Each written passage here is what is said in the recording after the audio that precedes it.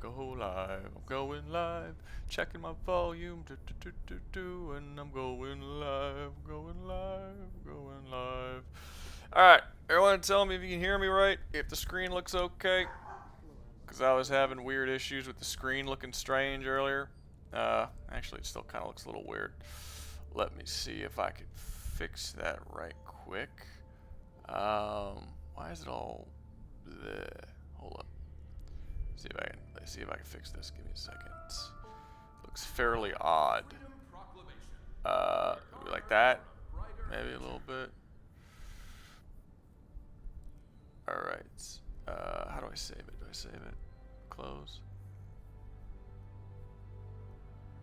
Alright. Does that look better? I think that looks better. That looks way better. Way better. Alright. Hey, what's up, Elliot? How's it going? You a metalhead. I wouldn't say metalhead. I was big on metal, kind of big on metal in high school a little bit. But that was more like I don't know, what do you call it? Like I was never emo. Not emo. That wouldn't be the right word. It's like I don't know. Not quite emo, but in the realm of emo goth phase. You know, I had like really, really long hair. And I was just depressed about everything. You know what I mean? I don't know. It's not goth or emo, but it was in that realm, and I listened to a lot of metal at that point. I still like metal, but it's not so much of the pretentiousness as it was when I was in high school. It's more like, you know, I like Ozzy Osbourne, and Metallica's pretty cool, and like some stuff like that. But so no, I wouldn't say I'm a metalhead, but I do listen to metal. But I listen to like every type of fucking music there is, really, except rap. Never been a huge fan of rap. Wait, gotta remember, what the fuck was I doing? Right. Okay, we're here today to collect super credits because I need 1,000 because I would like to get the Servants of Freedom War Bond, because Servants of Freedom War Bond has a goddamn nuke launcher, and I didn't know this was a nuke launcher when the War Bond came out, and then I stupidly actually have 2 nukes because this is a nuke too. I want to get those 2 things. But last time when this came out, I didn't know that was a nuke launcher, so I got the Urban Legends, and I wasted my super credits, because, you know, why not buy a nuke when you have the opportunity to buy a nuke? That'd be my question. So, we're going to go over here somewhere, find a nice planet with not a whole lot of effects, that we could just kind of farm for a bit. That's what we're going to do today. And if I get bored, I might play something else. I don't know. We'll see. We'll see. It's a chill stream. I was actually going to edit a video and have a video out tomorrow morning, but I realized how much work it was going to take to actually get it done by tomorrow morning, and I would be up till like, Jesus Christ, 4 in the morning doing it. I'm like, I don't feel like doing that today. So we're not doing that. So I'm just going to. I didn't even finish recording it entirely. I got like an hour and 30 minutes recorded. I still gotta record probably another 30 minutes and then edit it down. It's probably gonna be like an hour-long video, but yeah, it's already 7. I'm not. Yeah, fuck it. I'm not doing it. Let us continue our progress. Yeah, we'll do this one.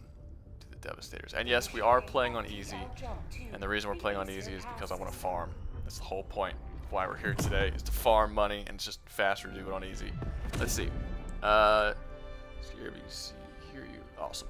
Favorite YouTuber? I don't really watch YouTube at all. So I guess me. That sounds fucking pretentious. It's really the only YouTuber that I probably can't tell you the names of a single YouTuber.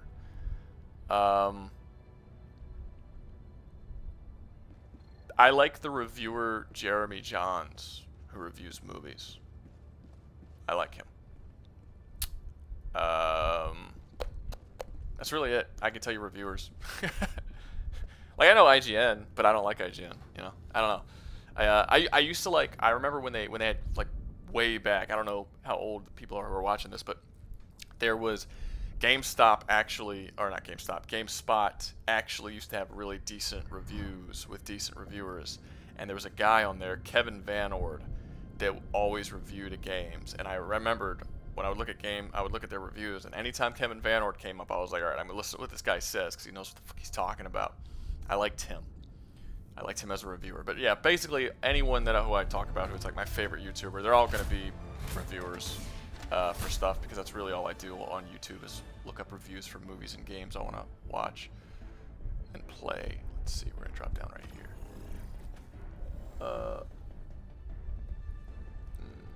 Hey, what's up, Alden? Did you wanna join and play? Can if you want. See. Oh, thanks, Tevin. I'm glad I can be your favorite YouTuber, man. That's what am I doing? Orbital laser, and then we're gonna do a force field generator pack. It still doesn't feel right rolling off the tongue that I'm a YouTuber. I don't really think of it like that. But, I mean, I guess it would be true. It's just odd to have it be said. Expert extraction pilot. I think stamina enhancement's best for this one. I like my armor setup. I really like this armor setup. I think it's the White Wolf body armor with the light gunner helmet, I believe is what that is. Yeah, I don't know. I like the way they look together. I like my armor setup. I could recommend John Graham as a YouTuber to watch. I don't know who that is. I gotta get up.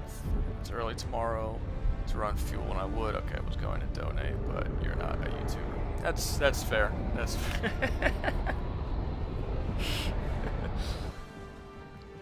Yeah. So for anyone who's just coming in now, I had intended on editing tonight, but I'm not gonna be able to get the video out by tomorrow anyway. So I just decided to do this instead. This was very spontaneous. So you can ask me stuff. You can just chill. You can just hang out. I don't know. Wasn't really planning on doing this tonight, so it is what it is. Just whatever you guys want to do. Also, remember, if you're a member to the channel, you can play with me. You can get in and you can hop into Discord, and then we can play Helldivers together. That is something that the channel members get. Let's go blow some shit up. I love the Quasar. It's so unfair. Like, you just blow up fucking factories from halfway across the planet. It's just, look at that. It's just so hilarious. I don't even have to go over there. Like, fuck you. Who needs you? All right. This is a foggy planet. This is a bad planet to pick to come looking for super credits. You can't fucking see anything. There's something here.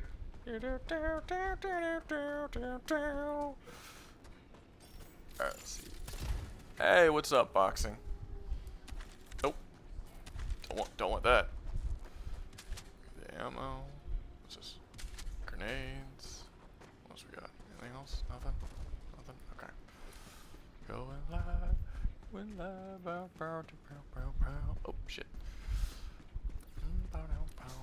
Yeah, so for anyone who hasn't been keeping up with the community posts and stuff, the video that should be coming out Wednesday morning is probably one of the reasons I've actually decided to play Helldivers, because I've been talking about it. The next video is a three-way match, like basically what would happen if the Super Earth was wiped out, and then it was the automatons, Illuminates, and Terminids, and it was just like they were just left, you know, by themselves in the universe. What would happen? So it's like a three-way match. It's also the first time I did a Would You Survive challenge that's only covering one universe. I've never done that before, so I'm curious to see how this is going to do. I imagine it's not going to do well, but I don't know. We'll see. I said I was going to do that a long time ago, and I never did. So I just feel like it was about time. It took me forever to get around to it. I'm Olden Phalor Gaming, and this is my favorite channel on the whole Citadel. Oh, thank you, Olden. That's super rad of you, bro. Super duper rad. I need to find a radio tower so I can more easily find shit on this planet. Going live. I found my random bullshit song that I made up catchy, and now it's stuck in my head. I get my own random song stuck in my head. There's something here. Ooh. What we got? What we got? What we got?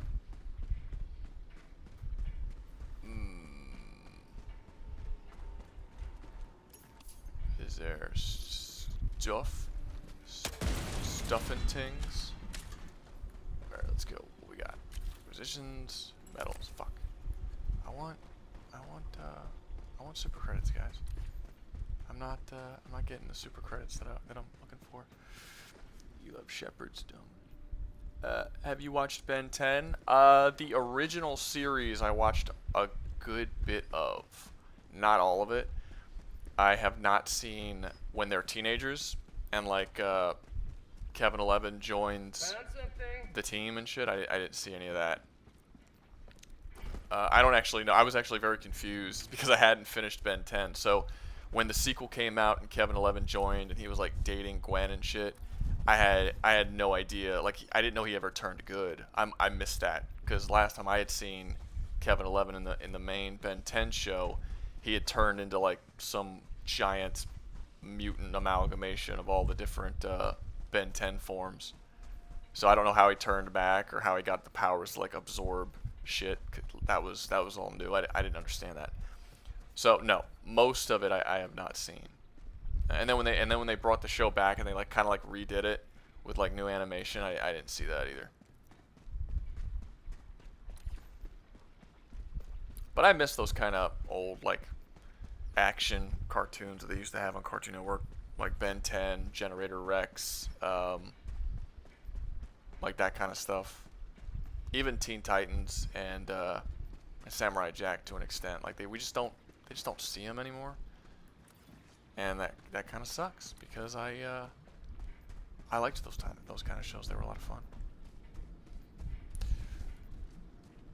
Do you recommend Helldiver? Never played before. It's fun. It's fun if you like shooting things. I guess it would depend on what kind of games you enjoy playing. But yes, yeah, like if you like third person. I mean, it's kind of. I'll say that it's not like any game I've ever played. The community aspect of it is very interesting. But yeah, I mean, look, if you like shooters, pick it up and check it out. It's very solid. Matter. Super credits, yay! You know, the other day I was doing, not the other day, it was probably a while ago, but I was playing, and wait, I was already there. No, go this way. I was playing, and I got like, Jesus, like 12 pickups of super credits on a single level. I'd never gotten that much before. It was like 120 credits in one level. So I'm really hoping, like, I'd be happy if I get like 4 or 5 each time I play a level. But it's not, but like the time, like before that, I was getting like 1 or 2. I was getting really annoyed because that would take fucking forever. Super credits. Good night, Alden. Gotta keep the stream going to give you hours. Yep. Do you recommend? Let's see. Good. Load ideas for automaton mission. Command bunker. Command bunker. I mean, I like my loadout for the automatons. This is my favorite loadout. I have the quasar cannon to blow up the factories and really anything super big that the automatons throw at me. I have the grenade pistol just because I like the grenade pistol. I will most certainly be swapping that out with the fucking nuke launcher that they have in the Servants of Freedom pack because I want to launch nukes at people. And I have the Scorcher as the main weapon.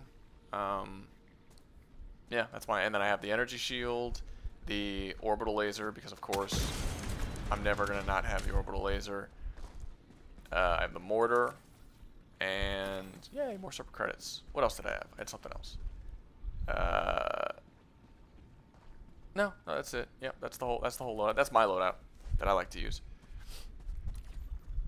You can also use the quasar cannon to take out the ships that come to drop more people with you, which is super useful when you're trying to murder the shit out of things and don't want to get swarmed.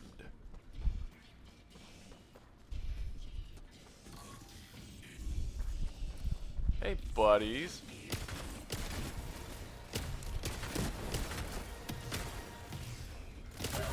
Oh, you bitch. I should note that I am playing on easy for people who just dropped in because I'm just collecting super credits right now. Here he comes. Here he comes. Who you dropping? Here he comes. One dude.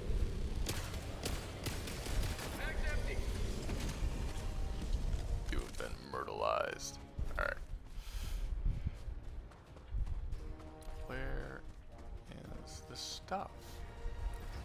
Where are all the goddamn super credits? Ooh. There's something here. Is that what I think it is? No. It's... Give me all my things. Stuff and things. Nice. Some credits. And Arbiter. Nope, I'm good. Alright. Let's see, what else you got? I keep wanting to get into, but Wilds just dropped, and the new Space Marine 2 update is soon. Ooh, what are they adding in the Space Marine 2 update? Is it like I don't know? Is it? I mean, if it's, I haven't played it in a while. I beat the game. Played a little bit of the online, or what do they call it? Oh shit! What am I doing? Dumbass. There we go. Shooting with the wrong gun. Yeah, because I haven't been in the you know, in the community of Space Marine 2, so I'm not really sure when they're adding stuff. Is it just more? Let me kill these guys real quick. Is it just more of the missions or whatever, the PvE missions? God damn it! Stop shooting at me. What else? Oh damn! There we go. You're dead. All right.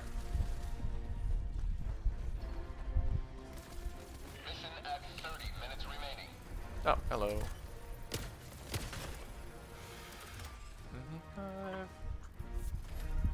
Let's see. Eternal blessing of finding one of those 100 cred stacks. I've only done it once. Like, literally my second or third mission ever playing in this game, I got a 100 cred stack. And I have never gotten one again since that. But I've actually talked to people who have told me that they thought it was a myth because they've never picked it up. But I did pick it up one time. Like, I'm telling you, it was within the first 5 planets I've ever played in the game. I got one. And then I was super bummed out because I didn't know how rare they were, and I've never gotten it again. Oh, man, super bummer. Have you seen the Super Earth is building a blockade to stop the movement? No, they already did. The blockade's done. Alright, let's move this. It's a shitty blockade because, like, we kind of failed to build it properly. There we go. But yeah, they already built it. Now they're trying to shoot missiles at the black hole that are supposed to siphon off the dark energy from it, which is the goofiest shit ever. It's like that's like Trump trying to nuke a fucking tornado or nuke a hurricane. Yeah, he wanted to nuke a hurricane. That's basically what the Helldivers are doing. All right, now we got all our shit. I actually didn't miss that many. Bitchin'. Let's go collect all the stuff, and then we can finish the level. That's baller, son. Portable Hell Bomb has been the most fun I've had to pair to the card. It's great.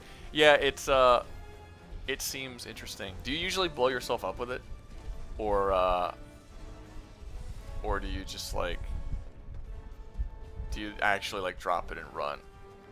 I feel like blowing yourself up would be hilarious, more so than just, you know, dropping it. It's a great suicide run, you know.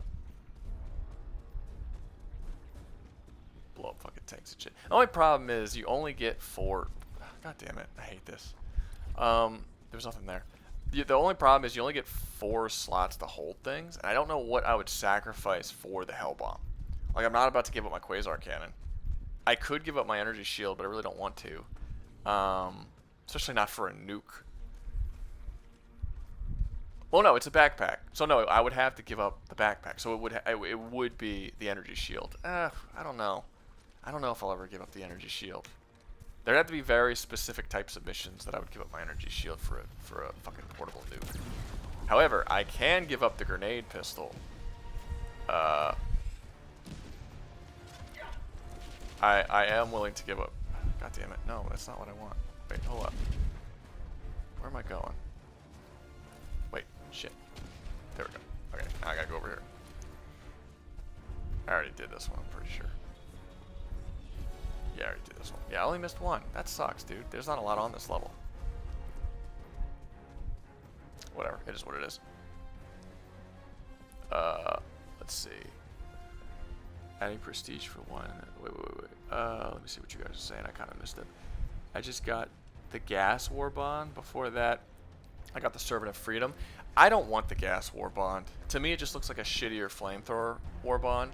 I get it. It's supposed to make you a support class, basically, where you can like weaken everybody and confuse them and stuff. But I don't want to be a support class. I want to kill things. So I don't think I'll ever get the gas one.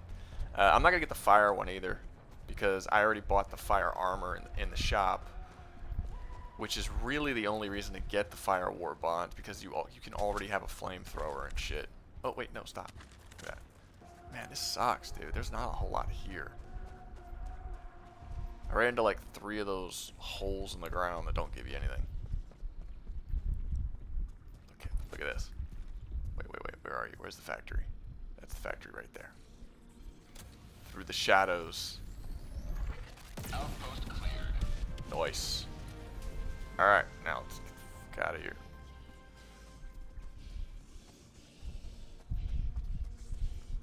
We gotta destroy. We must destroy. Let's see. Nuke pistol's fun. Yeah, I hope it is. I mean, it's a nuke pistol. I feel like... I mean, how could that not be fun? That's my question. I don't think it's even possible for that to not be fun. Ah. Oh shit, there's like, why is there so many people over there? I know why.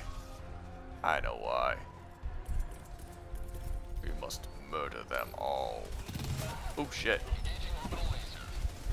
Nope, nope. Didn't get me, bitch.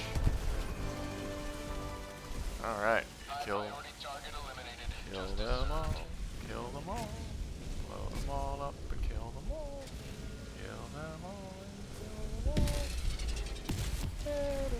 them all. The chaos of the orbital laser. I don't know I don't know a loadout that exists where the orbital laser, where not having the orbital laser is like worth it. You know what I mean?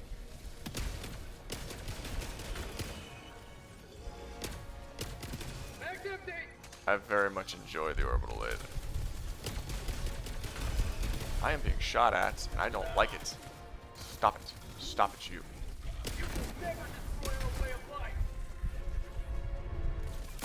God damn it. Stop. There we go. Alright. There was a glowing light over here, and I want it.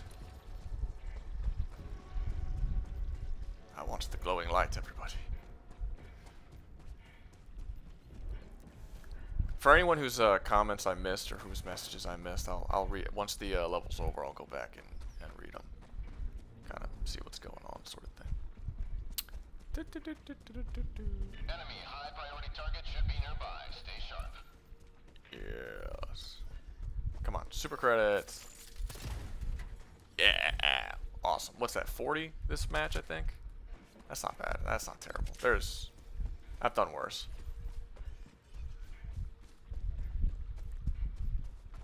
Okay, there's a big group of enemies. I'm going to assume that is for sure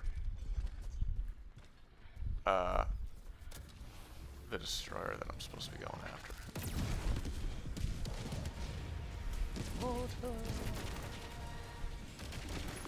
Sending down sentry.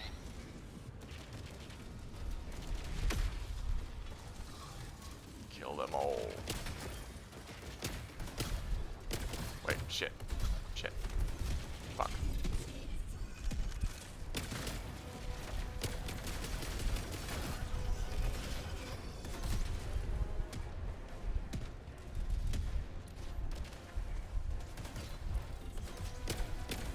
Wait, stop moving.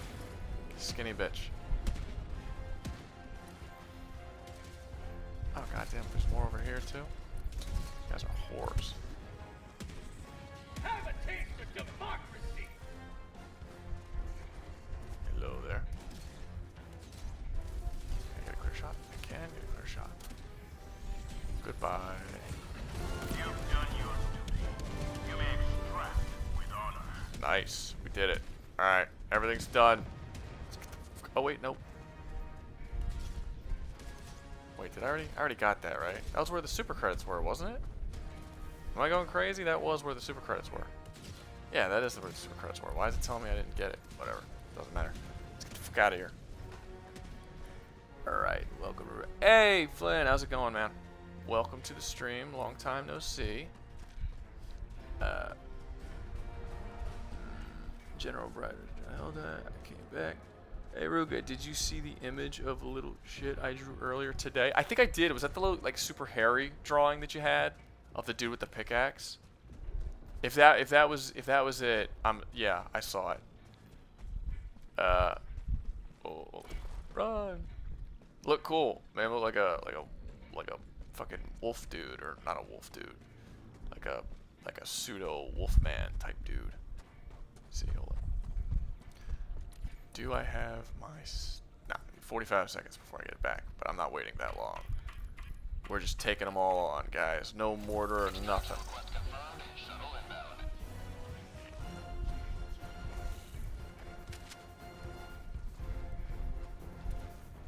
29 seconds. Oh shit, hey. What are you doing?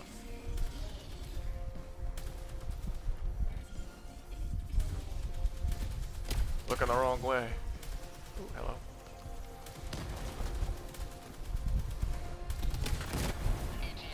Those guys are funny. Like, why would they have bombs on their back to blow them up? You know? It just doesn't make sense. Look at that. Just killed 2 of them. Who are you?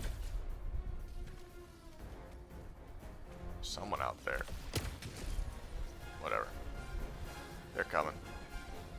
And order. Put you right over there. Deploying sentry. ETA T-minus 1 minute. Are you up for a duo? Yeah. Yeah, we can. Let me finish this match real quick.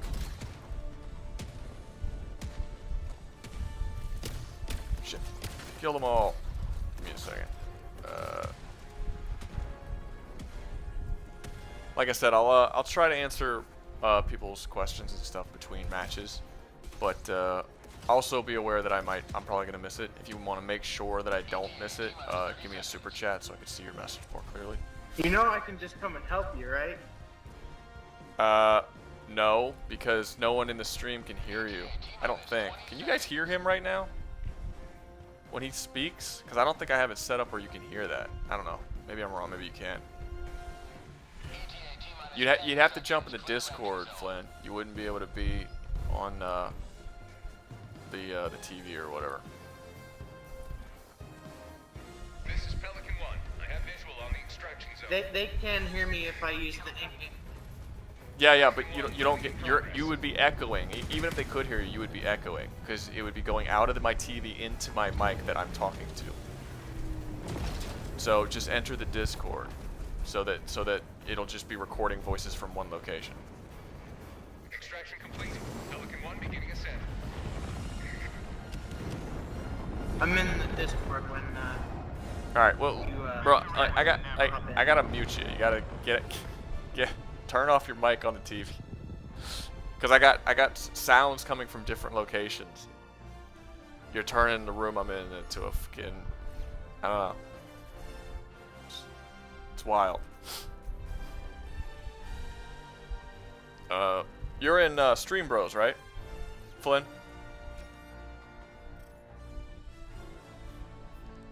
Yeah, he's in Stream Bros. Okay. Yup, Flynn. Flynn. Sorry, I was muted. There we go. Okay, cool.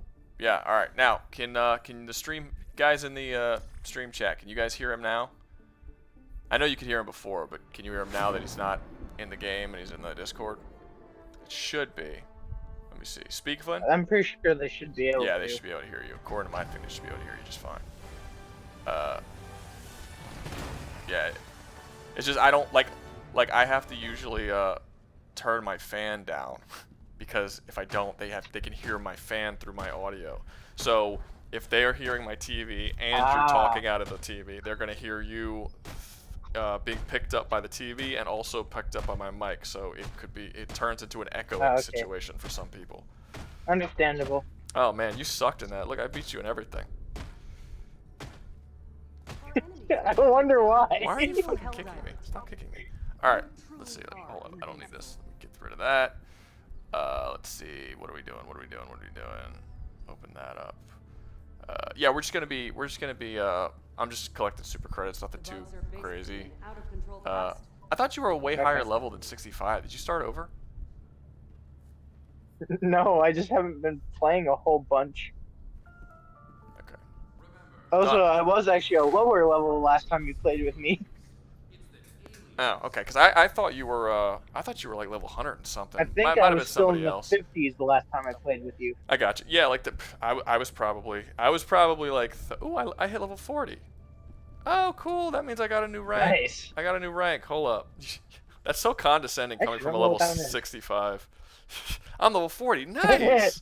Cool. You're almost a big boy now. No, let me see. I got my Star Marshal. Yeah, I've been a Death Captain for a while because I didn't care for the Marshal To title. be honest, I like the Death Captain title anyways. I do, yeah. It's just cool. I've been keeping. I got the Viper Commando one today, so. Wait, hold on. My fucking mic's getting all tangled. Give me a second. All right, back. Okay. No, yeah, I'm gonna do Star Marshal because I don't know. I like to change things up a little bit. So I'm a Star Marshal. What are you?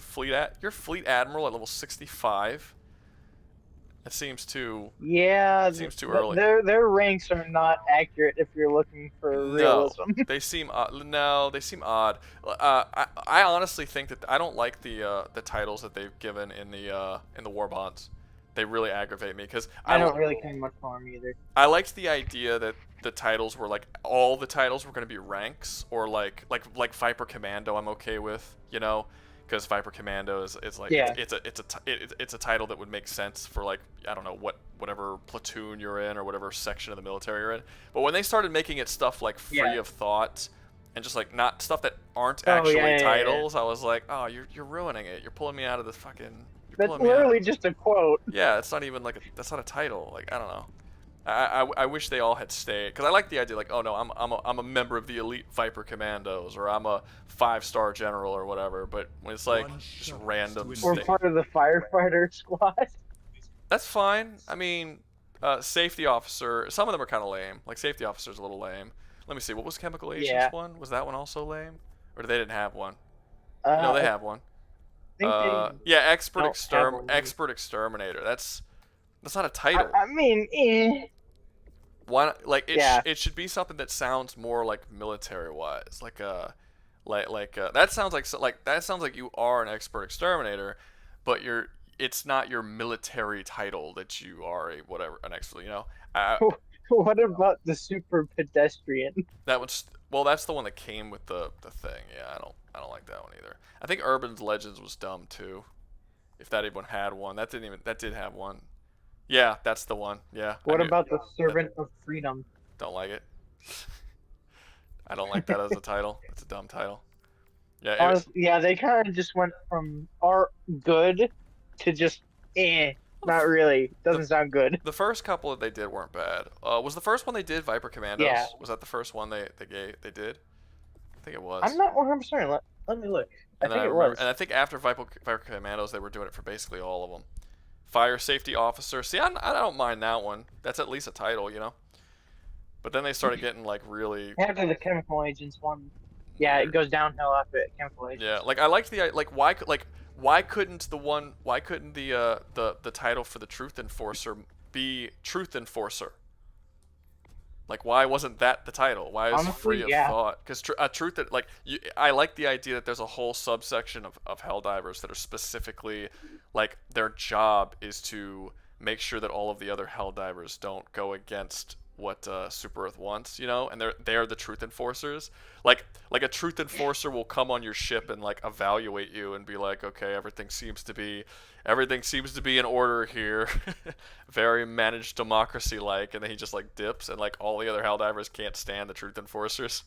Nobody ever expects the Spanish Inquisition. Yeah, like I like that idea, but but they called it free of thought, which is lame. Truth Enforcer would have been better. All right, let's get back up to some of these questions that I missed. Let's see.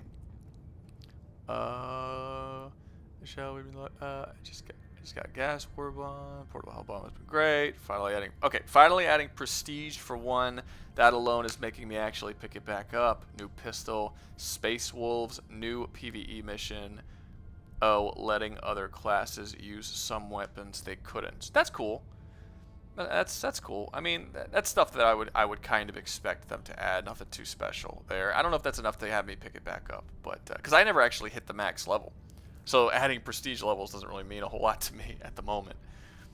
Melt-a pistol would be kind of cool, because I never really used the pistol in the base game. I never found them all that useful.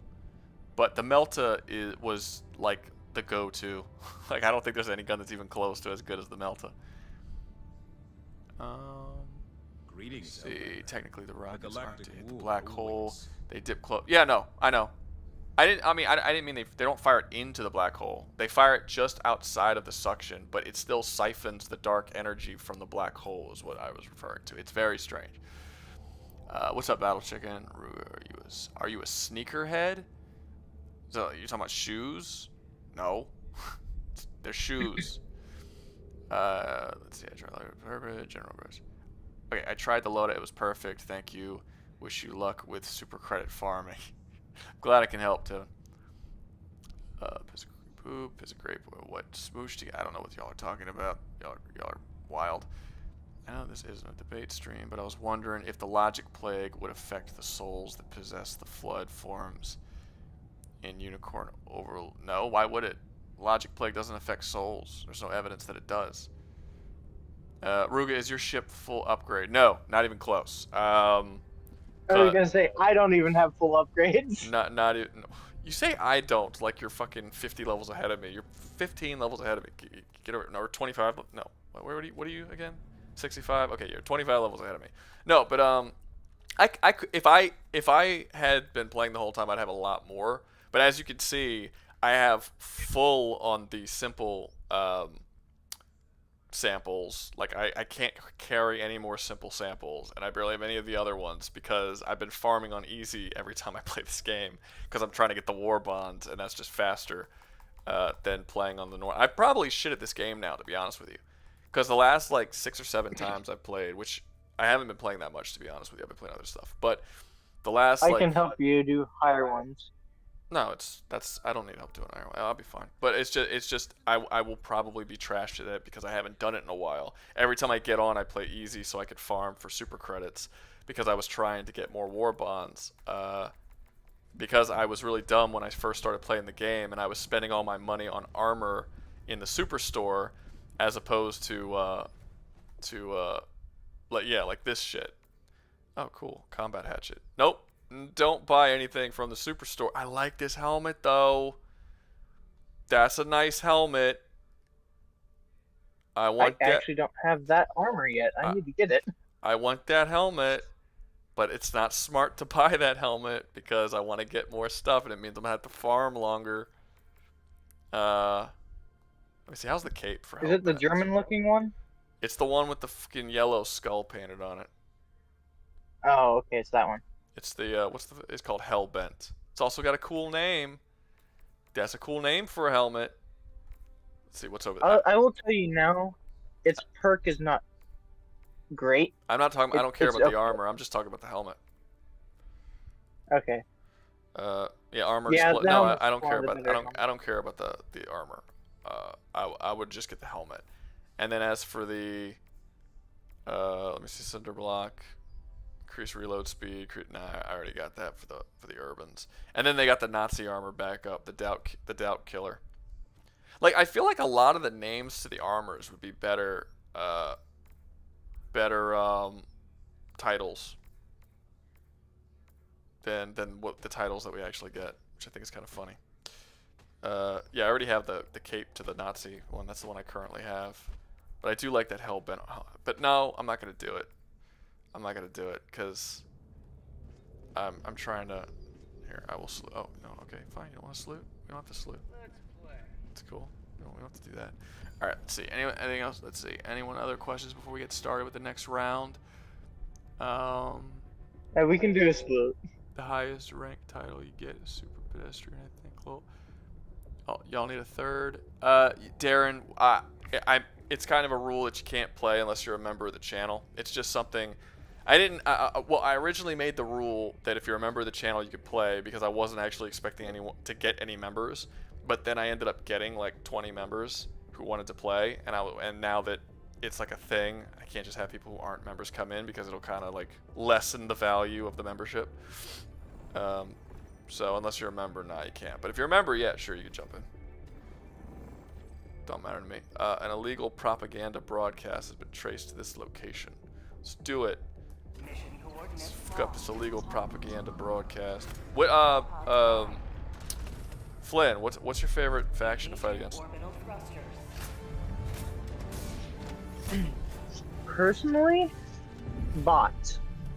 Same. That's not to say that I can't fight the other ones. No, I'm not saying you can't. I didn't say that, but yeah, same. I like the bots the most. But I hate the Terminids right now. I've always disliked the Terminids. I'm not a fan of doing them. The mortar sentry, and then just do my normal stuff. We'll do stamina enhancement. What booster do you usually put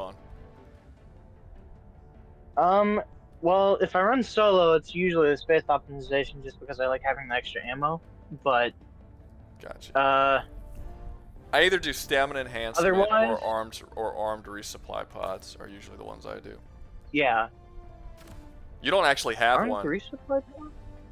Yeah, armed. They comes with the urban. You should have it. It comes with the urban. Yeah, no, I have it, but I don't think it's that useful. I'm not saying it isn't useful, but Would love to join. that's just my personal preference, though. Let's see. Oh, thank you, Zach, for $5. Would love to join in if you need another kid. Yeah, you could join. You should. You should have. Are you a part of the Discord? If you're a part of the Discord, you should have access to stream fuckery, and then we could just let you in. And wait, hold up, Doug. I love that name. Doug, are you here? Yeah. You haven't said shit the whole time. What the fuck? I was waiting for him to say something. He hasn't said anything. How long have you been here? I've been here just a minute. I've been playing my own game. Just keep my mic up so I wouldn't play in the background. I got you. Let's see. Everything I probably time of this game. I got the hatchet. Is the hatchet good? I feel like melee is gonna be really bad. The only melee weapon I have is the stun lance, and I feel like it's probably I never used it. I don't know if it's any good, but I imagine it would. Rouga, I'm just gonna say this now. It's really only good for the small stuff. I'm not gonna use it. It doesn't really matter. I don't really have a reason to use a melee weapon. Like I wanted You don't have the Discord? Wait, hold up. Let me get you the Discord link. Give me a second. We're gonna go to Discord link. We're gonna go to the thing. Oh shit! I forgot I can't do it from my computer because of the stream thing. Wait, can I? Let me check. I don't know. Nope, I cannot. All right, give me a second. Give me a second. I gotta do it on my phone. I'm about to post a Discord link to the stream. Just give me one second. And I'll do that, and then Zach, you can come in. And by the way, anybody can come into the Discord. Just to let you know, it doesn't have to be a member to enter the Discord. Yeah. Just members are the only people who can actually play the game while I stream. But I have no problems with anybody joining the Discord who wants to. Let's see, where are we going? Click on stream, and then 1 second. Discord link. Look at that. Bang. Yeah, Rouga, my four go-to boosters are the one you have right now. Space optimization. There you go. Vitality and the experimental infusion. Gotcha. All right, there we go. Okay. Any other thing? Assignment bad. Death cat pressure. The highest rank you can get is super pedestrian.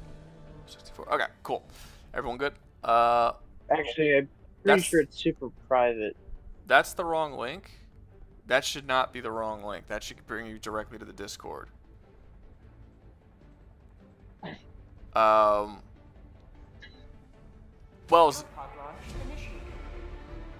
what just happened? Did we like run out of time or something?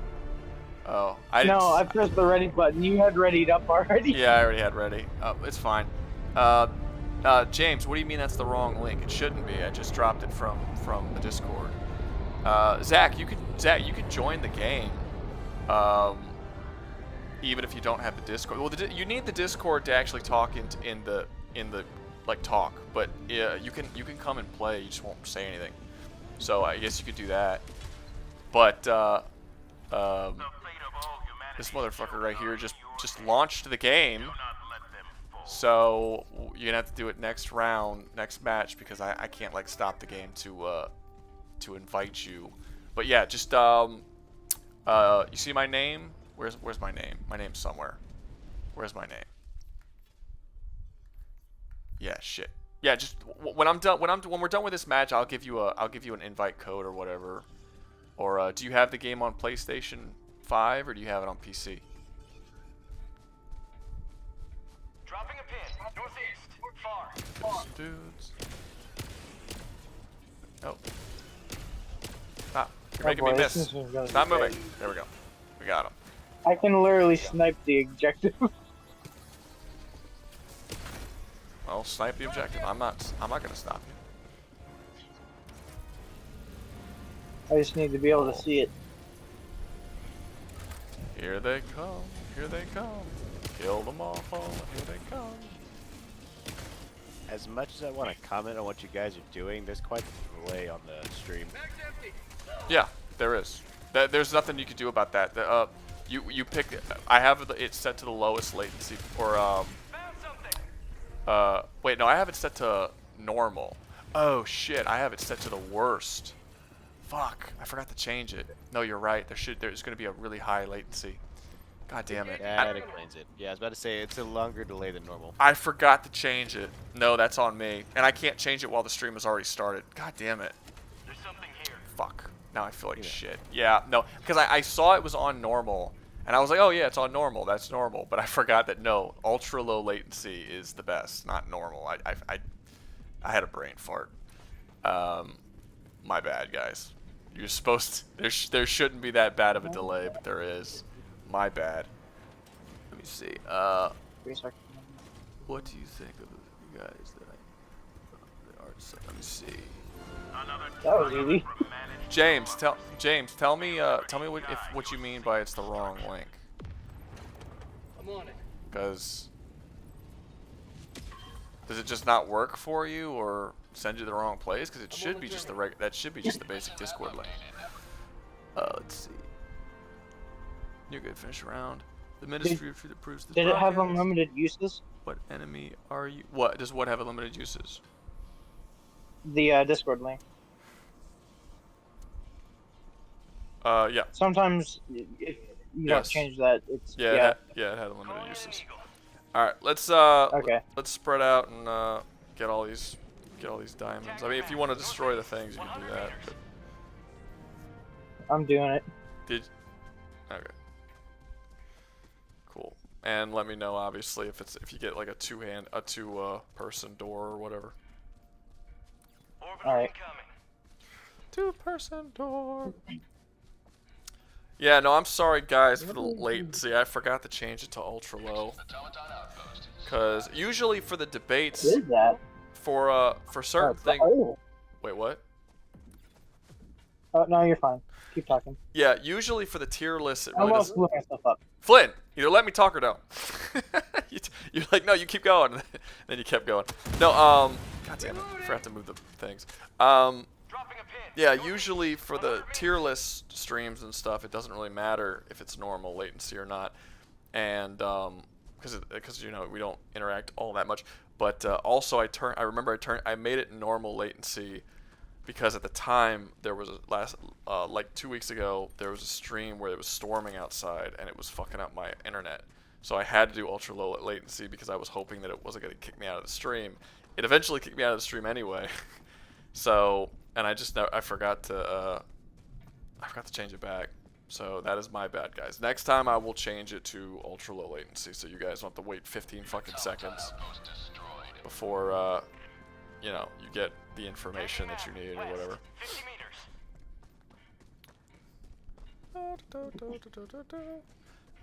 Actually, this is good. Well, I only have 18 people here, so maybe it's not the best. But do you for the next like Saturday stream? Do you guys want tier lists or a debate stream, or like what do you guys prefer? I am always down for a debate stream, though I wouldn't mind spicing up with a tier list either. You've never done the tier list streams, have you? No. Oh, dude, they're chaotic. They're way more chaotic than the debate streams. Because what we do with the I usually just listen to them. yeah, what we do with the tier list streams is they're not like we have an audience. We get a stage going for the debate streams, and then we invite specific people up who want to debate, and only the people who are debating come up. But with the tier list, it's just open to the public. Literally anyone can come in and talk about whatever, and it gets very, very chaotic. Very chaotic. But a lot of people, but I've asked people in the past if you want me to keep it open to the public or just have a set group of people doing it, and everyone says keep it open because they like the chaos. So I was like, all right. If you want to check it out, you can actually go watch. Embrace the chaos. What's up? I said embrace the chaos. They do. I mean, it sounds like a fun time. Yeah. God damn it. Forgot how to. What would you make your next stream? Or I mean, fucking tier list. I don't know. I'd have to think about it. I usually don't know what the tier list is gonna be until like the day I do them. I just think about something I want to talk about in that moment, Okay. and I do it. But I don't know. We've done one on like best action movie protagonist. We've done a lot of different ones. I'm not 100% sure which one I would do next. I jokingly in the past said that my next one would be what characters have the most cake. That was a joke, but I don't know if I'll actually do it. I found a double door, by the way. Jesus, these dudes are so skinny. Alright, I'm subscribing to you. I've seen a channel that went through just the ass tits, like literally every body part of every Warframe character, and just did a tier list for them all. It was hilarious. Marking location. And it was strictly hilarious. There was nothing gratifying about looking at those. I still to this day think that my best stream I've ever done is the first one. The very first stream, there was like 10 dudes all trying to teach me how to stream, and we live streamed me learning how to stream, and it was so funny because I had no fucking idea what I was doing, and I was just getting roasted by the entire comment section and everybody in the Discord. It was very funny. That stream only lasted like an hour, because after 1 hour, I fucked up and I closed the goddamn Discord, like whatever or not the Discord. I like accidentally ended the stream, and it just cuts off at the end. They're like, oh well, but it was funny because I literally had no idea what I was doing. Let's see, we are being surrounded. Are we trying to get every minor point of interest? Wait, what's up? What you said? I already took out every bot fabricator. Do you want to get the points of interest? Yes, of course. That's why we're here. We're here to get the super credits. Samples and super sim? Yeah, I don't super care about the credits, I don't care about the samples. My samples are full. I can't hold anymore anyway. I can only hold 5. Common samples, probably. Rare samples, probably not. But they don't have those on easy. I know they don't have it on easy. So it's not relevant. We're like the samples don't matter. I mean, you can pick up the samples. I don't care, but I'm not gonna. I mean, I do avoid. kind of use. Wait, I was about to blow that up. Get away. Oh, my bad. No, you're good. I almost shot you. Ran in my line of sight. Super credits. Nice. At least I'm wearing heavy armor. I might have survived. A grenade to the face? Maybe. Well, maybe not a grenade to the face. 100 meters. It was a grenade. It was a grenade pistol. Made to the penis. Made to the penis. Do you have this game, Doug? I do not know. That's funny. It's weird. I always forget that people who watch my channel haven't all played Helldivers, because the vast majority of people who got into my channel got into it via the Helldivers videos. So it's kind of funny. Well, nothing else here. It was just samples. I first hopped in when you did that He-Man challenge video. Oh, cool. The one Yeah, that was copyrighted. We've gotten Yeah. every point of interest. I was know. absolutely surprised, like at the just the actual world building to Masters of the Universe. I did not realize that everyone had like power over concepts and just a level of characterization that actually went into them outside of the TV show. They That's what really don't hooked- well okay hooked so me. they don't call them concepts. They just like they're I don't call them concepts either. That they're like fundamental rules of the. It's strange. It's like Beastman is the master of beasts, so he has control over all beasts, but he can't erase the concept of beasts. Like it's not really how it works, but he does have control over all beasts across the entire universe. The merman is I think the master of the sea, and he controls all sea life, and he can control water. But he can't like erase the concept of water or like turn other people into water. Like it's not like it's not necessarily a concept. It's more so just control over whatever that aspect is of the universe. I see. Yeah. So just fundamental control. Yeah. But I wouldn't go as far as to say it's concept, but it's vast power over some particular thing. And Calling in extract. like He-Man's master of eternity, and Skeletor is master of death, and they have like full control over death. And eternity really just is kind of like it's kind of like space time basically. That's essentially what it comes to. He can control time and space. Oh shit! Not grenade pistol. Oh Jesus! No, I just realized. Oh no, I just realized. I never dropped down my shield or anything this whole play. I just noticed that. You really didn't need to be honest. I didn't, but I usually do right when I start, and for whatever reason I didn't. It's funny. No, the pattern is wavering. The pattern. And my mortar I also didn't drop down, so let's do that right now. Calling down a sentry. And then we can just stand here and chill as the mortar takes care of all. Is the mortar an automatic weapon? What's this deal? The mortar, it's a turret. It's a stationary turret that just fires like mortars up in the air, and it just blows up everything in the area for you. So it's Okay. yeah, it's fair. Yeah, the Helldivers can just put down like just stationary, all types of stationary turrets from not rail cannons, but they have auto cannon turrets. They have machine gun. There's a flamethrower. There's a mortar. See, this is the thing I like about Helldivers. They have quite the diverse range of firepower to bring to the table. They do. And it's why I want to bring them up against the Titanfall. Yeah. Yeah. Next time Try we to get do. back to Titanfall. Next time we do. It's been a while since I debated Helldivers. Next time we do a debate stream, we could do Titanfall versus thing. I just wanted to give myself a couple weeks break because I was just. It was like 4 or 5 streams in a row. It was just Helldivers after Helldivers. Everyone wanted to debate me against Helldivers. I'm like, can we do something else, please? I feel you on that. Yeah. Are there any people around? No, there's no people. We killed them all. Yes. Get inside. Countdown initiated. Extraction complete. All right. Token 1 beginning ascent. Let's see.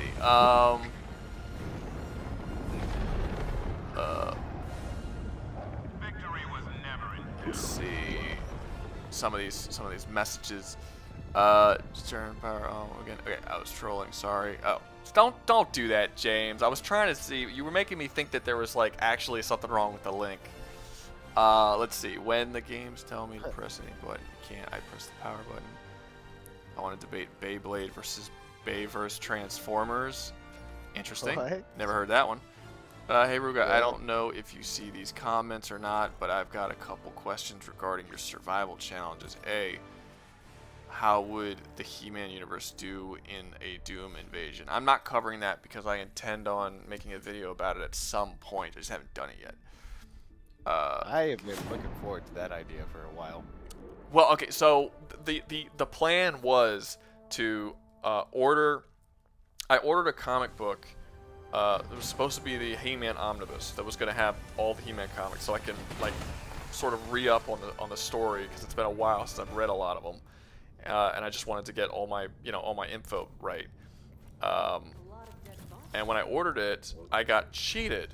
I ordered it from Amazon, the omnibus, and they didn't send me the omnibus. They sent me the first trade of the Eternity War series, and I was like, and I paid $160 for it.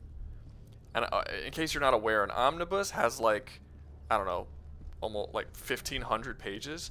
A trade has like 150.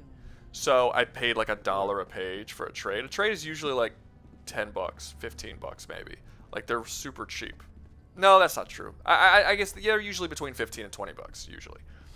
If they're more than that, if they're like 25, I'd say you're overpaying for a trade. Omnibuses, it's normal for them to be over $100. So when I paid $160 and they gave me a trade, I was like, you cheated me, and I returned it and I got my money back.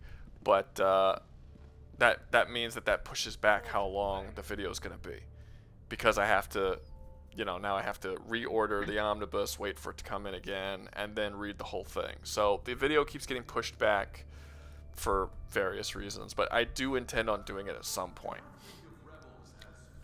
Let's see.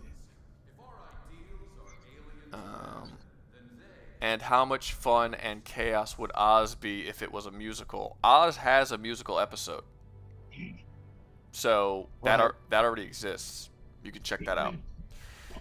Nightwing canonically has the most cake. In DC, yeah, he does. But we here at the Rouga Rabbit channel are straight men and wish to talk about female cake. Yeah. Let's see, which beat X characters versus battle between all of the Superman ripoffs. I've seen that too many times.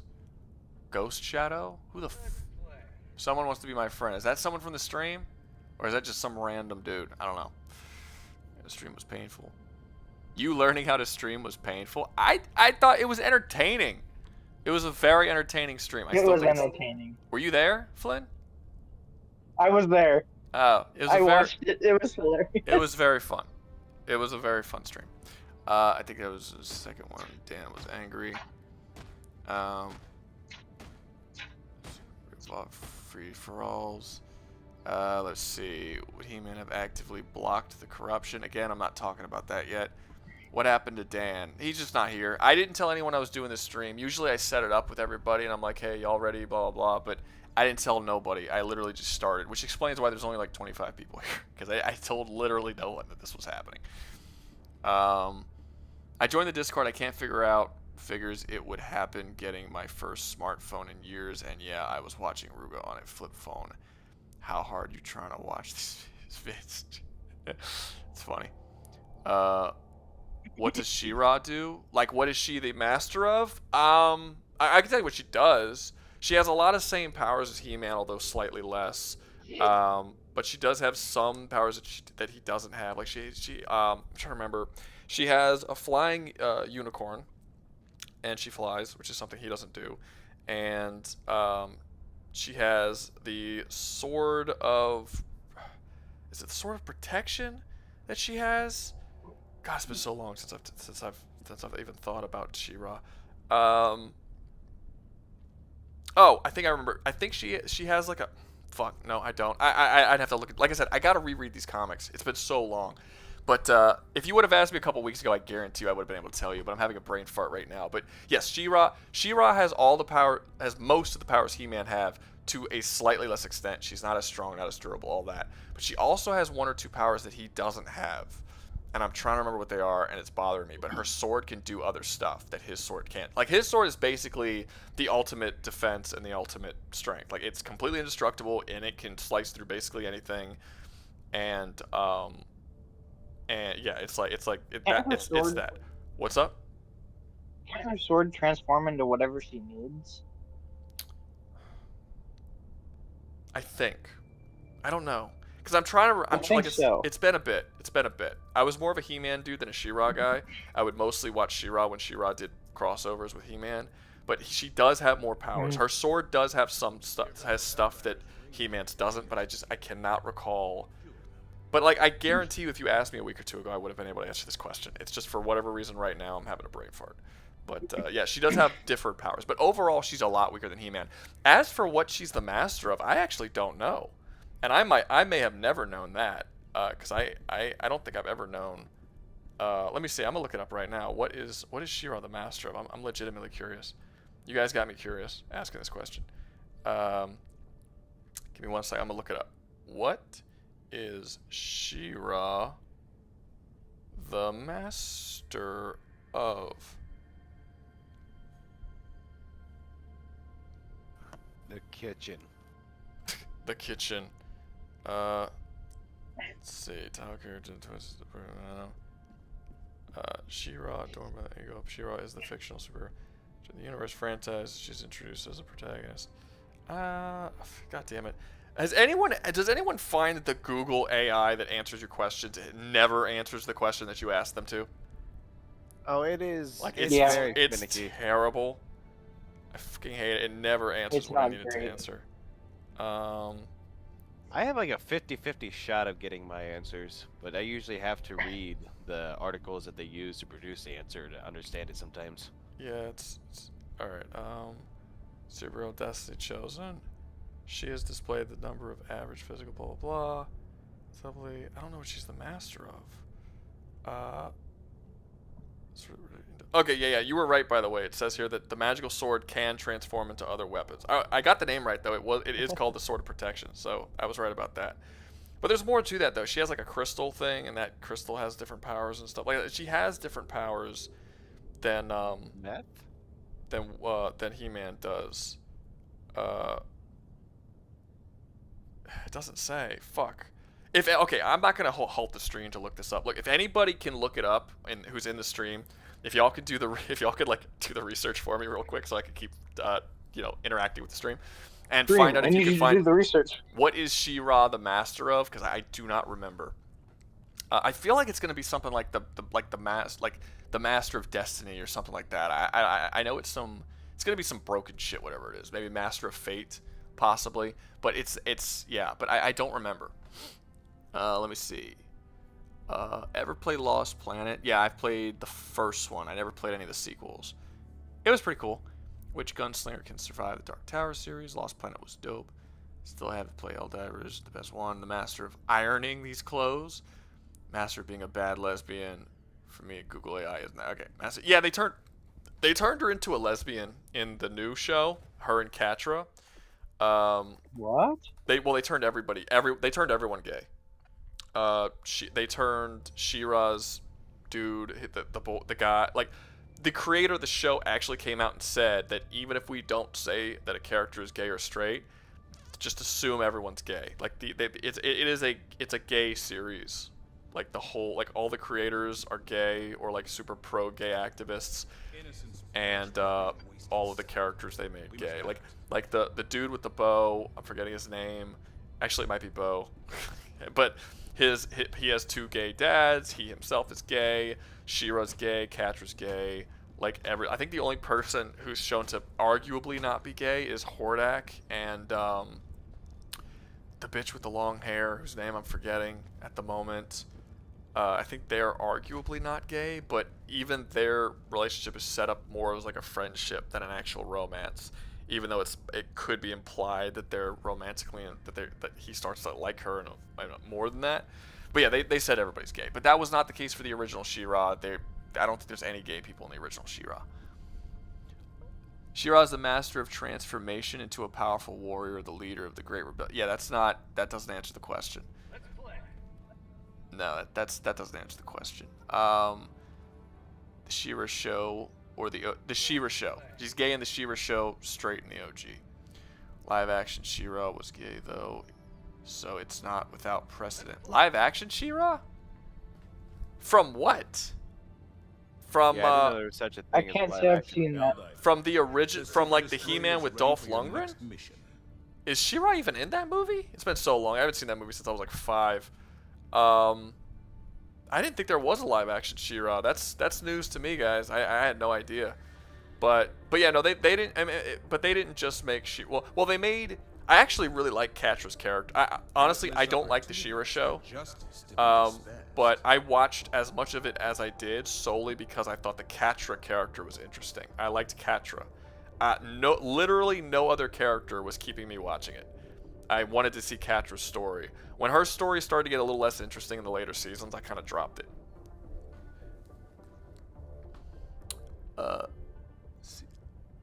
Yeah, but James, let me know if when you say live action She-Ra, let me know if you're talking about. Yeah, you might. Oh, are you thinking of? He says I might just be remembering a different live action warrior babe. If you're talking about Xena Warrior Princess or Xena's friend, who I believe they do imply is bisexual, that's not She-Ra. Totally different situation going on there. But yeah, no, they made everyone gay. Like I said, the original She-Ra, no one was gay. Show was made in the 80s and it was made for kids. Like that was back in the day when you know, they were like, you shouldn't show kids gay shit. So like they're not gonna, that would cause so much fuss if they did that back then. Yeah, Xena. I figured he was talking about Xena. Okay, OG or remake?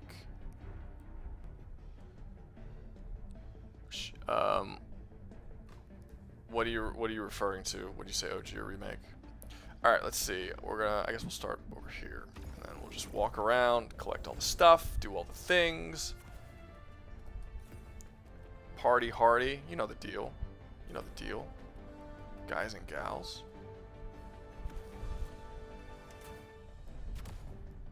Guys and gals. You can ready up now, by the way. Were we ever gonna let that other guy play with us, actually? Oh, god damn it, Zach. Where's Zach at? Shit. I just thought about that. I forgot. I'm not even he hasn't been messaging in the thing, so I forgot about him. Jesus, I'm sorry, Zach. He said he joined the Discord, huh? So he actually should be in there. Let me check and see if he popped in general. Okay, we just had like 4 people join, so I don't know which one he is.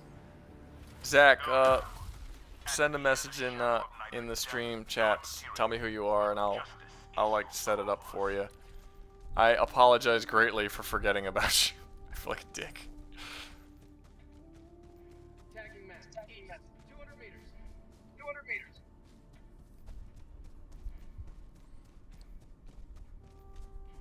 I can't figure none out. What you mean you can't figure none out? Did you join the Discord, or you can't figure out how to do it?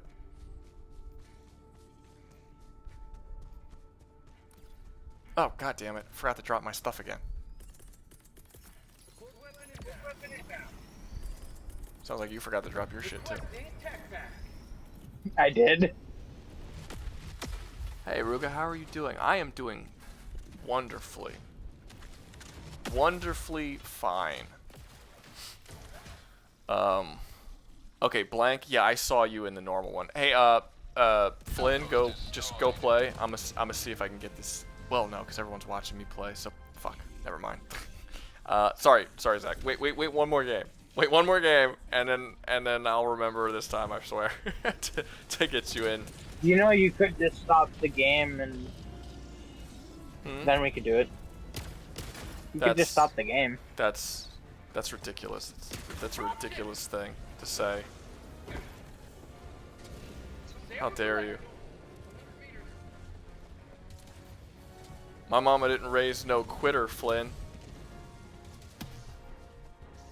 Yep. Technically, if we want to just farm for super credits, the best way to do it is to get all of the super credits. Is that once you get the super credits, you just bail and exit the mission.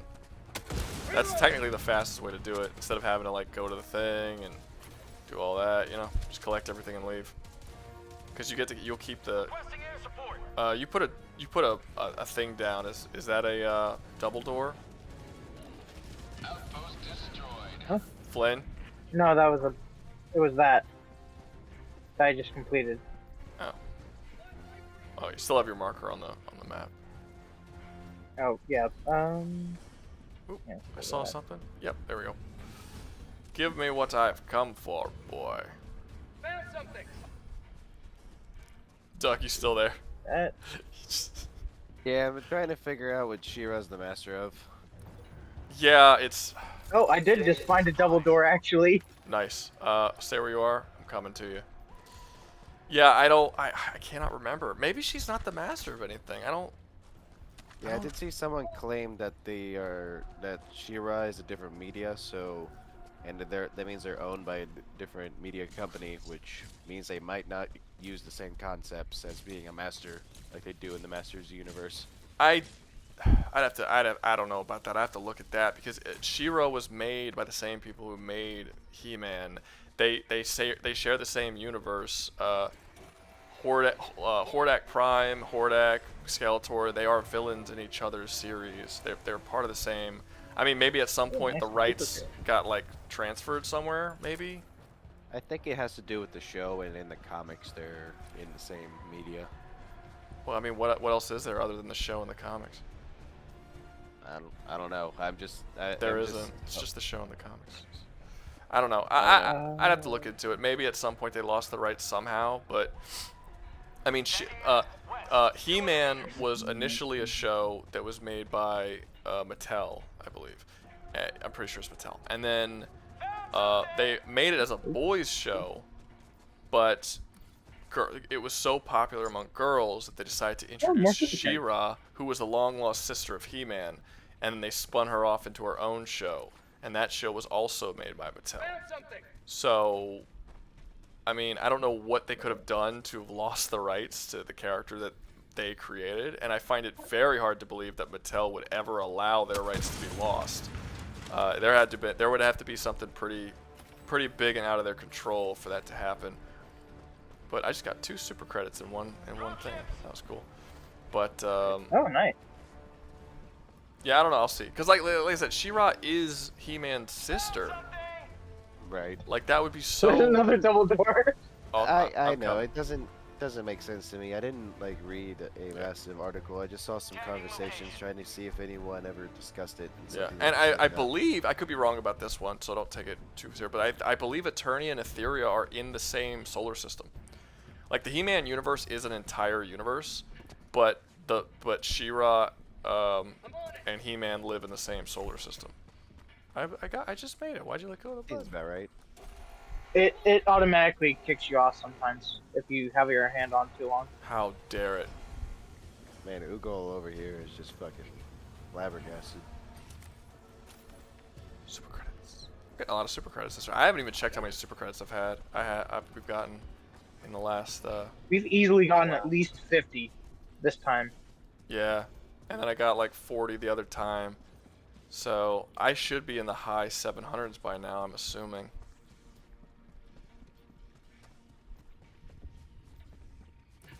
If you find that radio thing, we need to do that. I mean, radar thing. We need Yeah. to do that. I know. Because I'm not, because I feel like. Ooh, Why do I have ooh, this guy? found something. Found something. Found something. It'd be really funny if it was another double door. It is not. I don't think I've ever played a level that had 3 double doors. Another super Usually credits. it's only one. Or yeah, usually, but I've had several levels where it's been 2. But I don't think I've ever had a level where it's been 3. If I have, it was only like one time, and I don't remember it. Oh, Zach. Okay, don't worry about it, Rouga. I've never used Discord. I need someone to help me figure out how to use it. Don't want to mess with the stream. Okay, no problem. Look, Zach, when the stream's over, well, actually. Send me a DM directly. That's what DM is, direct message. I feel stupid for saying direct. I feel stupid for saying directly. Send me a DM on Discord. You can ask anybody in the Discord who I am or whatever, and they'll be able to send you to where I am. And then just send me a direct message, and we'll talk about it once the stream's over. There's a lot of dudes over there. A lot of dudes. That seems like an orbital laser kind of time. I won't complain. I love the orbital lasers. Dropships! I do too. I hate the drop ships. But I've been trying other stuff. Orbital laser, go! What are you doing? You have more death to cause. There you go. Get on over there. Wow, it ended on the last guy. Oh, I think I found a radio tower. Wait, no, that might be... No, that's a radio tower. Tactical asset near your position. I always hate it when we find the radio tower at the very end of the level, though. It's like I bet you we got most of the stuff. We did get most of it, yeah. Hello. 100 meters. I got the terminal. So, like, I feel like this is gonna reveal either nothing or, like, one thing that we missed. There's probably a couple. She-Ra is the master I'm of gonna do power. the It's main in the character. name, Princess of Power. No, you know, he's got a good point. Yeah. Well, I forgot the title of this of the new show of the remake. Well, no, the old one was called Princess of Power too, wasn't it? Like I said, I wasn't a big She-Ra guy. The only time I watched He-Man, She-Ra was like the girls' show, which it was fine, but I just didn't care that much. And I only really cared about She-Ra as much as I'll handle the terminal. it related to He-Man. So like when she would have cross, yeah, it revealed one on the map, literally one that we missed. Objective completed. That's funny. No, but yeah. So I didn't really watch it, but you're right. I do believe the original was called Princess of Power. So she is the Master of Power. That makes sense. I will say though, that is underwhelming because she's not even the most powerful character. Like He-Man's stronger than she is. So where does her Princess of Power abilities come from? He-Man's not the Master of Power. He's the or the Master of Strength. He's the Master of Eternity. So She-Ra is severely lacking in her her mastery skills. Mission at 13 minutes remaining. Forgot to move it. Then I gotta wait for the fucking fire to go away. I have to see what her power is when she uses her full power. I'm curious as to what it looks like because I don't think I've ever seen her do it. I've seen He-Man's full power. It's awesome. I've seen Skeletor's full power. Also awesome. He basically becomes like becomes nature itself, and then is just just can control all life and death on a universal scale. It's really cool. He-Man becomes omniscient. He knows everything, can control all of the timelines and all of space. Basically gets infinite strength, and I think it's arguable he already had infinite strength, to be honest with you. But no, he did already have infinite strength because Castle Grayskull has an infinite multiverse locked inside of it, and he was able to lift it up and chuck it. And I do believe, unlike something like Castlevania, where it's not really proven that it actually is infinite weight, I think they actually do say that Grayskull is infinite weight. I think. I'm not sure. I think. Calling in extraction. But yeah, I don't think I've ever seen She-Ra use like the full power of her Princess of Power abilities.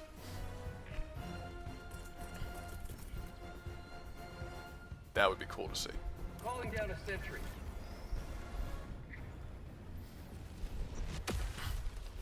Hey Rouga, will you ever cover Plants vs. Zombies? I don't know. I've only played one Plants vs. Zombies game. Well, that's not true. I played one on mobile a long time ago. Like, I think the first one that ever came out. And then I played Garden Warfare 2 because my nephew really likes Garden Warfare. I played that with him. But I don't know anything about the universe. I don't know anything about the people in it or anything. I don't know. I am... Oh. What? Oh, I'm terrible at these. I win. Well, I didn't... Wait, there's a timer on it? Hold up. I didn't know there was a timer. 1, 2. You know, a bit of funny story on Garden Warfare. I have the Oh, on. first one. I've had it for years. but I've never played it. It was just one game. It goes to 3. No, it doesn't. I won. I'm getting out. I'm getting out while I'm ahead. That's how it works. What were you saying? I'm sorry, Doug. What were you saying about Garden Warfare? I've had it for years, but whenever I had gotten it when I was Oh, shoot. younger, I didn't realize you needed fucking Xbox Live to play it, which I didn't have at the time, and I just had the case and the disc just sitting. Wait, you need in my Xbox room. Live to play Garden Warfare 2? Maybe. I know I that the don't first think one. I needed that. Or I mean, I don't have Xbox. I have PlayStation, but I don't think I needed to pay. I think it's an offline and online game. That might have been an Xbox thing. I could be wrong. But I played it mostly offline, and then I played couch co-op with my nephew. I didn't even know it was an online game. Or well, I mean, I figured it was an online game, but I didn't know that it had like a online only sort of situation. It doesn't feel like it's an online only situation. Are you shooting my? Did you just blow up my mortar? This is Pelican 1. I have visual on the extreme No, south. it's because it ran out of ammo. Okay, because it just did it like right when I was next to it, and Sequence initiated. it annoyed me. Yeah, most turns have a limited amount of ammo. They all have limited. Flynn, you are like the master at saying very obvious things. Alright, let's go. Pelican 1 preparing to depart. Extract. We have finished. Pelican 1 beginning We have descent. done it. Alright. Zach, if you're still here, well, no, I guess, yeah, no, I'm sorry, we already agreed, we'll do it next time. Yeah, because I gotta go into the settings of the Discord, because the voice chat that we're in is called Stream Fuckery, and it's private. Only certain people, only members and mods on the Discord can get into it. So I mean, we could still invite him though, if you do the. yeah, but it'll take Friend me a code. second to do it, and I don't want the whole stream to shut down. Waiting for me to figure that out. Wait, what are your thoughts You on want the me to do it? villain? Wait, what? I could do it for you and have him come through me. No, you can't. It's this is a private stream. I would have to give him permissions. Oh, okay. What are your thoughts on the villain for the new Doom game, the Prince guy? I don't know anything about him. All we've seen is a design, and that doesn't really mean much. As far as the design goes, it's whatever. I mean, I'm not like, it's not like I saw the design, I'm like, oh, that's badass. But to be honest with you, I don't know what it is about Doom. The designs of their like bosses are not the best. Well, no, not necessarily. A lot of I can't say that because a lot of their I don't like the design of Davith. I think Davith's design is trash. I like Gladiator. And then I can't really say anybody else because all of the designs of all the other characters are just remakes of older designs. So I guess those are technically the only bosses that were designed. So I guess they're on a 50-50 with me right now, as far as designs I like and designs I don't for their unique boss designs. But yeah, no, I don't think the Prince is anything special looking. Hold up, let me look this dude up again. Let me look because I'm actually forgetting what he even looks like at the moment. But I remember him being kind of bleh, like I didn't really care that much about him. Hold up, let me look him up real quick. Google. Let's see. Doom, Dark Ages, Prince of Hell. Yeah, it's super average. I don't really give a shit about this. It kind of seems like maybe it's like Hellraiser inspired a little bit, possibly. I don't know. It's not particularly unique as a design. I was hoping, like, did you guys see the picture of what's his fucking the Demon Lord in the art book? Like, that was a cool demon design. Let me see if I could find that one. It was Doom. Let me see. Demon Lord art book. See if I can find. Yeah, here we are. Like, this is a cool demon design. I'm about to show it to y'all guys real quick. Give me a second. Hold up. Open image, a new tab. There we go.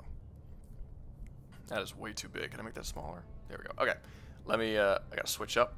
Switch up. Gonna switch up. Boop. Here we go. Okay. So if you guys are looking at the stream right now, that was in the art book, and this was said to be. He's got a name too. I'm forgetting what his name is. but it was but this is supposed to be one of the demon lords, and I don't think they've told us how many demon lords there are, but like they're supposed to be second only to Davith himself, and this was one of the demon lords. And I'm like, okay, this is a really cool like design for the demon lord. I like this one. It's interesting. I'm not gonna say it's like the most unique thing ever, but it's something that we've never seen before. I like it. The demon prince by comparison, like if I go over to, I just had the demon prince up. Let me go back to the demon prince for people who didn't see it. Yeah, this guy. This is so dull. Let me see. Copy link highlighted. Open link new tab. Here we go. Yeah, like this is just wait. Stop kicking me, dude. They can hear that. Stop kicking me. I'm trying to show them something. Okay, this is the demon prince. It's just by comparison. I'm not saying it's bad. It's not a bad design. Wait, no, that's not what I wanted. Stop it. Clicking on things I'm not supposed to click. But and here's him from far away. So open image new tab. So Jesus Christ, that barely made it bigger. There we go. Okay, so this is his whole body, and this is his like not whole body. It's just so, I don't know. Like, am I alone, or this is a very generic design, right? It looks like it might be something, but kind of inspired by Hellraiser, sort of. But I don't know. It's just not. He's just like a tall dude with horns. I don't know. I think this is cooler. I think they should go the more monstrous route in the future when it comes to these types of things. Okay, let me get back to the game now. Hold up. Boop. There we go. Okay, back at the game. So, yeah, that's sort of, I don't know. He's fine. He exists, I guess. Yeah. He's okay. I don't hate him. We'll have to see. But, well, okay, so to be clear, though, now this is something that I forgot, let me show you one more thing before we continue the game. If you look at the stream, if you look at the Doom Dark Ages trailer, I think it's possible that the prince is not the villain. Doom, hold up. The Dark Ages trailer. Alright, so if we go here, click on this, because in the trailer there's a scene where he leaps towards a, pop this back up again one more time, boop, and boop. Okay. If you go to, wait, do I have it up? Yeah, I do have it up. Okay. If we go to the end of the trailer, there's a part, hold up, where is it? Where he leaps at something off screen. Might be the very end. Is it the very end? No, it's not the very end. Wait, where is it?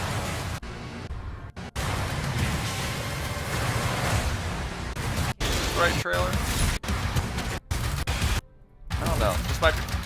This might not be the right trailer. There's one of the trailers where he is shown to leap at he's shown to leap at something off screen, and it is heavily implied that that is the champion, who is the most powerful Titan that ever lived, who he killed in the backstory. If the champion is in this game, it's very possible that that is the final boss of the game, not necessarily the prince. Because I'll be honest with you, the prince is so uninteresting. Or maybe like the prince has an alternate form or something. You know, that would be cool if like the prince has like, not like a Super Saiyan form, but like he has like a demon form, you know, something like that. That would be pretty cool. But as is, no, I can't say that I'm particularly impressed by the design, solely from the design. He might be a cool character or whatever. The design, I don't really care that much. Let's see, Infinity Hands. PvZ is an insanely OP universe. They fight interdimensional gnome gods who control all of time and space. I think it can make for an entertaining videos. Maybe. But I don't really know anything about it. Also, I generally don't enjoy making challenges about shit that's more powerful. Like, I know that's kind of not the case with Doom and stuff, but I like the lower tier stuff. Like, I like the Oz challenges more than I like the doing the Doom challenges, or doing the I don't know, what are some other challenges I've done. I don't know, the more powerful ones. One of the reasons I like doing the Helldivers challenges so much is because the Helldivers challenges are so grounded by comparison. Like, they're overpowered, but all of their weapons are stuff that, you know, there's a rail cannon, and there's you know, guns that have real caliber bullets and stuff that you can be like thought about and measured, and you can like somehow relate it to real life, which you can't do for like the universe busting, reality warping, conceptual beings. It gets so I guess it gets so conceptual in nature. I just don't give a shit about it all that much. But I don't know. I might I don't know. Maybe I'll look into it. I have no idea. But it's like a whole universe I would have to dive into that I don't know anything about. And generally speaking, it's just easier at the rate that I release videos. It's just easier to do universes I already know. And there's so many universes I know that I haven't even touched on. So even if I did add it to the list, it would probably go pretty far to the back of the list. His name is Erebus. Thank you. Yes, I couldn't remember his name. Hey, he's supposed to be Erebus. I actually think Erebus was in the trailer too. That's a theory, but I think that Erebus was in the trailer as well. Again, I'm trying to find the trailer where they pop up though. Where's the fucking trailer where they pop up? It's so annoying, because they weren't in that trailer. Where's the fucking trailer, guys?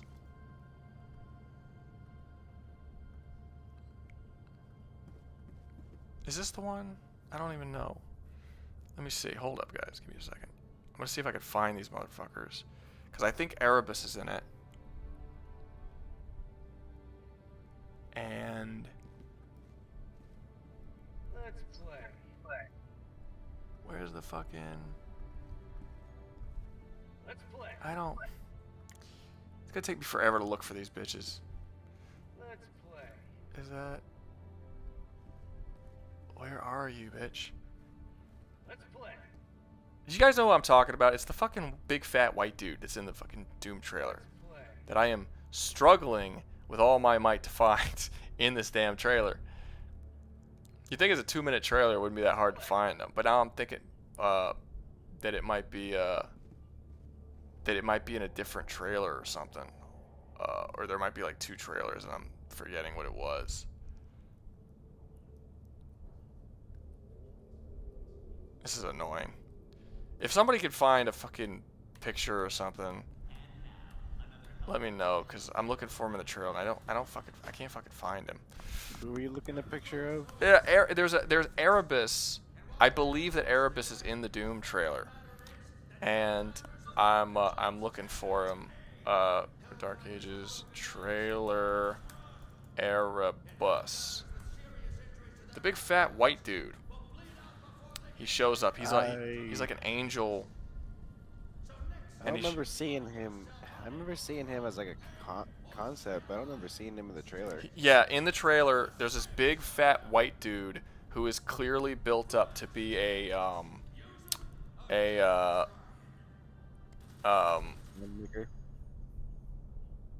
Oh, Oh, I think I might have found the photo of him. Yeah. You found him? Awesome. Yeah. Send him to me, or post it in the chat so I can see what you're talking about. Wait, what am I doing? Nope, wrong thing. Yeah, post it in the chat and I'll show people, because I'm trying to avoid having to watch the whole fucking trailer on stream, and just like I'm just trying to find it, but it's not. Yeah, tell me when you post it. Tell me when you post it. It's in Stream Bros. It's in Stream Bros. Let me see. Yep. Is it? Because it's you're talking about not Stream Fuckery. Yes, there we go. That's who I okay, let me hold up. I'll show the chat right now. Okay, sorry guys, I had y'all just staring at me standing there. Okay, this guy. I believe that this guy who was in the trailer is Erebus before he gets corrupted. That is my theory. I don't know if that theory is true or not, but that's the way I think. I mean, I think it looks pretty good, right? Like it looks like him. It looks exactly like him. I'm pretty sure there are other people who agree with you with the idea. Yeah, Who've gone online to say it. He looks just fucking like him. Let me see. Open images, new tab. There we go. And then, boop. I mean, come on. They look so similar. How do I need to move this? How do I move this without fucking closing it? There we go. Like come on, that's the same dude. That's the same. That is a corrupted version of the same dude. But if this is the case, I will say this: it is cool to see. Like, I never thought when they had Erebus show up in the concept art and they had like a description of him, they never said that he used to be a that he used to be a maker. So learning the information that he is actually a corrupted maker who are basically gods themselves would also explain, and apparently a high-ranking maker at that, it would explain like how he was able to become a demon lord, you know, because he was a maker. I don't know. I think that is a solid theory that he is Erebus. So as of now, it looks like we are possibly getting Erebus as well as the champion in the fucking, you know, in the future, which is very, very cool. I am looking forward to that. Let me see. It looks too human.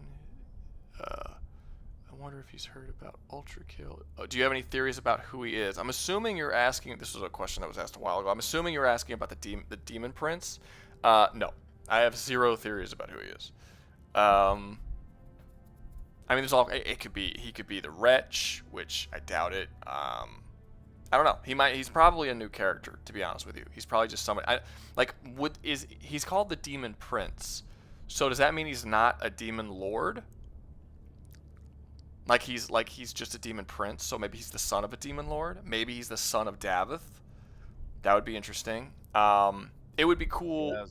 What's up? That's how I was thinking. Maybe be some kind of second to Davith, given his title. Oh God, I hope he's not second to Davith. Because that means the 2 top dudes in Hell have like very mediocre designs. I want the second to if there is a second to Davith, I want him to look cooler than that. Like the champion Titan needs to look cooler than than like all the other Titans that we've seen. He can't just look like another Titan. He needs to look really badass. And all of these demon lords need to have much cooler designs. Let me see. Wait, hold up. Fucking computer's acting up. Give me 1 second, guys. Sorry. All right, here we are. We're back. User activity. Okay, there we go. Let's see. Prince is probably the main villain. The champion will probably be the final boss. I think that's probably the way it's gonna go. I don't think it's gonna be DLC though. Someone said it might be DLC. No, because they wouldn't post the any DLC footage in the Doom Dark Ages trailer. They would have like specific. Are you constantly talking to them over and over again? Flynn. Oh, sorry. Yeah. Please stop. I'm trying to talk and you keep kicking me and doing all this fucking background noise. Yeah, no, but the probably the champion will probably be final boss of the campaign. Okay, let's see. Not gonna lie, and I'll take all the hate. I was never a big fan of Doom, old and new. I mean, that's fine. Everyone's got their preferences. I like Doom. I think Doom is fun. I think Doom Eternal's the best shooter that's ever been made, that I have ever played. As of now, I'm hoping that the Dark Ages beats it. But I can't think of a single shooter that I like more. Just call it stream. Which Monster Hunter would survive Monster Hunter? You are entitled to your opinion. Let's see. No, that makes sense. Sorry, I'm just trying to read through these before we get started. I linked Discord to my PlayStation. If that does anything, still can't find you on there. It's fine. Like I said, Zach, once the thing's over, I'll set you up, and then next time we have a stream, you can just hop on in. It won't be a problem. Pick one decent power that isn't OP. Okay, guys. Who would win? Doom guys. Cool. Film guys. Oh my God, so many messages that I missed. Ugh, Jesus, sorry. A lord is lower than a prince. I guess I don't know. No, well, no, not necessarily. Well, maybe. I know. In reality, a lord is lower than the prince, but initially. So you're right. You could be right. You could be wrong, because initially they said in the thing that the demon lords were second only to Davith.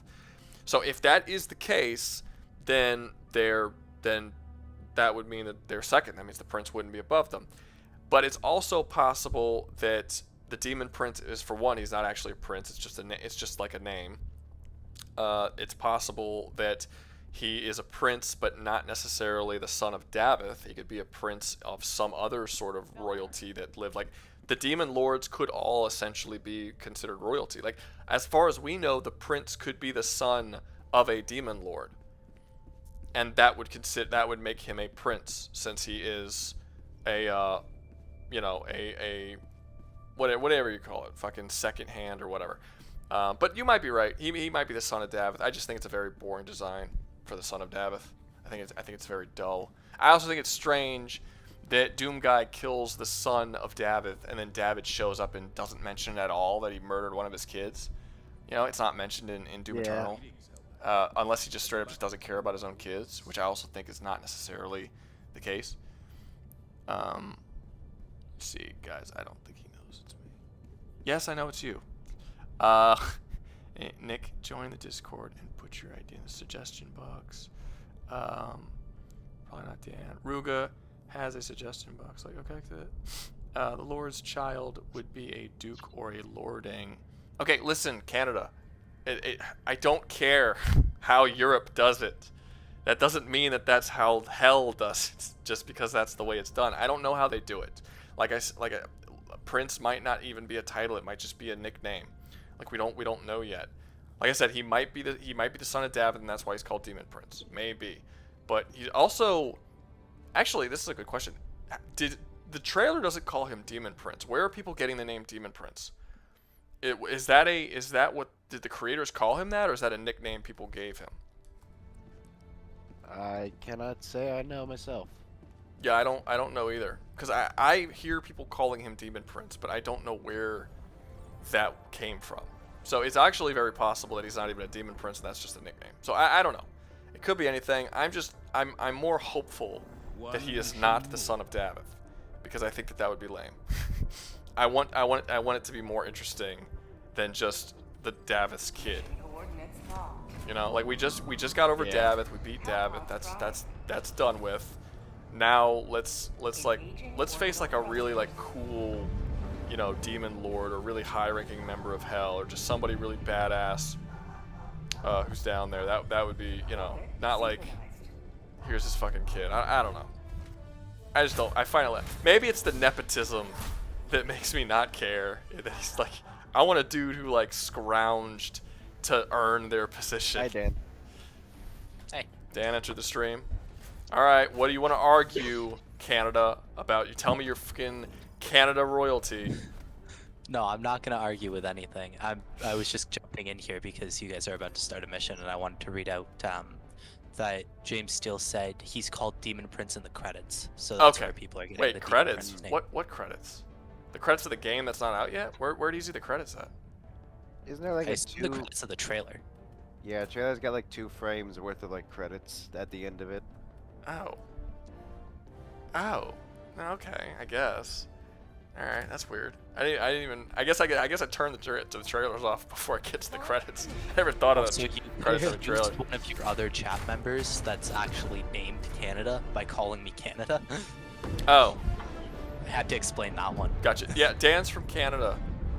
So we were. I was referring to him being all uppity about the royalty because. Which isn't a European thing. That's just a history naming convention. No, that's a European thing. Most other places didn't have kings. Kings was mostly European. There were chiefs, there were barons, there were other things, but kings were pretty specifically European. I don't feel like arguing tonight. Good. You'd lose. It's funny. What else is new? Canada just said, "Okay, America." Yeah. You'll be us eventually. We don't respect kings in America, sir. Northwest, 50 meters. Nope, not even gonna. Nope, I got work to go to. Bye. Go for it. Yeah. Alright. His fear overtook him. I'm just gonna keep like being condescending dick, just making it want to draw him in. He did good. He resisted well. Better than he would have done if he actually joined that debate. I think he's still mad about being wrong about Lord of the Rings last Something night. here. There was a talk of Lord of the Rings last night. There was. Yeah. Well, he was very. I was playing. Well, they were talking about Lord of the Rings, and he got into an argument with Alden about like something. Like Alden was saying something that was a fact. It was Eldaron. That's what it was. It was like Alden was saying that Eldaron was a half-elf, and he was adamant that it was not. Dan was adamant that it was not a half-elf. He's like, no, he is a full elf, and they got into a big argument over it. And then right after that, he started arguing with me about the game Fate, because I was playing this game Fate, and I was saying that, you know, you get to level 40 and then you fight the final boss, blah blah blah. And he's like, no, you do not fight the final boss level 40, and he was so adamant that I was wrong. And then I'm like, while I am playing the game, like I am currently playing it, and he's telling me that I was wrong about what level is the where you complete the game. I'm like, no, it has infinite floors, but the actual final boss of the game is on 40. If you want to go past that, you can, but the game ends at 40. Yeah, and I was there for that. Yeah, and he was arguing against it, and then he looked it up. He's like, oh, you're right. And I'm like, yeah, I know. I'm currently playing the game. I'm aware that I am right. But he was like so condescending about arguing against it the whole time. Like, no. Like, what's that donkey in Family Guy? It's like, no, hee-haw. Oh, I don't know his name, but I know exactly what you're talking about. It doesn't have a name. It was just a short skit they did, one of the Flash, like the cutaways.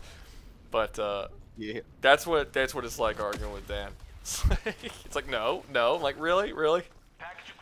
Every time, it's just funny because every time we actually do go into it, Dan is usually wrong, which I just find so funny. So like I always try and get him like into it because I'm just under the impression that Dan's never right. It's mean, but I find it funny.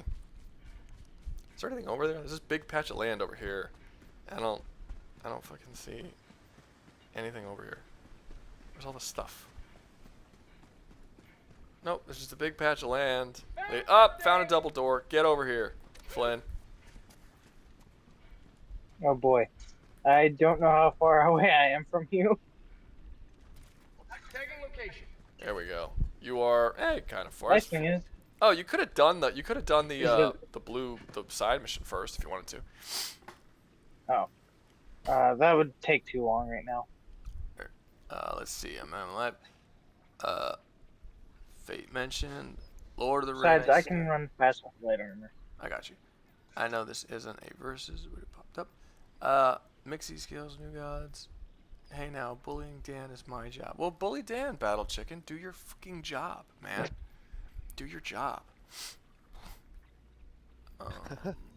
Wait, I love how there's a dude in the chat called Canada, and there's another dude in the chat called America. America, defend America from Canada. What are you doing? Get in there and make Canada a state. Get that sweet oil. He's or whatever slacking. over He's there. slacking, man. I'm on it. Support weapon. It's so annoying that we get a lot of our oil from Canada. We don't need to. America has more oil than Canada does. We're just not using it. All requisition slips. That is true. I'm pretty So sure. stupid. Nope. What's it called? Alaska is one of the biggest oil deposits on the planet. Alaska, Texas, and California are massive oil deposits, and California specifically is one of the biggest in the world, and we don't use it because the state made it illegal. They have it there, they're just not taking it. Found something. It sounds like California. Sounds like California. But yeah. But I mean Texas is doing it. Texas is going nuts for getting oil. Yeah, I bet. They're like Wouldn't doubt it. they're going crazy. They just fucking love fracking. It's their favorite thing. I don't know how they're doing it in Alaska. I'll be honest with you, most times I forget Alaska exists. I've been hearing from a couple buddies of mine saying they want to go to Alaska. I know one buddy of mine who recently just converted to Christianity wants to fucking go survive out in the fucking wilderness. I don't know how that's gonna go for him. Are those just two a- things related? So going out into the wilderness and Being Christian? I mean, that was his actual logic. He said, you know, you go out into the woods, you got nothing but God to depend on. I'm like, all right, do not starve to death. That's not good. That's not great. Nope. He's been like that for a while. I mean, it's kind of an upgrade. He used to be a flat earther. I mean, he might still be, but you know. Your friend sounds weird. He seems like Very. he seems like a fad chaser. A what? A fad chaser. Oh man, I feel like I've heard that term before. What? Someone who chases fads. Like what's the thing right now? Oh, flat Earth. Okay, I believe in that now. You know, people are hating on Christians. Let's become a Christian now. You know. Oh, let's talk about. You know, hey, people are gonna start doing the whole vegan stuff. Let me become a vegan for a couple of weeks. It's holy shit. Wait, what? Okay. What did you do? I have no idea. It was like 2 shots. Oh, whatever. Bring me down. I'll throw you back in that I direction. did that on easy. I feel just yeah, it's fine.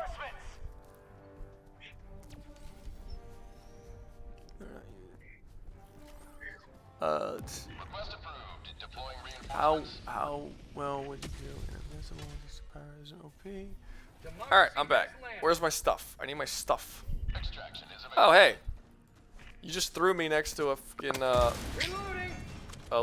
place where there's stuff. Metal. Well, I And- mean, that worked out then. Yeah, it worked out really well. Like I landed right on top of it. Requesting air support. Nice. What's this? No, I do not want it. Yeah, spring is beautiful, but man, it needs to leave my nose alone. No. Oh, That- my nose must be messed with. That's what spring is saying to you. It says no. Tagging map. It Southwest. rejects. It 200 rejects meters. you. Shit. No. Aha. Get me now, Have you guys bitch. ever heard of a game called Perish? Perish? Yeah. I don't think so. All right. I'm gonna find out what it's about. That's it? You weren't gonna tell us anything about it? You're just... You ever heard mean, of I'm it? looking No? at it. Alright, moving on. Dropping a pin. Okay. South. 200 meters. It's a first-person shooter. It looks like to be a horde survival-like game. It says that Perish is a stylish 4-player FPS with a cross to bear. Slay hordes of creatures in the black sands of Purgatory and sell their gold-stained corpses to Craven Priest. And killing bosses and gaining entrance to Asilium, a place Fun. of cosmic revelation. So yeah, no, basically you're in Purgatory fighting forever. That's the concept. It's like hopefully a better Agony. I'm seeing that it has 4.5 stars, so I'm hoping, yeah. You ever play Agony? I have not, no. It's not good. It's not good. Alright. But the I'm sure concept it's initially was really cool. It was like you're a dude who wakes up in hell, and you're like super weak, and you're just shitty. You're just a regular guy, and then you have to go through the game and survive in hell. And it was like super fucked up, and there would be like demons raping people and like mutilating people and torturing people in Oh. hell, and you would have to like. And it was just super. Yeah, but the gameplay sucked, but the Yeah, I think actual like the visuals and stuff was just so dark and twisted and shit. It looked interesting. It's one of those games that looked really interesting in the trailers, and then when the game came out, everybody was like, "Oh, well, that was a bummer." Yeah. Yeah, a lot of newer shows, games, and whatnot rely a lot on hype. Package acquired. Dropping package. Yeah. Where are all the fucking things, man? Package acquired. Dropping package. I am not seeing any diamonds. That can't be all of them. That's barely anything. It doesn't come out. I don't see any diamonds, guys. This is upsetting. What's this? What is this? Nothing. Oh, that already is done. Alright, well. I guess we're just fucking leaving, because there was almost nothing here. So upsetting. Bitch, you wanna fuck away from me, please? Say hello to democracy. I'm so upset that I died. On easy. Calling in It's gonna extraction. bother me. Oh, shit. Stop being shot at, bitch. Alright, let's see. Agony Succubus is better, but it's still... outside the game. Wait, what's up? Sorry. No, what were you saying? Said what? You're dying on easy? What? Do you have a life outside of a video game? Well, I'm not dying. I died once on easy. I see. I died once. I got shot by a turret I didn't see, and it killed me in like 2 or 3 shots. I was like, what the fuck? What's the point in having my goddamn force field if I'm gonna die that quick? Come on. Yeah. Force field's supposed to protect you and shit. Protect you and skill. Alright, well, I'm coming around. We're here. We're here. Alright. Alright, cool. Mortar down. And let me, while I'm allowing my mortar to kill people, let's see some of these messages. What's going on down here? Alright, title card. I was so excited. Scorn. Oh, Scorn. I might have been thinking of Scorn too. Because I actually, I'm not gonna lie, I forgot those were 2 different games. Are you shooting me? Scorn isn't very. Stop shooting me. Scorn doesn't have a lot of it's. I think you were right before with Agony because Scorn doesn't have a lot of demons like raping and whatnot. They have a lot of sexually, not explicit, but sexual. Fuck. What is the word? I don't know. Hinting at, I guess, not innuendo. I don't know. They're mostly thematic elements, or sexual thematic elements. It centers around birth and whatnot. But as far as I'm aware, Scorn itself, you're a dude with a parasite in you, and you have to like get to do a thing before it completely like paralyzes you or some shit like that. Completely different game from Agony being in hell. It's like a dystopian future. Got you. Yeah. You see, you just read something that proceeds. Oh yeah, someone said someone somewhere said they're already making a Space Marine 3 in the comments. That does seem super early. I'm not gonna lie, that seems very, very early. Yeah. Like, but having said that, Space Marine 2 is a stupidly short game. Like, it is shockingly short. So I imagine it wouldn't take that long to make a Space Marine 3. And if they treat Space Marine 2 as sort of a proof of concept, you know, like we didn't get a very large budget for this. We made a very short game. We sold it for 40 bucks. People loved it. It was good. Now for the second game, we can build upon it and make it bigger and better, and we'll actually get a decent budget to do it. That I can see then. I can see that then them making a second one. You know. And honestly, that's kind of used to be the way it was. You know, games weren't this like. They didn't do this thing where like they released the game and then you kept getting like DLC and patches and shit, and they just kept releasing shit for the game for years and years and years. Most games they released, they were out for like a year or two, and then they announced the sequel, and that's like totally normal. You know, it would be normal for a sequel to a game to come out 2-3 years after the last one. It's only nowadays that this shit's taken like 8 years to get sequels and shit. Like, it's very weird. Like, I think most of it is that they're milking out the current games they have. well, yeah. I mean, the thing is that it's cheaper. Well done. It's cheaper to get money off of people, for like microtransactions and things, rather than make a whole new game.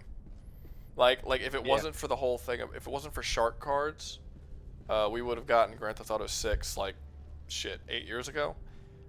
But people kept buying the shark cards, They made way more money on the shark cards than they did on selling the game, so they had no reason to make a sequel to it. Why would they?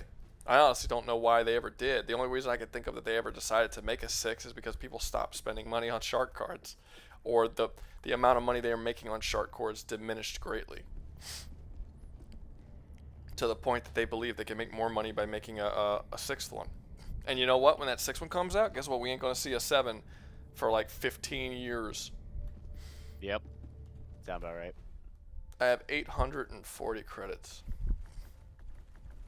You know, I feel like there's people online thinking that Titanfall 3 is a thing that's going to come out eventually. I think that's a forgotten franchise at this point. But it might actually have been possible if people would have stopped buying shit on the game, like for cosmetics and skins. Yeah. I mean, anything. Like, it's, yeah, I don't know. But then again, you might also have a situation where they say, you know, stop buying all the microtransactions so we can get a sequel. But then studios are at the point right now where it's like, okay, well, if it doesn't make money microtransactions, and obviously people aren't interested in this game, and we'll just move on and make another game with a lot of microtransactions that people will buy. Like, in order to make this stop happening, people need to stop buying microtransactions across the board from every game. You know that Warner Brothers said that the reason why what was the game that failed recently? It was shit. What was the game that failed recently? I know what you're talking about, but It's I a can't big one. remember it. It was oh man. I know they had like playtests and everything. They said it was bad. Looking it up. Shit, what was it? It had no microtransactions. Anyway, I don't remember, but somebody somewhere, I think it was Warner Brothers, they made a game. Suicide Squad? No, that Maybe. was microtransactions. They made a game that completely fucking failed. It looked shitty. Everyone said it was going to be shitty. It was shitty. No one bought it. And then Warner Brothers said the reason why it didn't sell well, or it might not even be Warner Brothers, but the creator said the reason why it didn't sell well is because they didn't have microtransactions. And people only want to buy games with microtransactions. That is what they got from that game. Not that it was a flaming piece of shit. Was that the reason why it didn't sell is because they didn't pump it full of microtransactions, even though Suicide Squad Killed the Justice League had just released this year with a ton of microtransactions, and that also sold really shitty. I don't remember what game this was that they said this for. Was it Wonder Woman? No, Wonder Woman didn't release. No, okay. Let me see. Stuff like through. Sounds like EA stuff. I don't remember. What were the biggest failed games? No, I remember what it was. I think he's right. I think it was EA. I think it was Veilguard. Oh yeah, Veilguard. I think it was Veilguard. All Yeah. posterity shall either prosper So in yeah, liberty or suffer I believe in it was poverty. EA or. That But see, determination that also is doesn't hard make to any do. sense if it was Veilguard, because they make the Jedi Survivor, and Jedi Fallen Order, and those games sell great. Well, the thing about Veilguard is that it absolutely crammed political ideology down your throats throughout most of it. That's why it bombed so hard. That's You not had even- to have That's not even. I mean, that's not even counting the fucking trash ass gameplay and the unbelievably shitty story, and the fact that you could you couldn't role play. You had to be a character that they found acceptable. You know, like you could never do anything that was too something that they didn't like. Like, it was so weird. It felt like a kid's way too game. controlling. Huh? Way too controlling for the characters. Yeah, like you had to it was it was weird. It was like it was written by children, because you would have scenes where you would have to solve issues that people in your team had, but they were always bullshit issues. Like, this character doesn't like coffee, and this other character doesn't like that this other character doesn't like coffee, and they're getting into an argument about coffee, and then you have to show up and I'm not kidding. I think this is like an actual legitimate argument that's in the game. And then you have to end up coming up and you have to decide who's right about coffee, and we should all be friends, and those are your only choices. I'm like, what is this? This is a fucking Dragon Age game? This is the turmoil that people are going through, that you have to. Yeah, It's So that's such a slap in the face for the complex story they used to have for character depth. it's so awful. Requesting tac pack. Fucking hate it. Calling down Man. support weapon. Terrible game. I mean, I'm not gonna say that they ruined the Dragon Age franchise, because I've actually think the Dragon Age franchise has been having problems for a long time before Velgarad. But if they didn't ruin it, they certainly killed it. Found something. That was Yeah. that final death. I agree with that. I haven't touched anything since. Oh fuck! I don't even know if there's a second one or a third one. Sample No, collected. I think Yeah, it's- they've all been. After one, they've all been kind of the. It might have only been the first one that I had played. It might have. You know what? That You know what's did. funny though? Velgard's combat sucks. It's terrible. But the creators of the game said that, and this is where I knew it was going to be bad. The creator of Velgard said that Velgard was the first Dragon Age game that he or she, I don't know who it was who said it, but basically that was the first Dragon Age game they played that had fun combat. That's what they said. So that instantly, without me even looking at the gameplay, told me that that person was the wrong person to make a Dragon Age game. The person making the game doesn't like the game. Like, that's crazy to me. Another sample collected. And Yeah, the combat of the game sucked. It was terrible. It was so bad. It's a bad game. Bad game. Tired of playing bad games.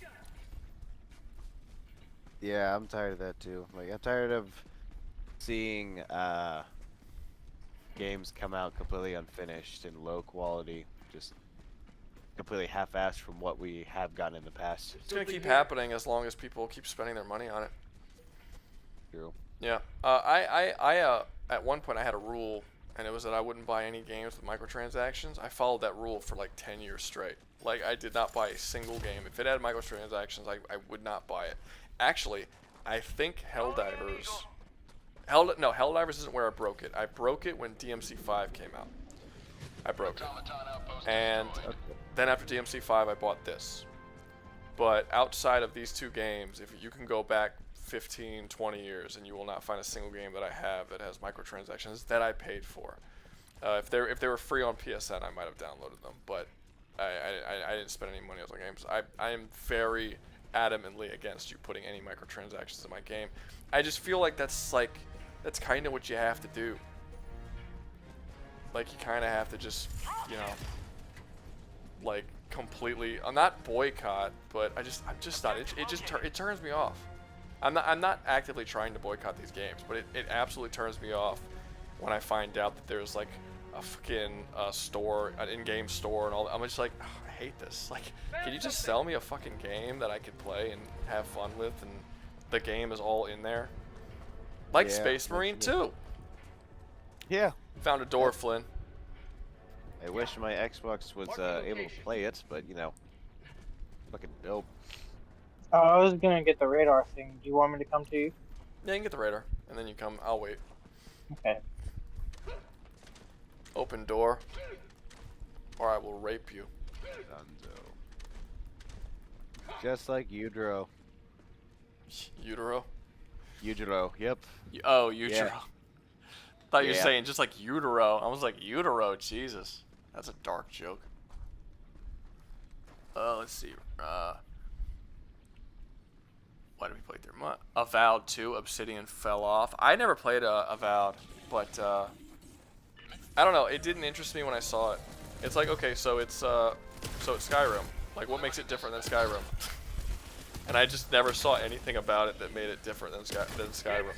So I was like, Skyrim already exists, so I don't want to play, like, you know, a cheaper version of Skyrim, which is basically what it ended up being. Even though when I thought that, I didn't take it that seriously. Wait, which game are you talking about? Avowed. Someone mentioned it in the Oh. comment. Yeah, no. I never played it. I mean, is it bad? I mean, I imagine it's probably not great, but It's basically a really bad version of every Obsidian game wonderful. from Bethesda and stuff. Why are you going to the one I was running to? Because I'm special. I want super credits. Do you get super credits? No. Super credits? Some super credits, yes. Awesome. Oh wait, isn't Avowed this game everyone's been talking shit about because you can't kill the NPCs whenever you want? There's more to it than that, but basically it's they hate it. They think, much like you were saying about Veilguard, they think it's way too political.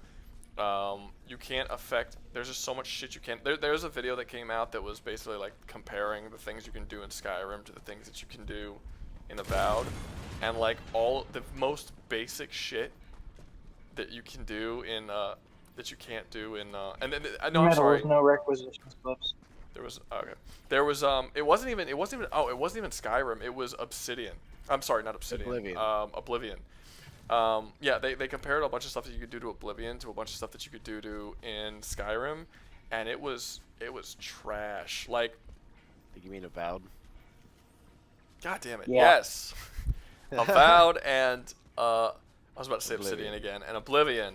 They compared the two, and it ended up being like you know, like, oh, in this game you shoot your arrow, like in Oblivion you shoot your arrow and your arrow in the air, and your arrow will come down and land on the ground. And if you shoot your arrow at wood, it'll stick in the wood, but if you shoot at stone, it'll bounce off and it'll make a specific sound effect for hitting the stone. And then they went to Avowed, and if you shoot your arrow in the air, it just flies infinitely and never comes down. If you shoot it in wood or in rock, it will act the exact same and make the exact same sound effect. And when it hits, like, and oftentimes when you shoot it into an object, if you go and look at the arrow will be sticking out of the wall like several inches, and it won't actually be in the wall. And it's like, this is shit that they've had down for decades in gaming, and Avowed just was like barely passable as a game. And it really makes me worried about Outer Worlds 2. I worry for Outer Worlds 2. I'm not sure, because Outer Worlds 2 was already a relatively left-wing game. But I thought it was a fun like satire thing, right? Like I didn't care. Like politics in games does not bother me. But when it gets to the point that the politics in the game is really the reason why you made the game, and you clearly didn't have the passion or care to like put in the effort to make the game like well and have a good story and all that, which seemingly, I haven't played Avowed, but seemingly that's what the case is for Avowed. That's a bummer. That is a sign of things to come. Oh boy, not able to make it well in their current politics, so we're just gonna have to take over some sort of media to make it happen. I don't know. I usually don't worry myself about that kind of stuff. For the most part, it doesn't affect me. If I don't want to play Avowed, I'm not going to play Avowed. If I don't want to play, I don't get, and this is this is one of the things that sort of makes me a bit immune to this sort of situation. Why I'm not really a part of the whole, what do you call it? The I don't know, the hate profiteers on YouTube. Like the people who like all their videos are about how everything's woke and you know how Star Wars is ruined and shit, even though Star Wars has been ruined for well over a decade at this point, probably longer if you didn't like the prequels. So like, why are people still arguing about it? Like I'm not a part of that community, but it just like if you don't like something, don't play it.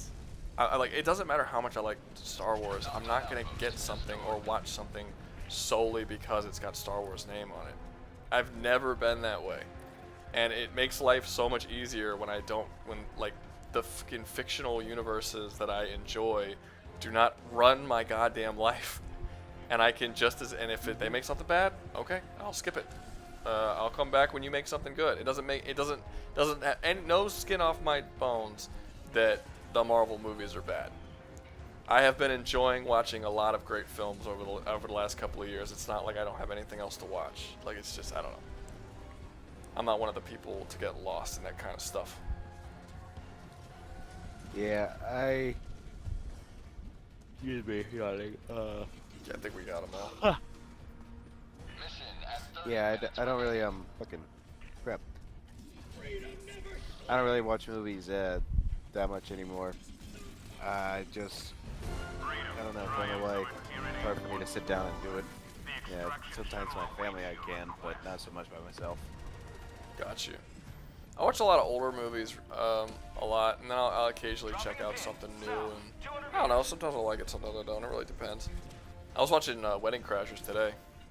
I can always watch Wedding Crashers. I think I know that movie. Oh, God damn it.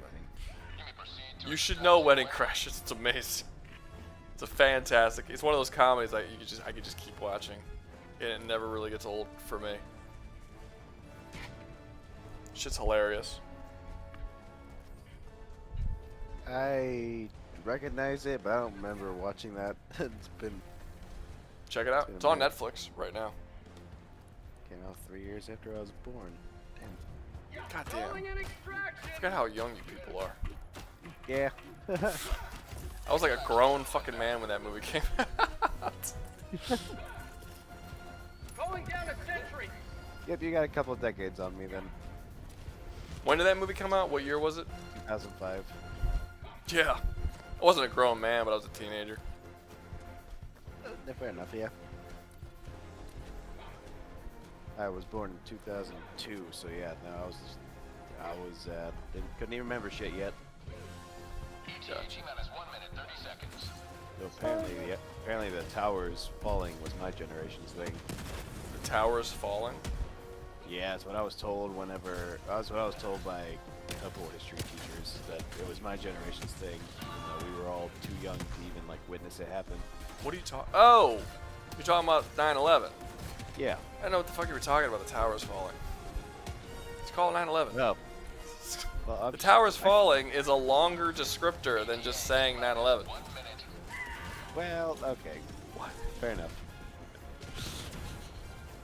I remember the war where Hitler started killing all the Jews, and then he teamed up with Italy. You mean World War II? Yes. Just say World War II. It's like why are you describing it to me?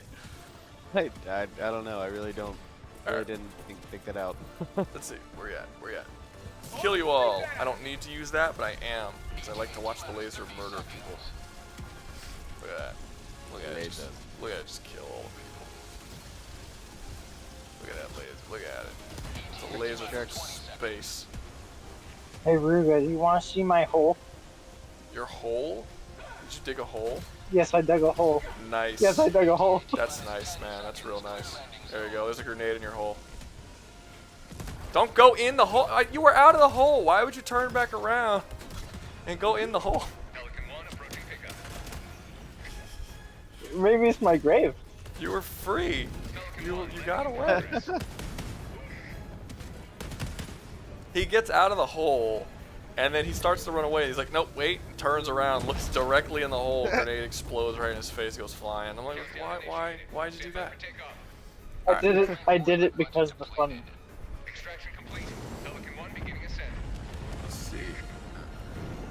Let's see. People make Garbo, Youngling. I was 2005. I was 3. Or 2. All these young people, man. Still funny to me, the upcoming update to Space Marine is giving heavy weapon guy a regular rifle and a bunch of melee perks for the lack of melee weapons. Having self what? He didn't finish it. Did they add it? What's the melee class again? Because I had the melee class in Space Marine 2. I'm forgetting what the melee class was called. But I used the melee class, and I had the big ass freaking lightning gauntlet thing. Is it the bulwark? No, I think the bulwark had the shield. That is the melee one. That was the defensive one, the bulwark. Oh. No, there's a defensive Vanguard? one who has. No. Was it Vanguard? There was the bulwark had a big ass shield, and there was another one that was just melee, and it was high offense, low defense, that kind of thing. The bulwark was like the defensive character. Assault, that's the one. The assault. Wait, No, that's the standard one. is there a team-based multiplayer in what's up? Space Marine 2? Yes. There's PvP and PvE. Oh, cool. Yeah, so you could play with like 4-player or 3-player. Was it 3 or 4? I don't remember. It's 3 or 4-player PVE. It's 3 players. 3-player. Okay, 3-player PVE, and then you can have 4. Though actually, the entire story mode is 3 players. You can play through the whole main story, and then they have PVE, like other like alternate PVE missions that are like side stories that happen alongside the main story, and that's 3 players. And they keep adding new PVE missions over and over, and then they have the PVE, which I played virtually none of the PVE. Like almost none. Whoever it is, if it's assault or whatever, I'm talking about the guy with the jetpack. He could fly up in the air and he could smash down. He was a jetpack melee character. Whatever fucking character that, whatever class that was. The comments is saying assault. You're saying it's not assault. It's something else. Vanguard? No, I think assault is right though. I'm almost positive assault's right. It sounded right when I heard it.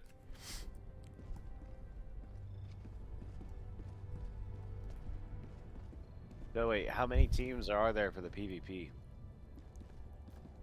2, I believe, and I think there's like I don't know how many is on each squad. I think it's like 5 or something. I don't remember. But yeah, they have. I don't know. I don't remember what different modes they have. I only played like a couple times, but yeah, you make your own character. You can also create your own character, and they have like they have like symbols and like you can make yourself any. Like you could make yourself a character that is in any of the, what do you call them? I guess the Chapters. Chapters. Thank you. I was gonna say factions, but I know that wasn't right. Chapters. Yeah, they have like all the different. I think someone told me they're adding the Something Wolves chapter. The Space Wolves. Yeah. Space Wolves chapter. They're adding them, and you can make a Space Wolf character. My character was just random bullshit. Like it was, like I didn't know like what symbols meant what, so I'm just like, nah, we're just gonna like fucking give them all kinds of shit and just be awesome. I think my character was like dark green and like. You know what? You guys are right. Although he does still have a pistol. It is assault.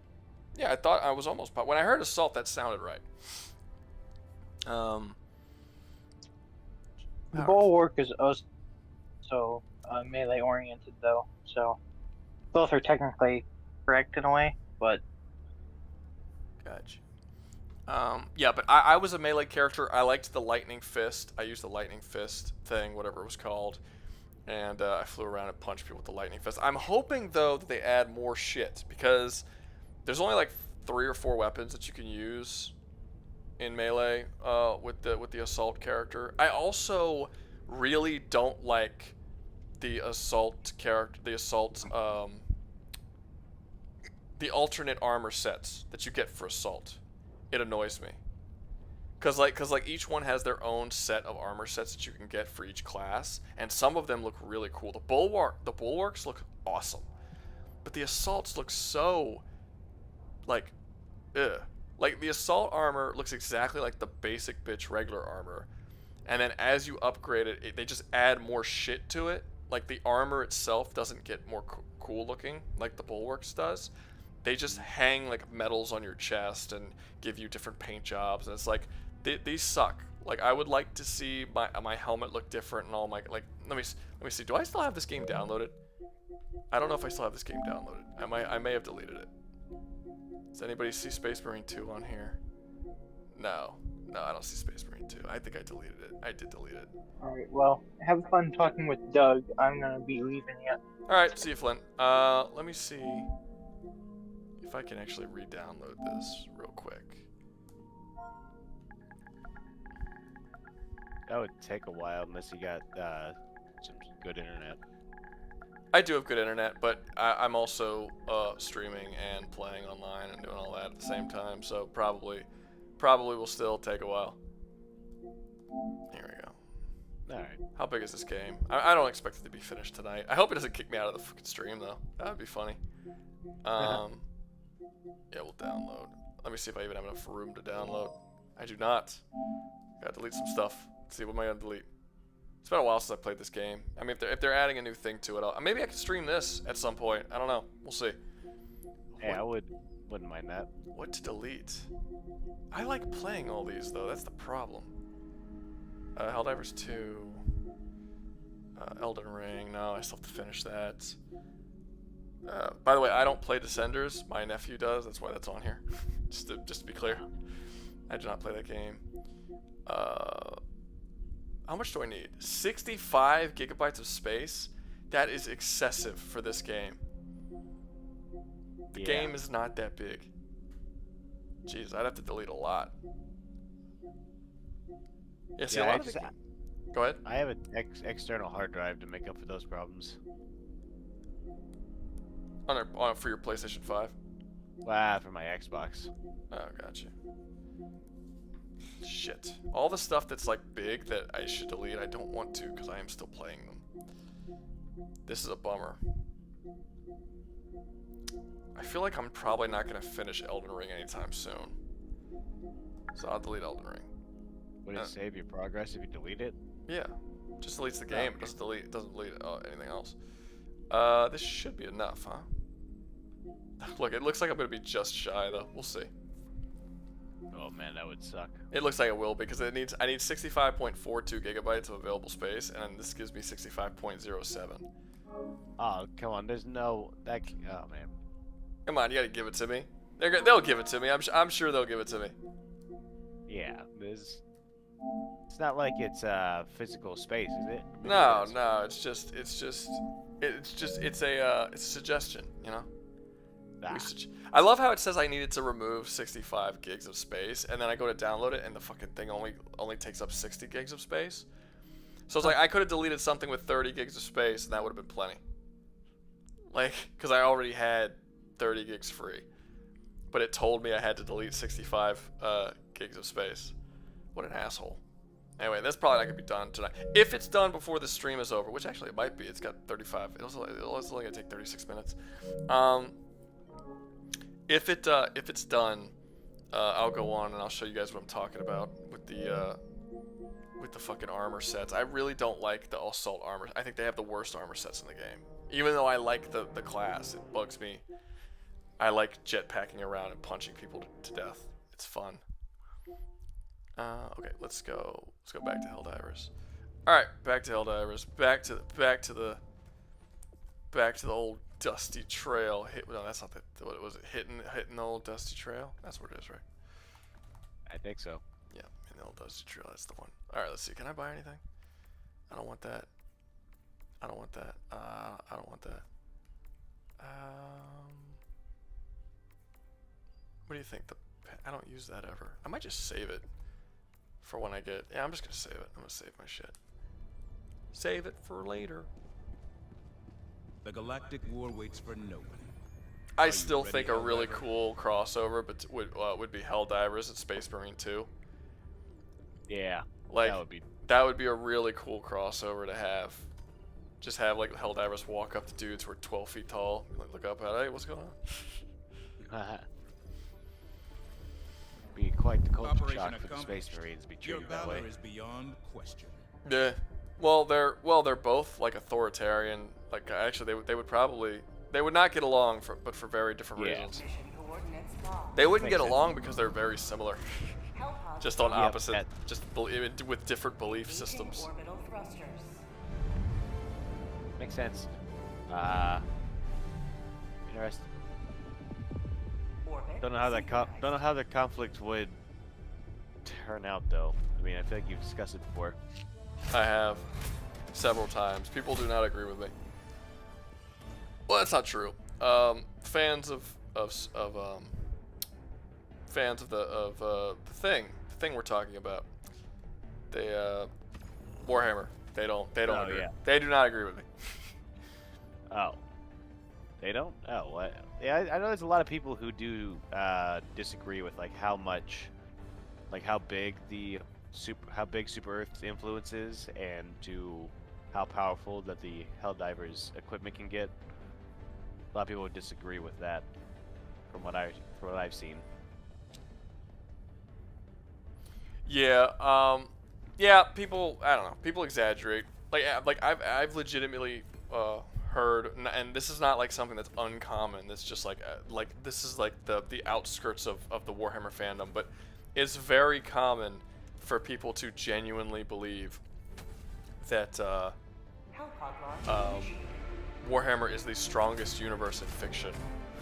Like I've heard, like I have heard people say it's like the most powerful universe in all of fiction is like the Zeely books or whatever that is, and H.P. Lovecraft and Warhammer. And I'm like, Warhammer in no way belongs in that conversation. Are you kidding me? Like, Yeah, not at all. it's like, what? At the end of the day, they still like fire like guns. Like it's still Yeah. Make the like automatons it's their strong guns, but they're not like, yeah, they're not doing all that.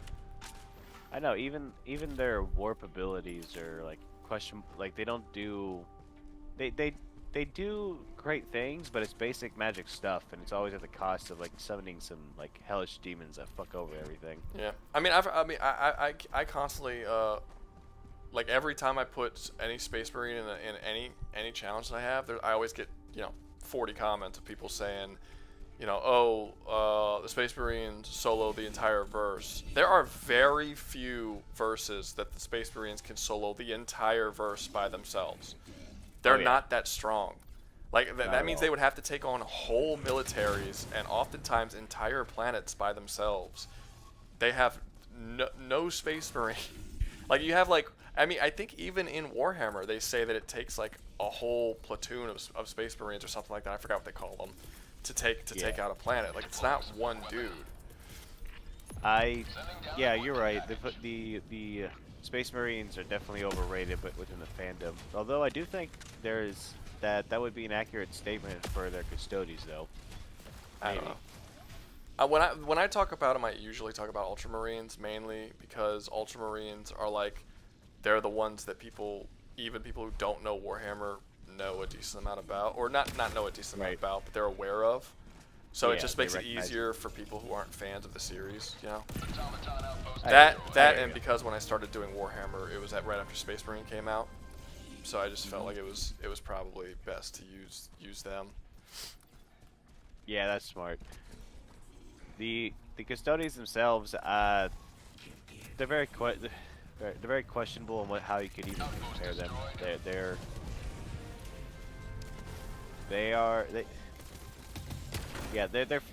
one-man armies in their own respective right, but man, I cannot figure out for the life of me what like their actual feats and abilities are, because they're less consistent about what they can do with the custodians than most other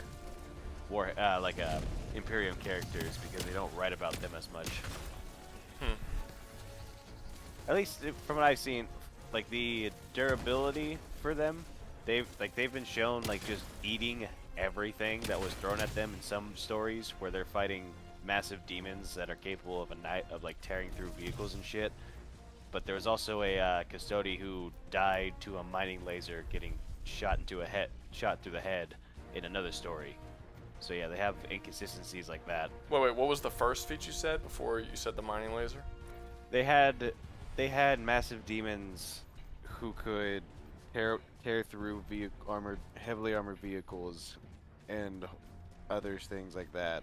I'll be honest, a mining laser shot to the head is, I mean, that's probably more than comparable to tearing apart like an armored vehicle. Yeah. I mean, you have to get through solid bedrock, and like super. Like, I mean, that sounds. I don't know. I wouldn't think that a giant mining laser shooting you in the head is somehow way beneath something like tearing through metal. Yeah. To my understanding, for what the Imperium's like shit's made out of, for the amount of force. For what the laser was cutting through compared to the metal, it's not. Like, it was just basic rock and dirt. Nothing's. Maybe, but if it's a mining laser, it means it's meant to cut through all versions of rock, or it should be. You know? And it's. I mean, it's also a laser. So it's not even like, oh, it's like a metal drill or something. It's like a laser. So it could be, if it's a fictional laser from a fictional universe, they could make it as powerful as they want to make it. If they want to say that mining laser can fire through an armored vehicle, they can do that, and that would be perfectly viable. information. Honestly, if you I don't know about, you say custodians, you're still saying like soloing an entire universe. Even even being able to like tear apart an armored vehicle, that's not that impressive. I mean, I still think you would have to go up against a pretty weak universe in order to solo the entire universe. If that's like the best they got is tearing through armored vehicles with their hands. The Custodians' best feats are the fact that they have had like battles which lasted years at a time, and they are literally cleaving through millions of forces, and sometimes this is done with 3 of them at a time. Well, there was a time where there were 3 of them, and they took on millions of Tyranids by themselves, and they just had to outmaneuver and outplay them, and outplay their evolution at the same time. Well, that's kind of how powerful the Tyranids are. I generally think that people exaggerate Tyranids as well. Yeah, I can understand that. But to go through literally millions of them in a day is wild. Especially if they're evolving as that goes on. Is it millions in a day? Yeah. I mean, I don't know if it was a day. It was still millions in a very short time frame, and it was 3 dudes. I don't know. I mean, I guess it would depend on what weapons you're using. You know, how fast can you move? Like, are you moving fast? Like, what's the... Oh man, that's a good question. So, people, so the Custodians have most. So the best feats that for speed are 2 different claims of them not only always being visually seen as blurs, no matter the distance they're viewed at, they're just a blur despite the fact they're 12-foot tall knights. They can move. They can cross they can dash several meters within a split second. And other crazy movements like that. But you'd be surprised how not fast that is when compared to fiction, just in general.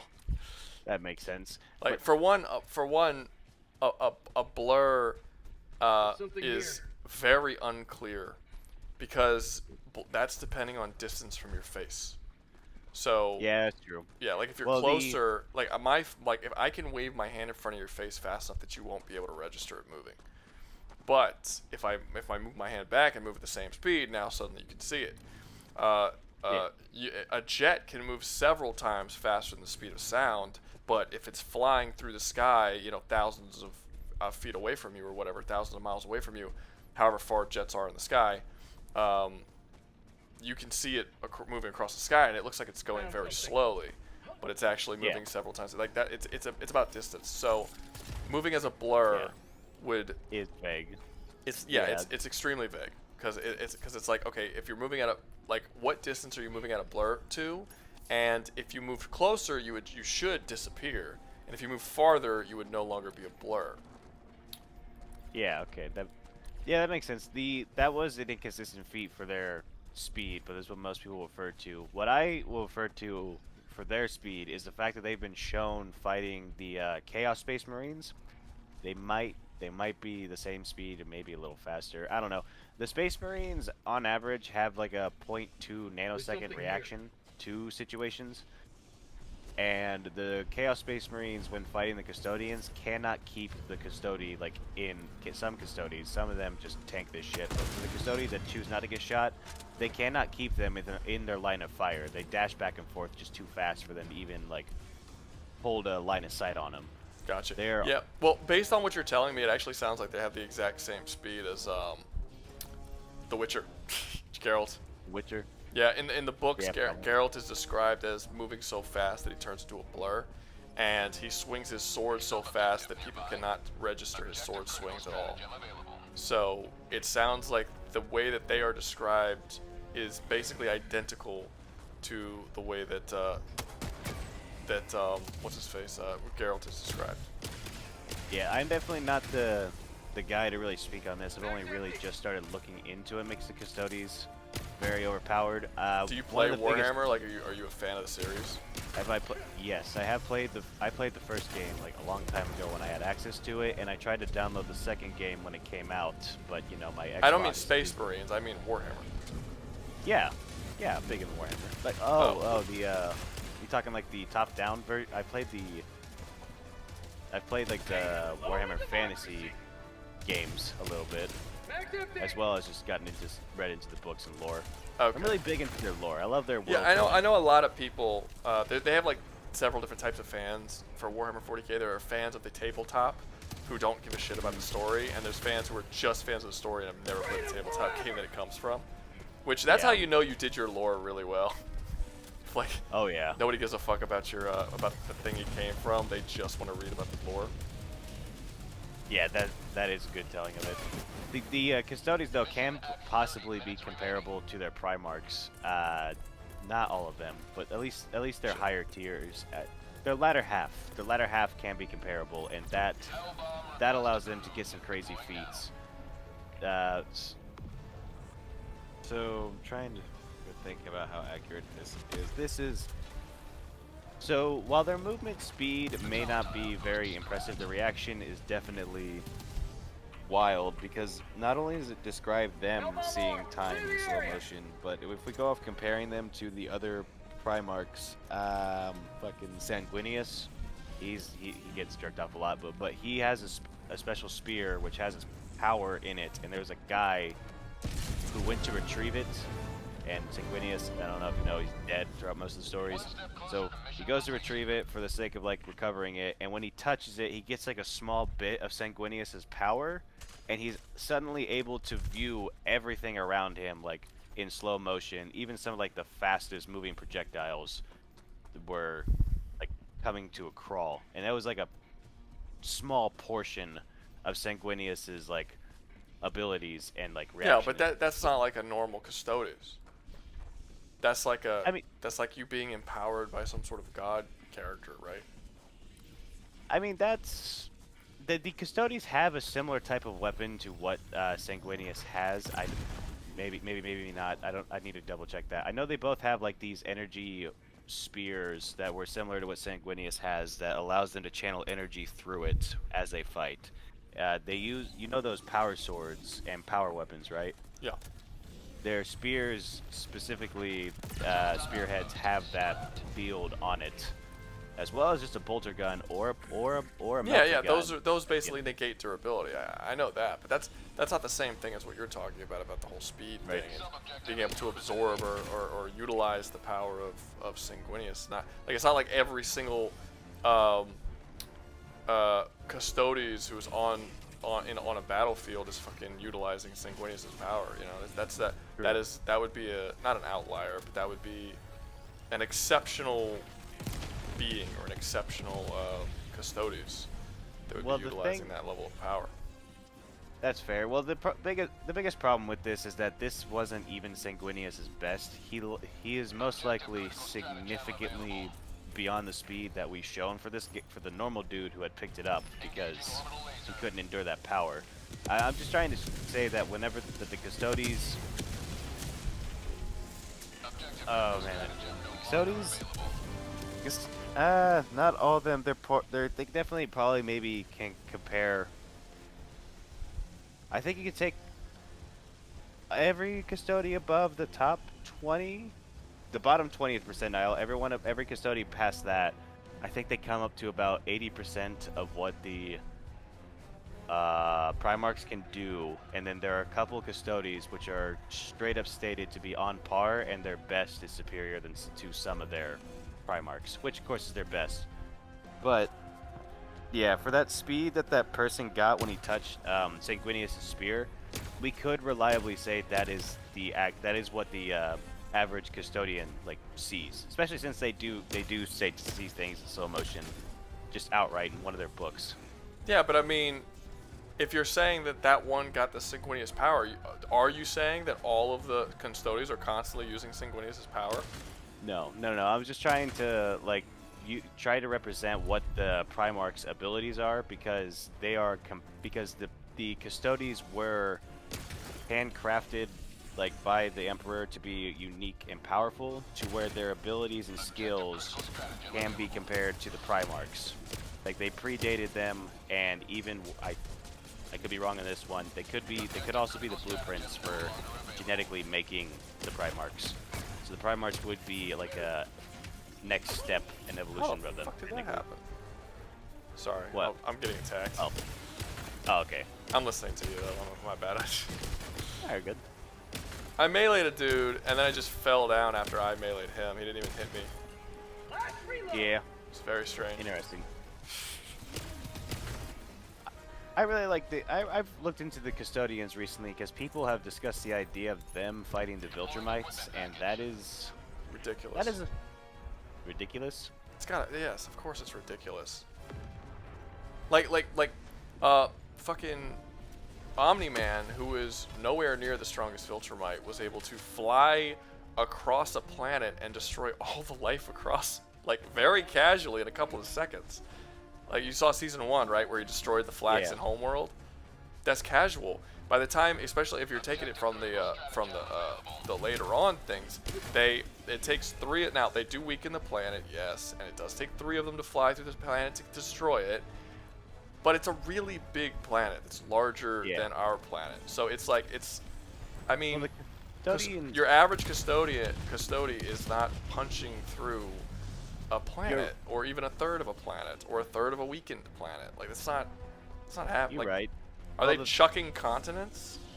Are they chucking continents? No, but they have not only the reaction and speed, I'd say enough to be able to hit a Viltrumite with their speed, which can negate durability. And if we take into account the Custodi faction, there's not just the 1,000 Custodi members. They have all sorts of vehicles, weapons, and equipment up to the point where they themselves can destroy planets with it, and they have done that as like a tactic to stall Tyranids. They start like bombing. That would the whole them being faster. That would depend on whether or not you consider the fact that all of the Viltrumites can fly significantly faster than light would also correlate to just their basic combat speed. Well, that's exponential. The Viltrumites' ability to reach light speed is in their ability to travel over long distance. It grows over distance. Is that actually stated? I've heard people say that as a theory, but I've never heard anyone say that that's what it actually says. I mean, I don't see how Cecil would have been able to avoid Omni-Man. That's the anime. Not grabbing him. The I'm anime? sorry. That's the show, not the anime. That's the show. Like it would depend on what you're talking about. I don't think that there's any evidence of the show that they're FTL as of right now. Okay. But apparently in the comics, it is very, very common that they are constantly traveling all over to different light shits. The one of the homeworlds this is what I was told, that one of the planets that it is actually directly stated in the comic that at one point Omni-Man travels from one planet to another, and the other planet is multiple galaxies away. And he arrives there in, I think they said, months. But that's so far beyond FTL. It's not even like that's very fast. So I mean, if that speed can be utilized for combat, which again I don't know if the whole Cecil dodging and reacting to it is even in the comic. If it is, fine, but I don't know. Yeah. I haven't read the whole comic. I read like a couple issues. Not enough to say, anything really about it. But I don't know. I'm just saying it would depend on how that speed level is translated in the comic and whether or not the characters are shown in such a way that you can take that they are traveling at FTL speeds. Like I think if you're if these characters are if Mark in the show is traveling at FTL speeds, he should not have been blown up by one of the evil Marks. Should not have been. Oh wait, I don't want to spoil season 3 for people who haven't seen it. There's a scene where one of them gets blown up. It shouldn't have been blown up. Let's just say that. Fair enough. There's a whole fight with them that shouldn't even be possible. That would be a challenge to Mark if all of these guys are FTL. Yeah, it makes sense. Yeah, that's true. Yeah, that's why I've always accepted the exponential factor because they've had fights and moments in the story where if they were faster than light, everything would be over and done. That's the way comics are in general, which is why I always say that like Marvel and DC don't care about speed at all. because you will have scenes where Black Panther is capable of matching the speed of Silver Surfer. Right. And then, and it's like, well, I thought Silver Surfer has been shown to be so fast that he can appear at the location before he left the starting point. Like, that's how fast he is. If he's that fast, then Black Panther should not be able to do anything to him. But Black Panther has actually beaten Silver Surfer in a fight. He choked him out. Yeah, damn. Which is crazy. Like, It is. it's like, it's just, I don't know, it's ridiculous. It is ridiculous. Marvel, I mean, they don't care. Marvel don't. Right. Wait, what company does Invincible belong to? Image. Image, okay. Nice. Honestly, when you make your characters above a certain speed, it breaks. Like, logically, it just breaks that universe as a whole. Because it's like, Right. because like, what story are you gonna tell? Your only choice at that point is to make everyone that fast, or have a very uninteresting story where your character is just constantly outdoing everybody in speed. So you have no choice but to make shit inconsistent. Again, unless you want to just say that everyone is that speed. But that's, Right. But then you would basically have to say, like, guns are useless. You can never use a gun in any storyline ever. That gun would be completely useless in this. It's just doesn't work. That's definitely can be difficult. I'm trying to find a way to make things like that work with my story. Divinity's Legions, I've mentioned that to you. I tried to. Did you post it in the story thing? Story posts? Have in fact posted, yes, some of the what are they called? Anthologies. Yeah, the anthologies to it.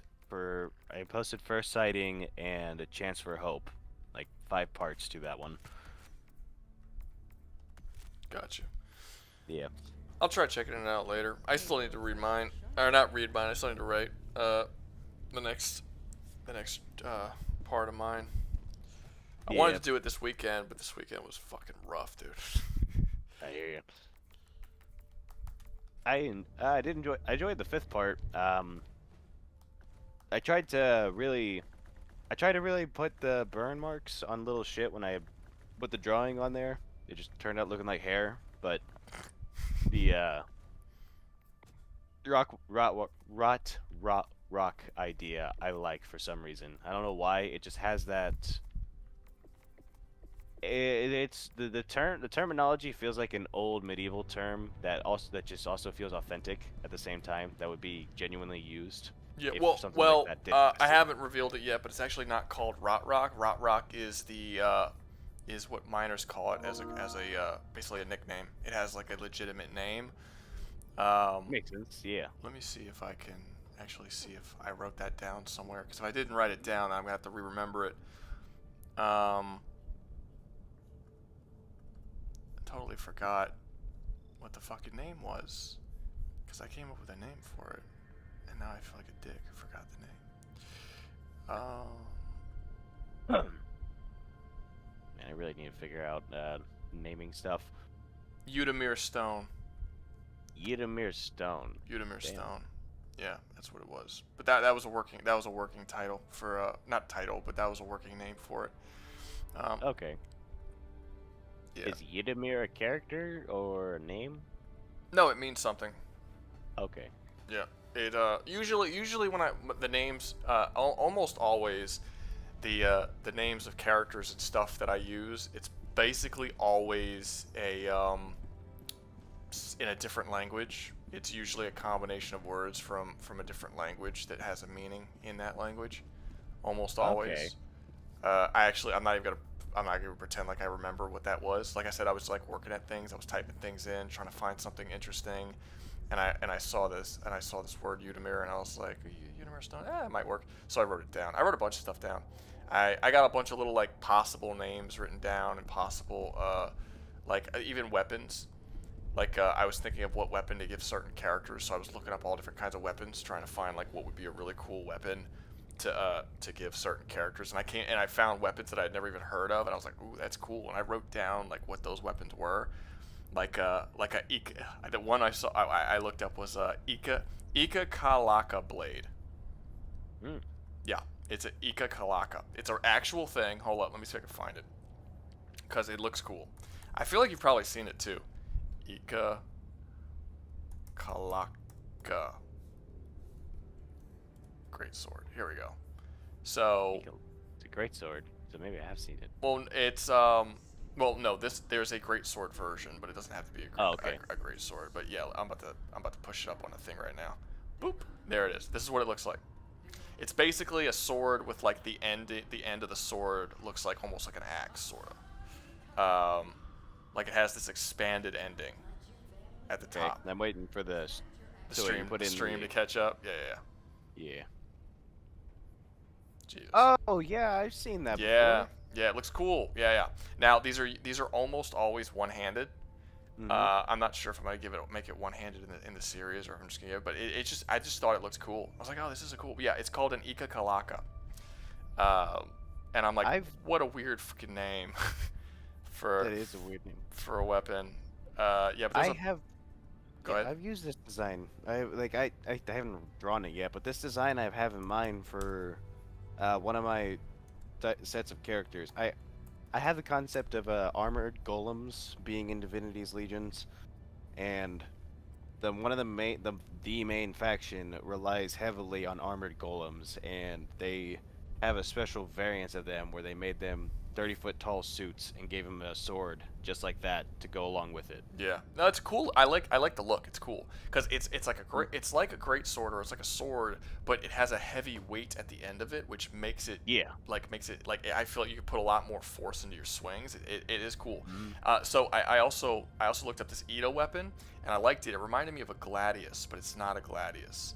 It's actually a Middle Eastern weapon, and I also found this one pretty cool. Just the general appearance of it. It's I don't know what about it. I liked the way it went in the sheath right here, and it had an interesting look to it, and the way the handle was kind of like slim. I don't know. I liked this one too. Anyway, I got a whole list of different weapons that I've looked at. Let me see. Takaba was another one that I had. Let's see this one. Takaba. No, I don't think that's what it was. Is that what it was? I don't think that's what it was. It might have been. Oh, this looks like a giant cleaver. I don't remember. Anyway, I was just putting down different lists of different stuff that I found cool, to, like, ideas to give weapons for different characters. All right. Yeah. And those were some options that I was looking at. But yeah, pretty dope. Let me go back on my shit. I'm fucking. There we go. All right, I'm back. Okay, there we go. Let's see. I actually haven't read the chat in a while. What are you guys saying over here? It wasn't oh, they're like debating in the comments section. Yeah, they're debating like Flash and shit. Dreadnought. Rouga should punch a Devastator in the face. No, I don't want to do that. Anyway, what's your story about, Doug? Divinity's Legions is about the conflicts between multiple factions that are struggling for power, and I use a lot of theological symbolism, and I bring that up specifically because the main story is about God Himself choosing one of the two most powerful factions, which are warmongers, and choose them to become peacemakers. That's the general gist of it. Got you. Yeah. Warmongers. So, hold up. Helldiver. Yep. The story I posted, I had a guy on there commenting on it. Only one dude. I was trying so hard not to make it seem like it, but he kept making fun of me a little bit, saying that it just kind of seemed like Space Marines and shit. But I had to draw images, because ignore that shit. People were saying that what I was making seemed like didn't seem like. He said it's like, oh, that's like Warhammer. everybody compares fucking everything to Warhammer. My story is nothing like Warhammer. They told me this before I even knew what Warhammer, like I didn't know anything about Warhammer. Like, oh, it's like Warhammer. And I'm like, I don't care. And then later when I actually started learning more about Warhammer, I'm like, it's nothing like Warhammer. It's so far away from Warhammer. It's like, Jesus Christ.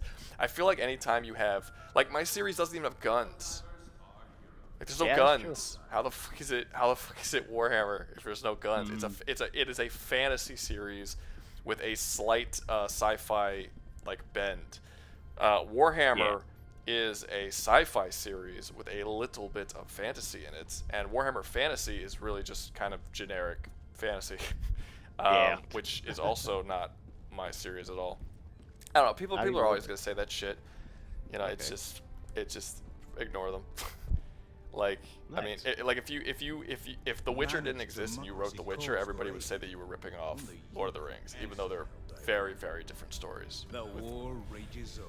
Fair enough. I never thought of it that way. They absolutely would. No doubt about that. Was it 13 people? Where are all the people at?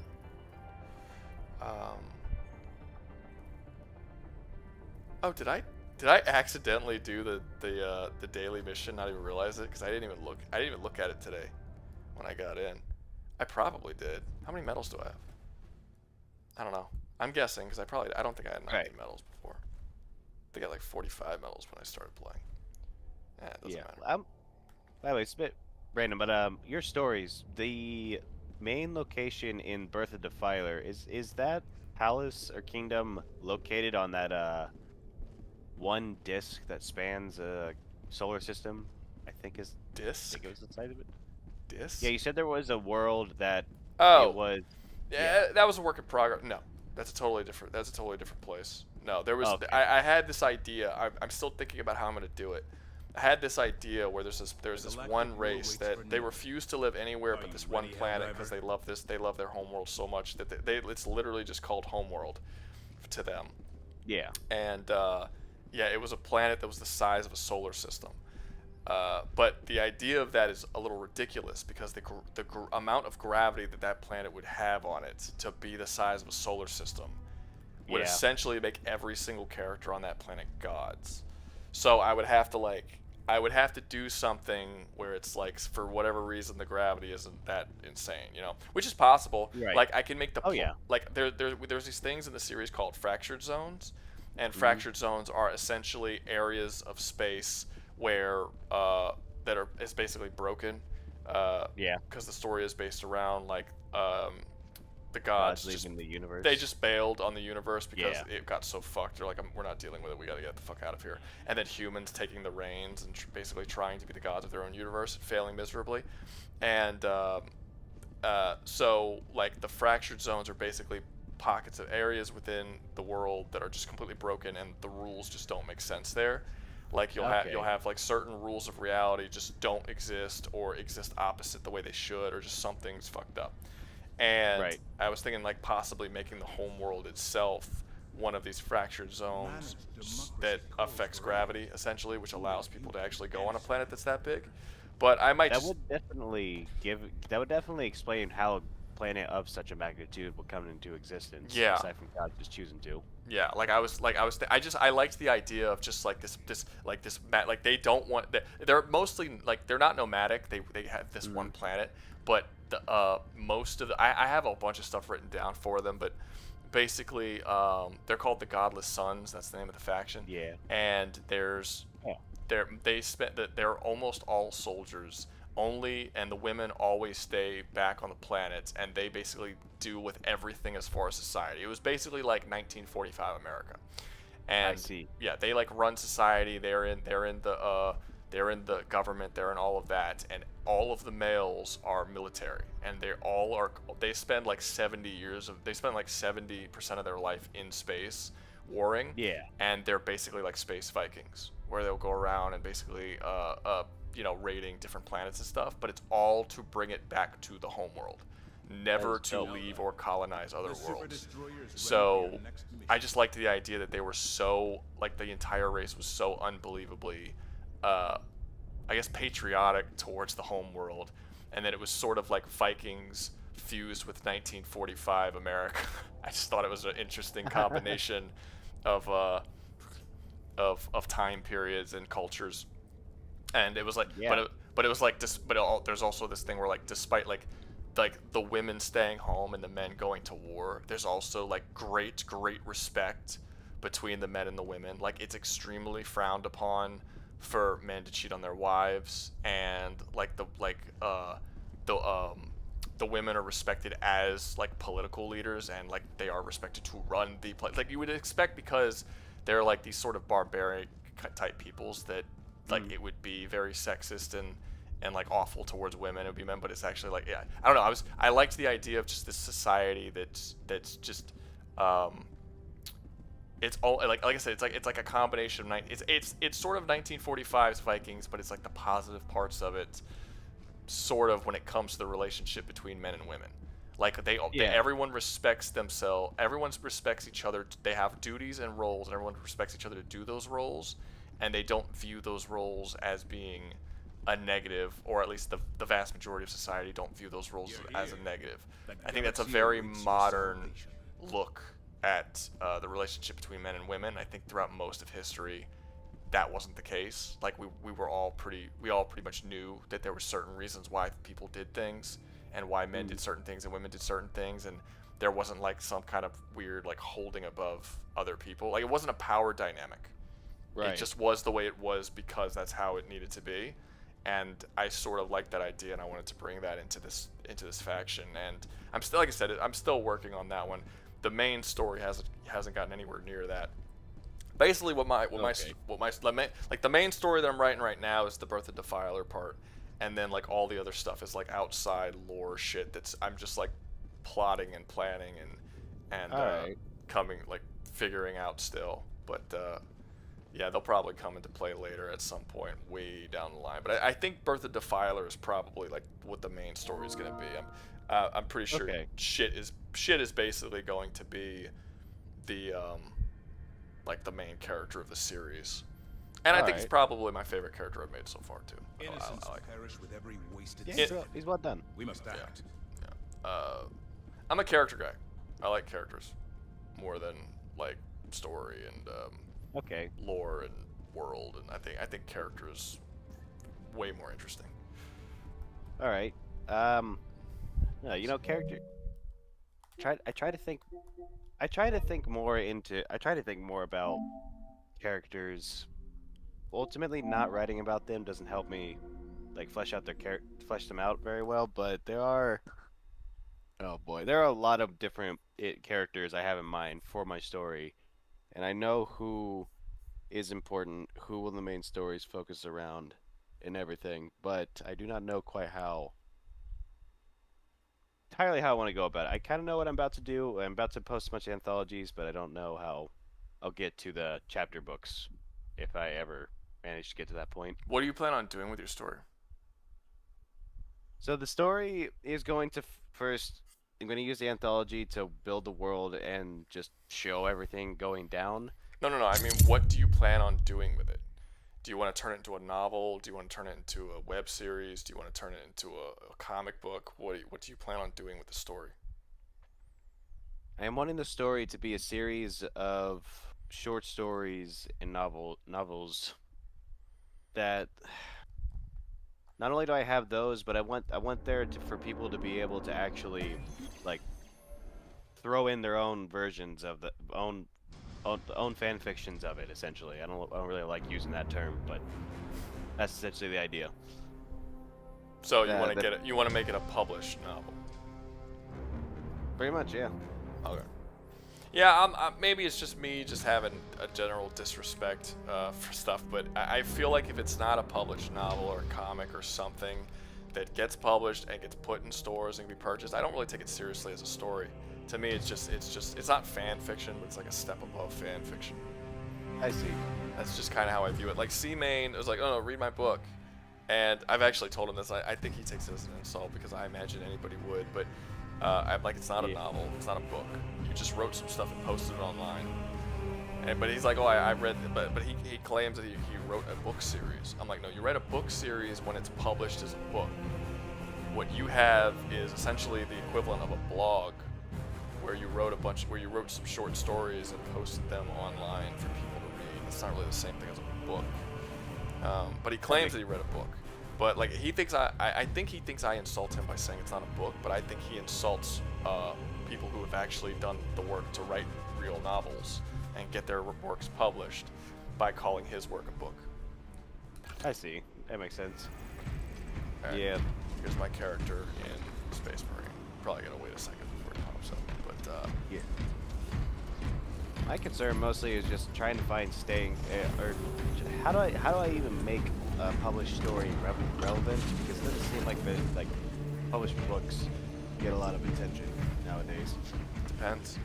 I'm lucky because I've built a prior base that will be willing to read it. So that's yeah. So it's sort of I can't really. I'll tell you this: my dad wrote 2 books, and he sold them. You could buy them at Barnes and Noble if you want, or they're there. You know. But so it's just yeah. So it's just like I mean I don't know. You just write something if it's good, people pick it up. Generally speaking, it's just like anything else.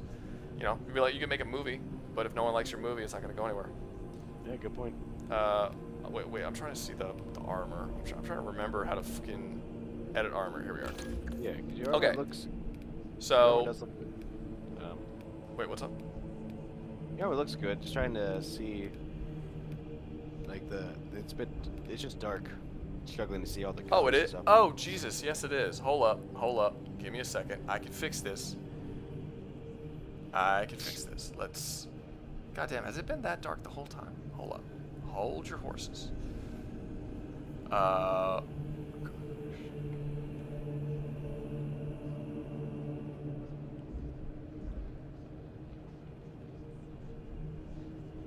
don't want to make it too light that it starts looking weird. Alright, is that better? Taking a second.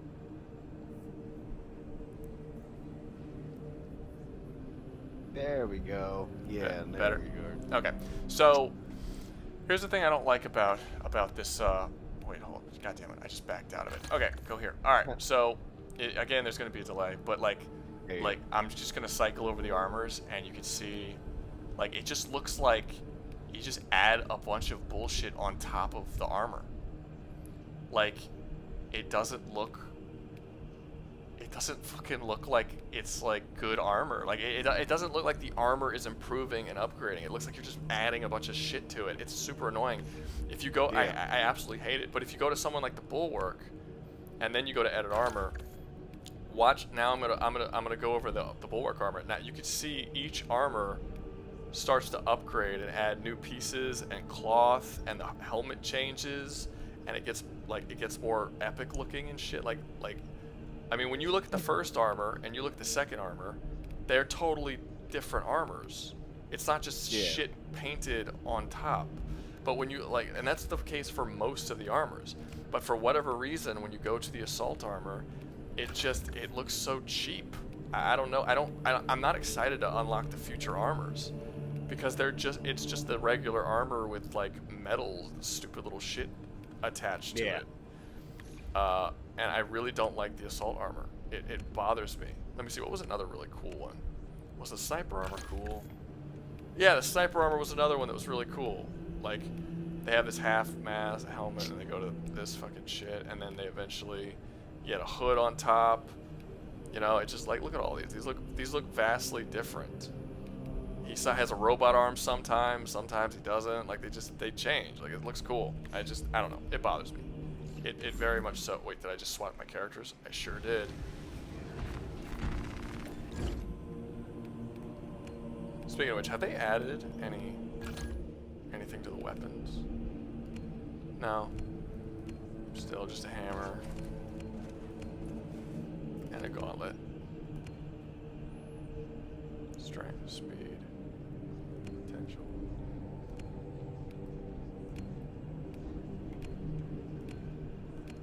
Interesting. Yeah, let me see. I think this can get. I don't know. I'm just bummed out by the fucking Designs.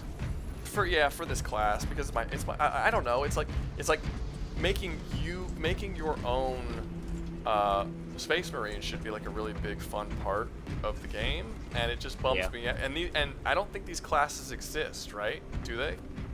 In the tabletop, they don't have classes like that, right? They're just Space Marines. No, different Space Marines have different skills and stuff, but yeah. like I don't think in the Warhammer, like certain armors are locked off for certain Space Marines. So I don't know why they did it for the game.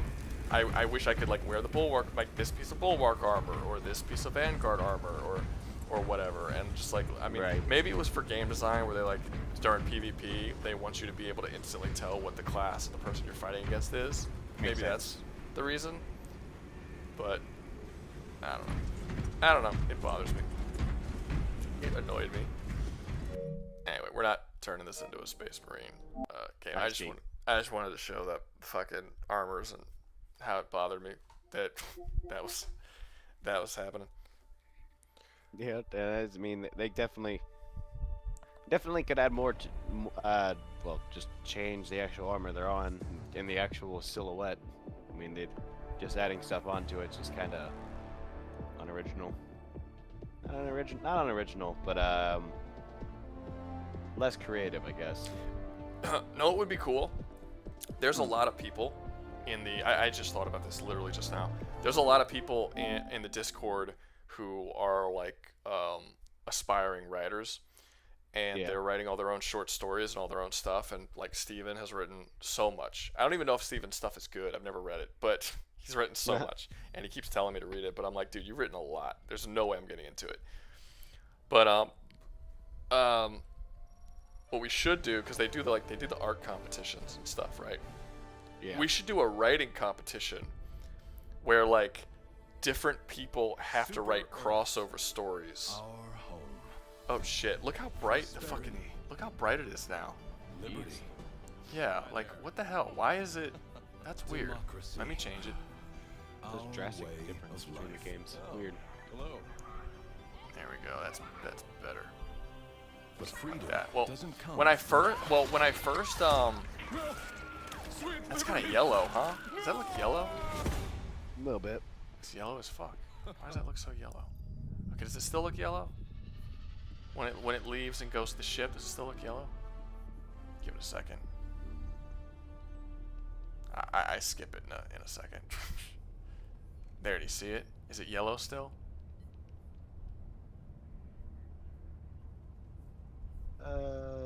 No, not really, no. Okay, yeah. Well, when I first ever like set all this up, the screen looked incredibly yellow.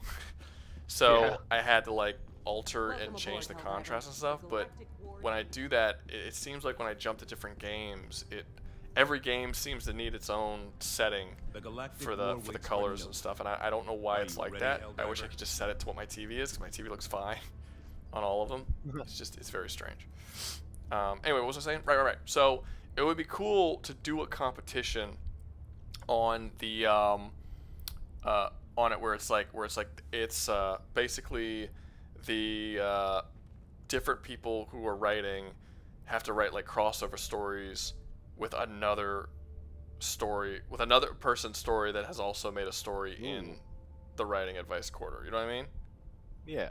Like basically like okay, it's a competition. It's got to be a short story. It has to be within this many pages, and you can pick any universe you want to make a story with, to like have a crossover with, but it could be, we can the winner of the tournament would be like not only who makes the best story and stuff, but who is also most faithful to the character that's not theirs. I see. Yeah, that's pretty good. Yeah, and it's like, can you write for a character that you didn't create and keep them consistent with who they are in their own story? You know, like that, like something like that. Like that would be really cool. Yeah, that would be cool. Are you That would ready, be a Helldiver? nice little challenge to put people through. Yeah, I don't know. I just thought about it. I don't know if we'll do it, but that's what it is. Oh, the stream actually was dark. I thought I was just going blind. Yeah, no, sorry, no one. It's something that I have to deal with occasionally. It's very weird how it works. Actually, does it look okay? Let me see. There we go. Is that a little better? Just trying to. I don't know. Guys, is it in the chat? Does it still look weird to you guys, or does it look normal? Because to me, it looks a little yellow, but I don't know if it actually is yellow or not. Or if that's just like me. I mean, I see a yellowish tint on the guy. That's not you, but I don't see the entire screen being yellow like it was earlier. Okay, well, how would I change the yellowness? Nope, that's black and white. Maybe bring the color up a little bit. What's hue shift? I feel like I'm ruining. I feel like I'm making it worse. The siege I cannot upon see what you're managed doing to it yet. democracy Oh, there continues. it starts. Let us Maybe. rally to her defense. Whoa. Does it look better or worse? I feel like I'm making it worse. I mean, it's getting more clear. I mean, that's looking pretty good. I think so. Wait to see what your chat says. Wow. What? I just started up this Parish game. Damn, this song was hard. Okay, guys, let me know if the coloring and the lighting looks okay, because I have to like re-edit it every time I fucking change games. I'd imagine so it looks okay. If it's off, it's not too noticeable. All right. He's part of the luminous realm. Stupid. The one design my friend who wants to blah blah. Blah. It kind of made me. Is anyone actually in the stream who is also in the Discord and who does the whole writing corner shit in the Discord? Or am I mean, I know there's only like 20 something people in here, but like Greetings, Helldivers. Aaron, you guys actually, because galactic there's war quite awaits. you're in that writing section, right, Paul? Doug. Wow, I was Yeah, I like am. Paul. Yeah, how many people are in there? Is there a decent amount of people that are usually in there? Yeah, there's dozens of people who are in there posting their stuff. Okay. Yeah, because if it's like 5 people, but I heard it actually is one of the more active chat rooms. There's actually a lot of people who like to write stuff and put it in there, which is, I'm not gonna lie, it's kind of surprising. Like, let me see, how many stories do we have posted? Jesus Christ, yeah, look how many stories we have posted.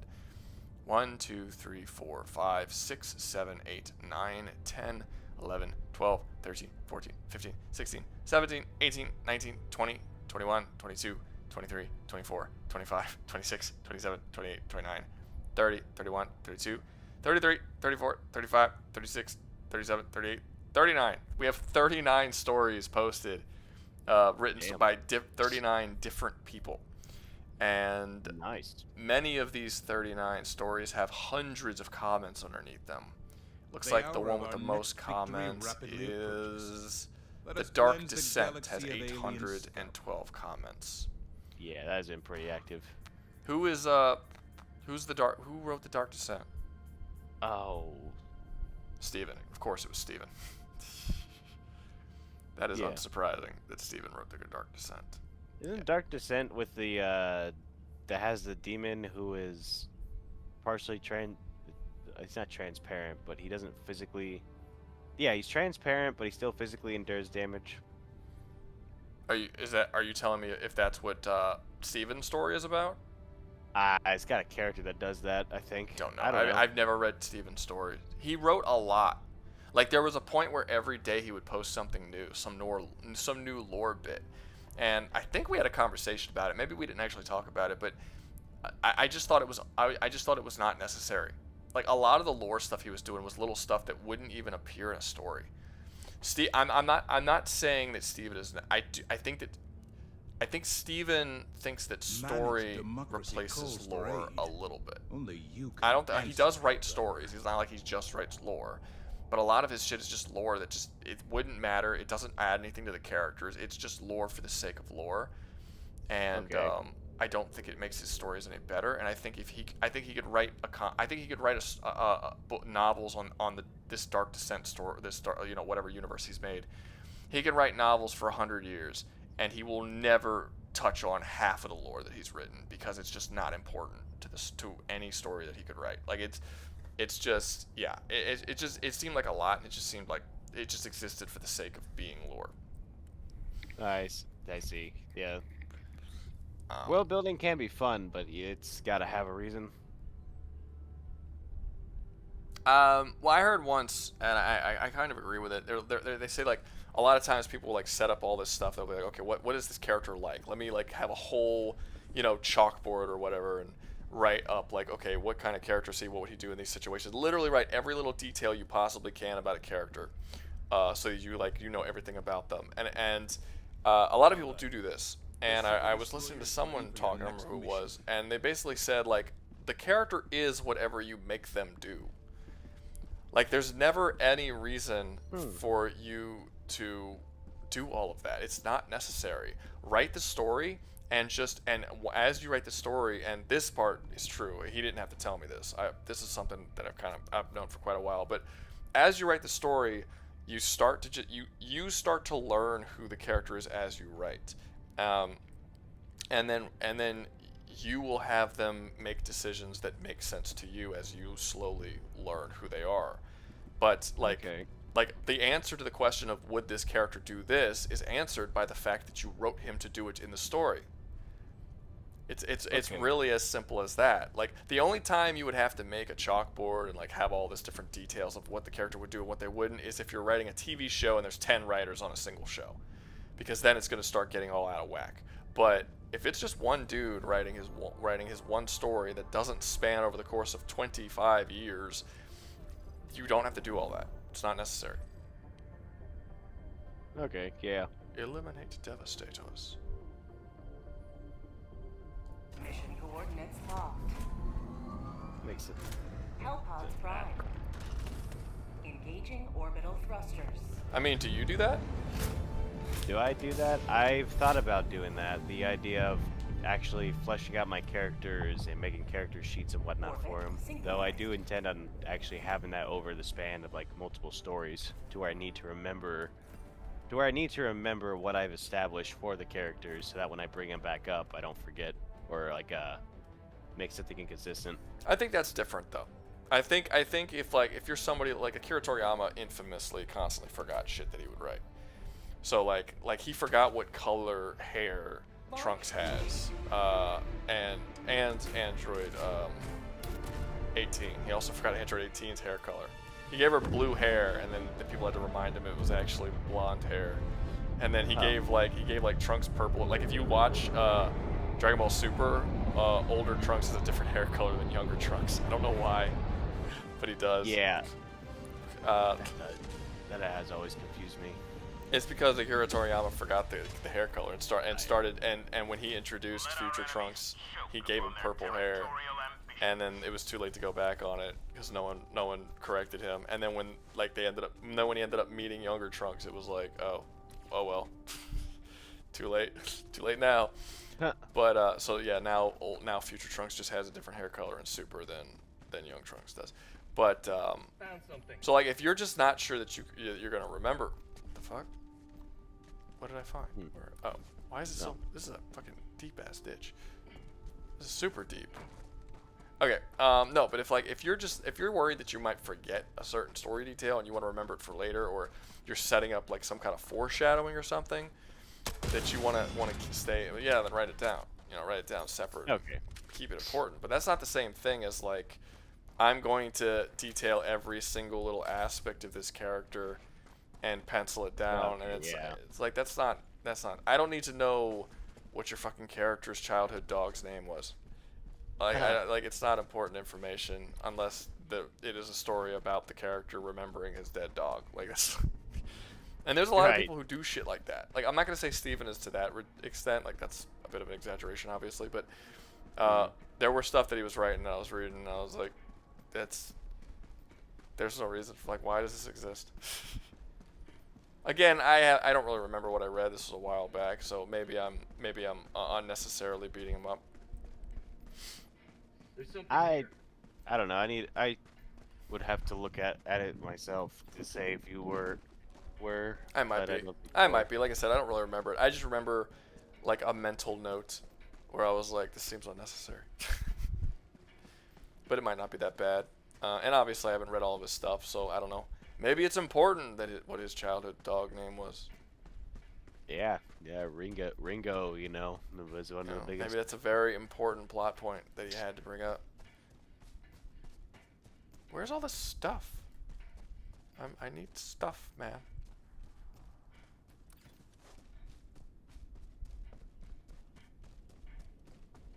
All this stuff is gone. Guys' lips don't move. Whose lips don't move? Oh, Oh, the game you're playing? Yeah. Found something? Like, this dude's literally just staring at me with his mouth just open. Dead gray eyes. You're not selling this game. I'm gonna let you know that. That's fair. I'm not out of the tutorial yet, so I haven't even told you. Like, I can determine a loadout, which can have a melee weapon or guns. From what the comments on this are saying, it's like a roguelike version of Left 4 Dead. Interesting. God damn it, dude. This is the third fucking... I've only found 3 locations to find stuff, and 2 of them were double doors that require a second player to open. So, like, I'm not finding anything on this level. It's fairly annoying. I don't know how I feel about mechanics like that require 2 players. I mean, there's only one double door. There's only one thing that in the game that requires 2 players. It's the double doors. It is a multiplayer game, admittedly. But all the best stuff is in the double door rooms. So you want to have at least 2 people. Because, like, that's where you can get, like, they usually have, like, 4 or 5 things, that, or maybe not that many. But no, yeah, because they usually have ammo.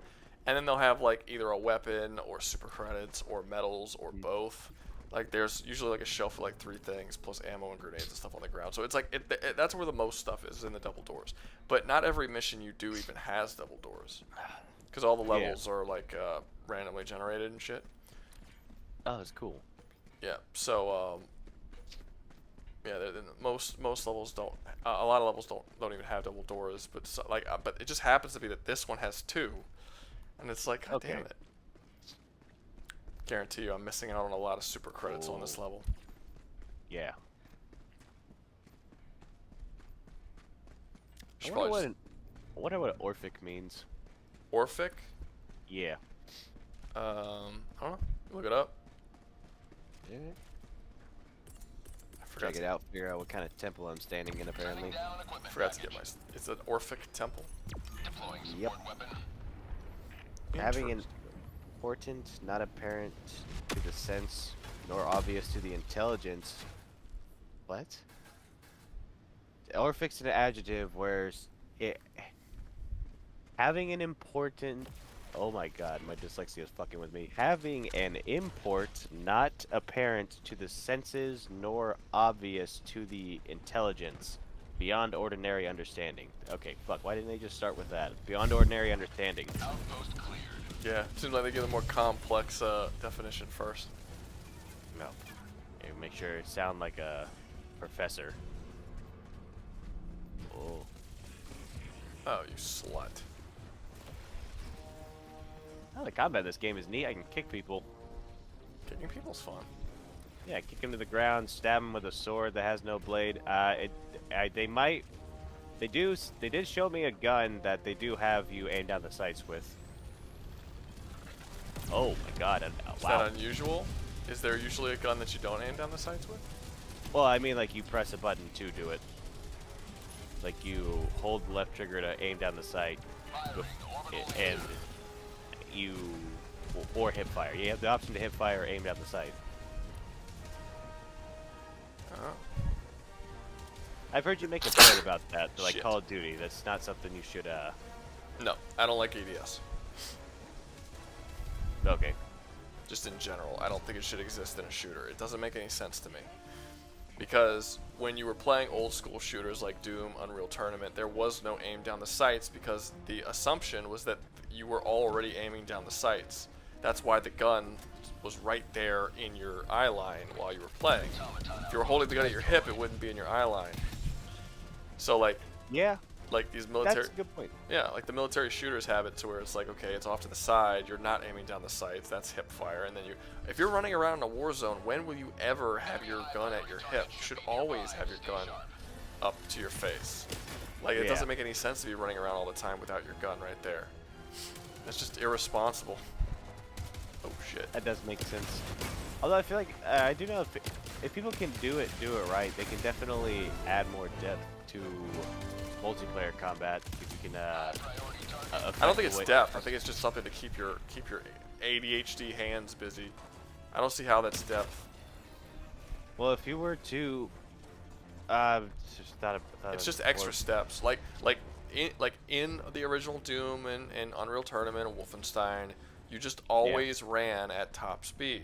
No matter where you went, you ran at top speed. You never had to look down the sights. You ran around, you jump, you shoot. The tactics were in how you play. Whereas when they came out with military shooters, they just added a bunch of extra steps to shit that you would always do in the so-called boomer shooters, which is a title I do not like, by the way. And it's just there's no reason for it to exist other than to keep your fingers busy so that you feel as if you are engaged when you are not actually genuinely engaged. It's okay. Yeah, like in the boomer shooters, the fights were like long drawn out fights because characters had health bars, and you had to like when you found somebody else, you were jumping around and dodging and trying not to get hit by them, and like the fights would last like a minute or two between you and another person. When you beat them, you overcame them. In Call of Duty and all these games, you kill people with like 2 or 3 bullets, so that you don't have long drawn out like fights and engagements.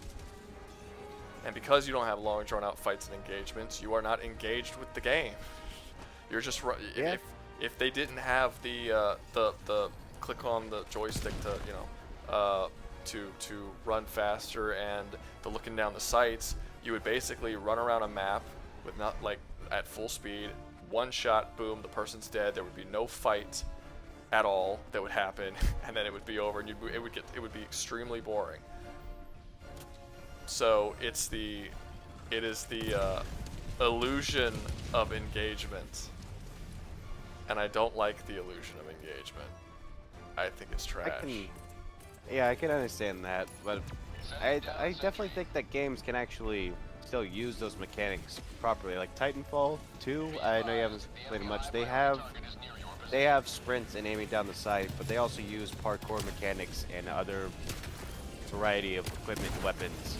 And what I find that with being able to choose between aiming down the sight or not is that you can not only control the speed at which you're moving within a fight, well, within engagement mostly, and with aiming you can change your effective range of combat between like a more mid and long range, depending on it's.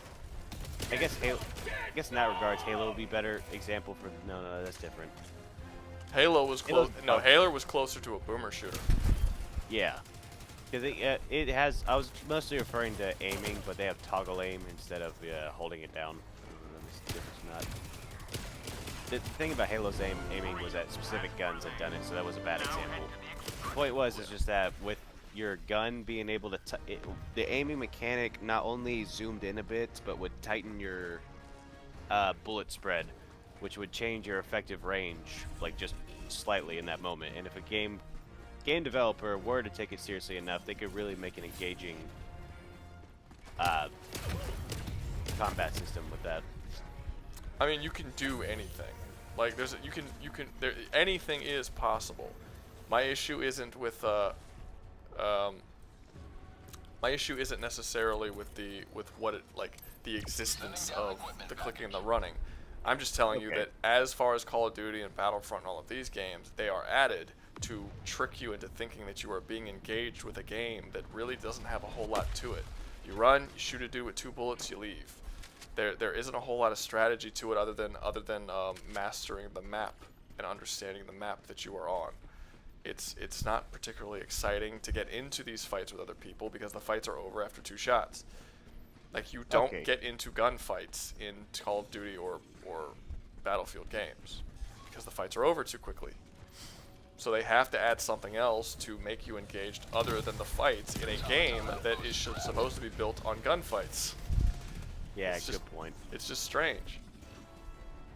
Yeah, One, as you talk about it, all I can think of is Team Fortress 2 because they don't have any. They don't have aiming. Like, they followed more the boomer shooter.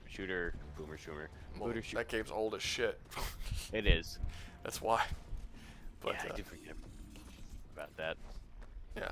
Those mechanics though are fun. It's been a while since I played.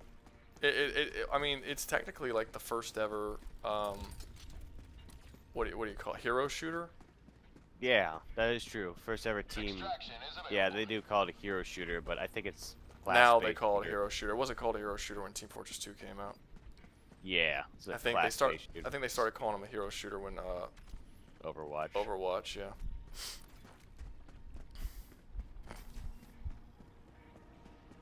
Yeah, and I'm surprised to see that game, like that game still kicking the way it is. Like I figured it would have died by now, but that's it's always has like this weird trend of like people saying it's gonna die or something, and then it just comes back around.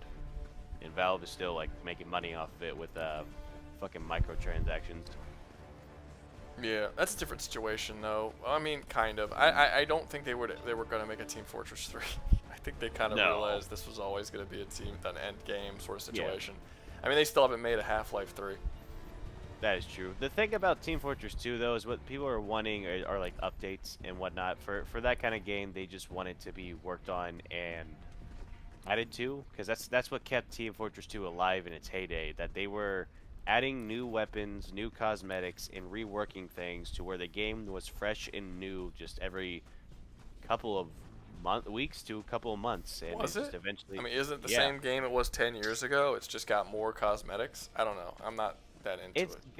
It's got more cosmetics, but the thing is that the fun, like the fun of playing with a new weapon that you've never experienced before, like very consistently, like died down for most of the players because now they just have every set weapon put in the game. And arguably many of the weapons need to really be worked on because some of them Well, if they have different weapons, then wouldn't it technically not be a hero shooter? Because then the whole idea of a hero shooter is they all have set guns. Yeah, no, that's why I think they're a class-based shooter. Yeah, probably. But the reason why that they still could also like fall into the way people would still call them a hero shooter is because the individual classes are unique characters, and even though you have cosmetics, you're not actually changing the person you're playing as. You're technically the same named character if you pick that same class. See, So, it's been a long time since I played Team Fortress 2, but I thought all the characters did have one. Like, I remember the scout had the little sawed-off shotgun, and the I forget his name, but the big dude had Heavy. had a chain gun, and then the destroyer guy, the demolitions expert guy, he had a grenade launcher and shit. And I didn't think you could change those. There are different variations of them that they can have. So the scout has, it's called the scatter gun is what he has, and he has, I think, 3 or 4 other options to change it as side grades. And same for the heavy's minigun. He's got, I think, 3 options, and the demo man's interesting. He's got 2 other grenade launchers he can choose from, but he can also choose to put on a pair of boots and replace a secondary with a shield and equip a sword, and he can be literally just a knight in the game. Like they have subclasses, you know, the weapons and whatnot to change it up. Gotcha. Yeah. All right. Yeah, I don't know. Maybe they've changed it since I last played it. Because like I said, I played it like you were a very small child when I played the game last time. Like it's been a long time, but I don't know if they had different weapons or not. Maybe at some point they had like variations of the same weapon that maybe have slightly fired differently, and then over time, because I've been surprised before with how much a game has changed over the years. Like I played Warframe when it first dropped, and it was a very different game than it is now. It's basically a whole different game, and I couldn't believe how much. I couldn't believe you could change a game that much. But they did. I mean, there's whole sections of the game now that are like, God damn it, fuck you, asshole. There's whole sections of the game now that are like there's a whole section where you can get a jetpack and go into space and like fly around and use a sword to fight people in space in the air. Like that. Yeah. That didn't exist in the game. Like that's a whole different gameplay style. That's not like normally to me, like DLC or whatever, when you add things, you're just adding more levels, more of the same. You don't completely change the genre of game you're playing for a DLC. I know that, but they've done that multiple times. And that is some of the best stuff to see. Like whenever developers would take a concept or something and just go in a direction you don't expect with it. Like, it's really holy shit, makes me sorry, I'm distracted on the game. Makes me appreciate games. Well, that's why I've been saying that Helldivers needs space combat. I think it would be really cool, and people are always telling me like that's not going to happen, like that's way too different, that's got nothing to do with what Helldivers is all about. And I'm like the only reason why I even think that that's a possibility is because of how different Warframe was able to change its gameplay styles with its DLC. If they do this, if 10 years down the line, if Arrowhead is like the same philosophy that Warframe has done and how much they've added, I can absolutely see like ship combat where Helldivers have to fight against. Like you're a Helldiver, you have to fight against like an automaton ship, and it's almost like a pirate simulator where you shoot at it, it breaks down, then you park your ship next to it, jump out as a Helldiver, enter their ship, and kill them on top of the ship and shit, like inside the ship. Like that would be so cool, and then like loot their ship and leave. Just don't limit yourself to the same. Because I feel like Helldivers is cool, but as is, it will get boring eventually. People will get tired of playing it. You're going to have to add something. I don't think the game as is they'll be able to keep it going for 10, 15, 20 years, which I'm pretty sure is what they want. Oh yeah, no, that's not gonna happen this way. Which that does sound almost like the shipped version of Assassin's Creed Black Flag for Helldivers. That's exactly what I'm thinking they should do. Basically that, but in space. Be badass idea. Or like if you ever played the original Star Wars Battlefront, the one for PS2, probably not, based on your age. But oh, I have. Oh, trust me. There's a couple things. There are a number of things I'm aware of that people my age just aren't. Like my parents were broke, so I grew up with old stuff. Gotcha. So in the original Star Wars Battlefront 2, there were levels that you could pick where you were in your ship and they were in their ship, and you can jump. Motherfucker, where are you going? And then you can jump. You can like jump into like a TIE fighter or something, and then fly, fly out of your ship and then go into their ship, and then like go around. Like if they had a level like that, where you can like get in that the eagle that flies around in the game. You have this eagle that you can fly down, you can actually jump in that eagle and pilot it and fly it at another ship and shit. That would be so cool. And people say that the reason why they would not do that is because of the engine and how the engine has limitations. I don't buy it. I don't buy it. I don't buy that the engine has limitations. I do buy that the engine has limitations. Yeah. But when you look at Helldivers, look how big this map is. Look at all of the enemies that can fit on screen. There is no way that they can do all of this, but they can't do something as simple as have you pilot a little fucking ship in a small space area and shoot at another ship. Like it would be easier for the engine to replicate that. Yeah, it would be a lot smaller than having this. All of that. Look at all these trees. I can go anywhere. I can go all across this land. Like, it's just.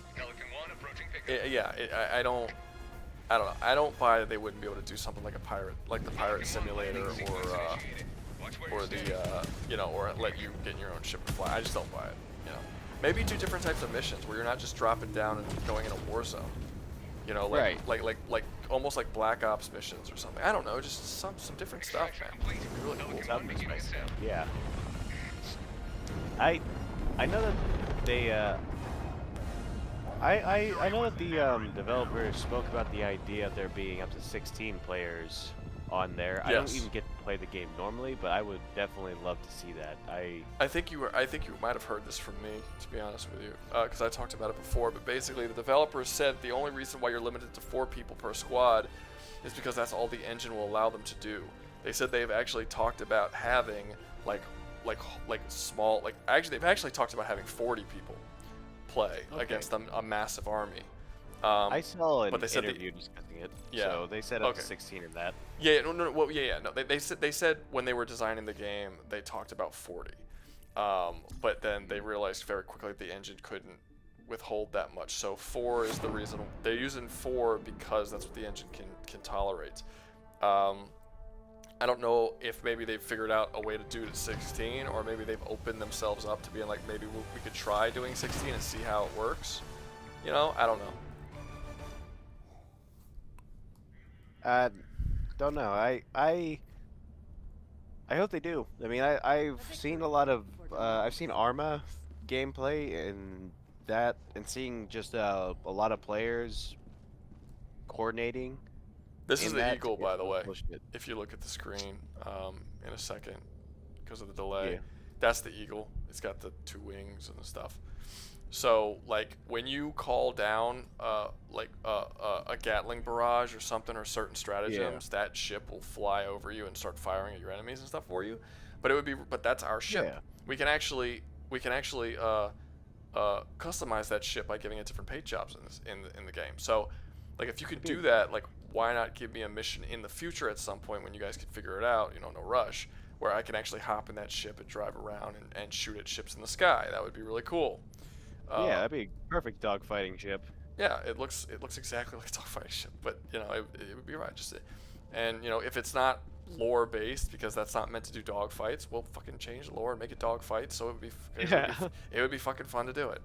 So it's like, that's what I don't care about your lore in this game. I don't care about your lore. I want your fucking, well, no, I'm lying, because they actually do take a lot of effort to make sure that every little thing in the game makes sense and fits within the universe, which I do appreciate. Yeah. But I still want dogfights. And I still want to be able to board other ships. I mean, Yeah. it's a game that gives you your own spaceships so that you could fly around to other planets, and I can't fly the ship. I know, that's wild. That is, right? That's kind of crazy. Let me, it's my ship. Let me feel like the captain of the ship, instead of just like a dude who, like it basically is just like a home base that I chill at when I'm not at missions, and it shouldn't feel that way. It should feel like it shouldn't feel like a HUD area. It should feel like this is my ship. I'm the captain. Let's fucking do different cool stuff with it. Yeah, but I don't feel that way anymore. Let me see how many people have died. It's been a while since I checked this. Oh shit, we're up to 4.2 billion Helldivers killed since the war started. Jeez. It's doubled since last time I looked at it. It's 2 billion last time. But we're up to 165 billion enemies killed. So Damn. yeah, we're doing. That's what happens when you're fighting a fucking 3-way war, man. Yeah, say it again? What? That's what happens when you're fighting a 3-way war. Oh yeah. Yep. Shit goes down. All right, let's see. Where is everybody? Let me read these messages. I haven't read these in a while. Every time I look at it, they're like having a totally different conversation about something. Yeah. Yo, are you super credit farming? Yes, I am indeed super credit farming. Shortest guy. I'm sure you sent that message a while ago. Oh, and, weird. I think the good writers in reading different genres of novels, not just the ones they want to write about. Yeah, Choi Tao. That's or Tao. I'm sorry, dude, I'm not gonna be able to pronounce your name properly. Yeah, no, absolutely. You should fill yourself up with every type of story imaginable. Absolutely. Especially if you want to make like some like sprawling adventure series, because when you start making stuff like that, you basically are doing every single genre that there is. You know, if you're doing like a long-standing series that's going to go on for a while, you're probably going to have some romance in there at some point. You might have some horror aspects in there at some point. You're going to have adventure. You're going to have action. So yeah, it's good to have, you know, a good, that you are well-rounded in how to do that kind of stuff properly. To work tomorrow. Good night, Zach. He's probably already gone. You could feel like a cool action hero, though, when you hip fire a shotgun at like 3 people. But you're not a cool action hero because you're not actually hip firing. You see? You're just you're aiming down the sights, but the game is calling it hip fire. You know what I'm saying? Because in boomer shooters, that where the gun placement when it's off to the side, that was aiming down the sights. Call of Duty just decided to call it not aiming down the sights, and actually it's hip fire, but it was always aiming down the sights before that. And now you aim down the sights and you slow down to a crawl, and you can only see a very small part of the screen now, and now that is aiming down the... No, you were aiming down the sights before. Like, stop limiting me. Titanfall's awesome and nobody talks about it. Doug talks about it all the time. He loves it. It's like his favorite thing. Yeah, I stroke it all the time. That's right. All guys have unique weapons, but some share weapons like shotguns. It always bugged me. We can't even customize our own ship. Can't even put a fucking chair on the bridge of my own ship. Actually, Serbskis, you can. Or not you can't. Okay, hold up. There was a leaked video leaked a while ago, and it was basically them playtesting the game, and they were trying to find they were basically basically okay. So if you're looking at me playing right now, you go over here. They had a playtest where this was Arrowhead people playing the game. It was real. It was not like it was leaked footage. And basically, if you go over here to this computer, you press X, and right here where it says destroyer, there were arrows, and you were able to swap it out for another destroyer, and it changed the outside as well as the inside layout of your ship. It's something that they have been working on for a while, and for whatever reason they haven't implemented it into the actual game. But this is something that you can do. That's what this page is supposed to be for, this destroyer page. The destroyer page is meant for you to customize your ship. It's just not done, basically. That's why this page is so pointless. The only thing you could do on this page is change your ship's name. Why do they have this whole separate destroyer page just to change your ship's name? That doesn't make any sense. This page is supposed to be for full ship customization. They just haven't like released it yet. So you will be getting that. Apparently. Let me see if I can find it on YouTube so you guys can see what the fuck I'm talking about. Helldivers ship customization leak.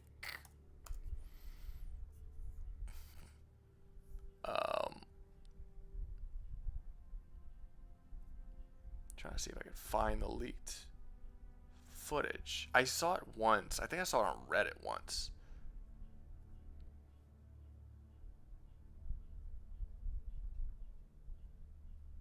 Let me see. I'm sorry, guys. Give me a second. I'm looking for it.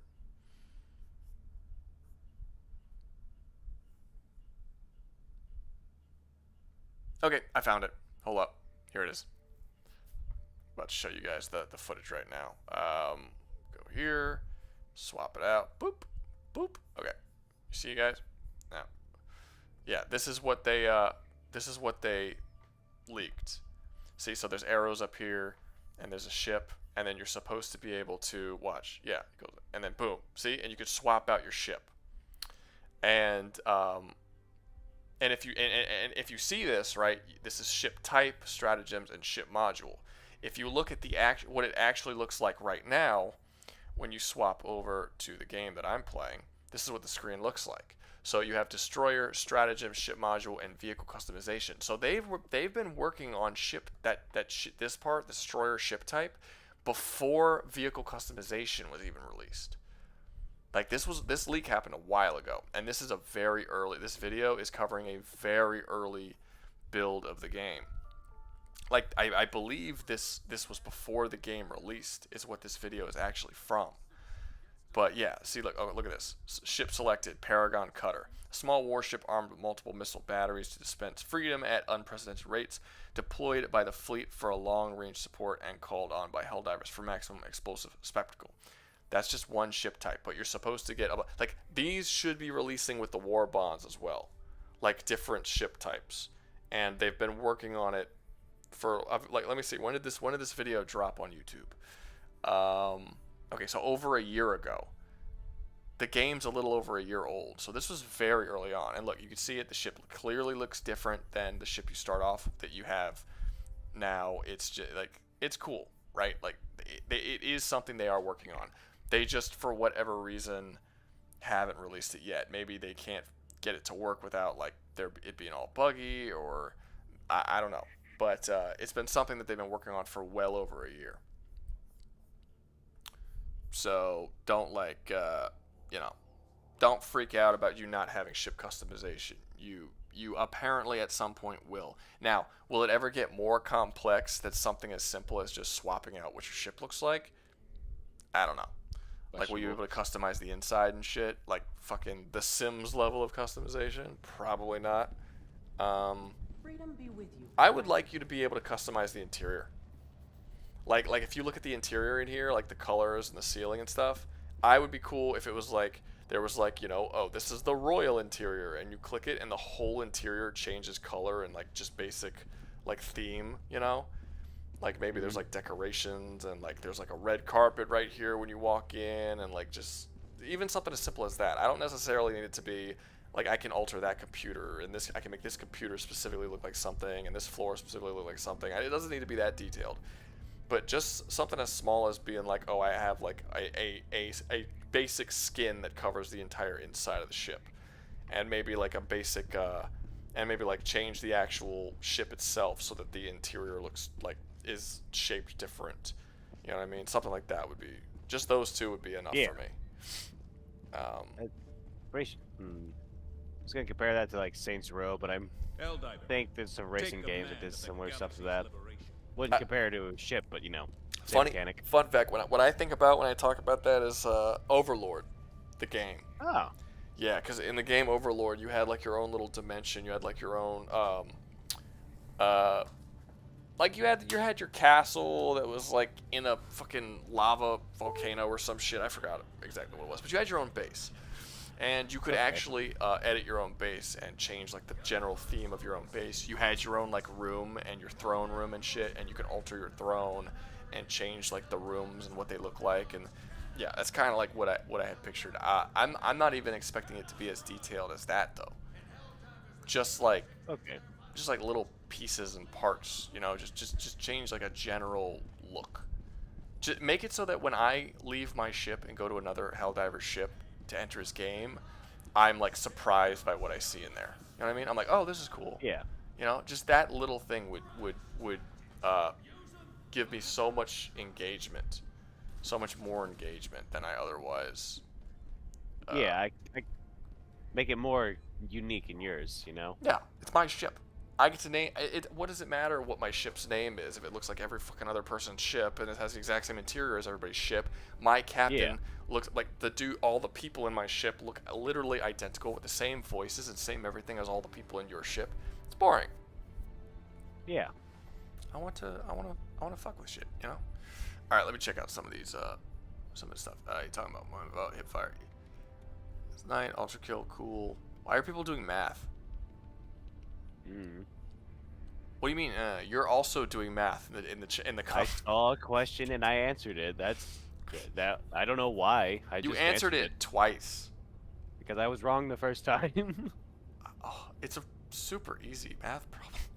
I mistyped a number. All right, it happens. Okay. All right. How about the carpet? I think that's a euphemism. Boomer shooters imply they're outdated and out of style. I think they're far more stylish than any modern COD like FPS. Like that's the thing. I don't get why they call it boomer shooters, because boomer shooters implies that it's like it's like for old people. But they've made them. There was a time when that style of shooter went out of style. That was when like COD and Battlefield and stuff. But that was only a couple of years. And now we're back to the point where those shooters are coming back and making a comeback, and people are loving them again. I mean, the only reason why those shooters weren't beloved anymore is because Doom, Wolfenstein, Unreal Tournament, all of the people who were making them stopped making them for years. Like, that's the only reason. But now that people are making them again, they brought them... Oh, and Halo, that was kind of like that, ended up becoming more like Call of Duty as the game's released.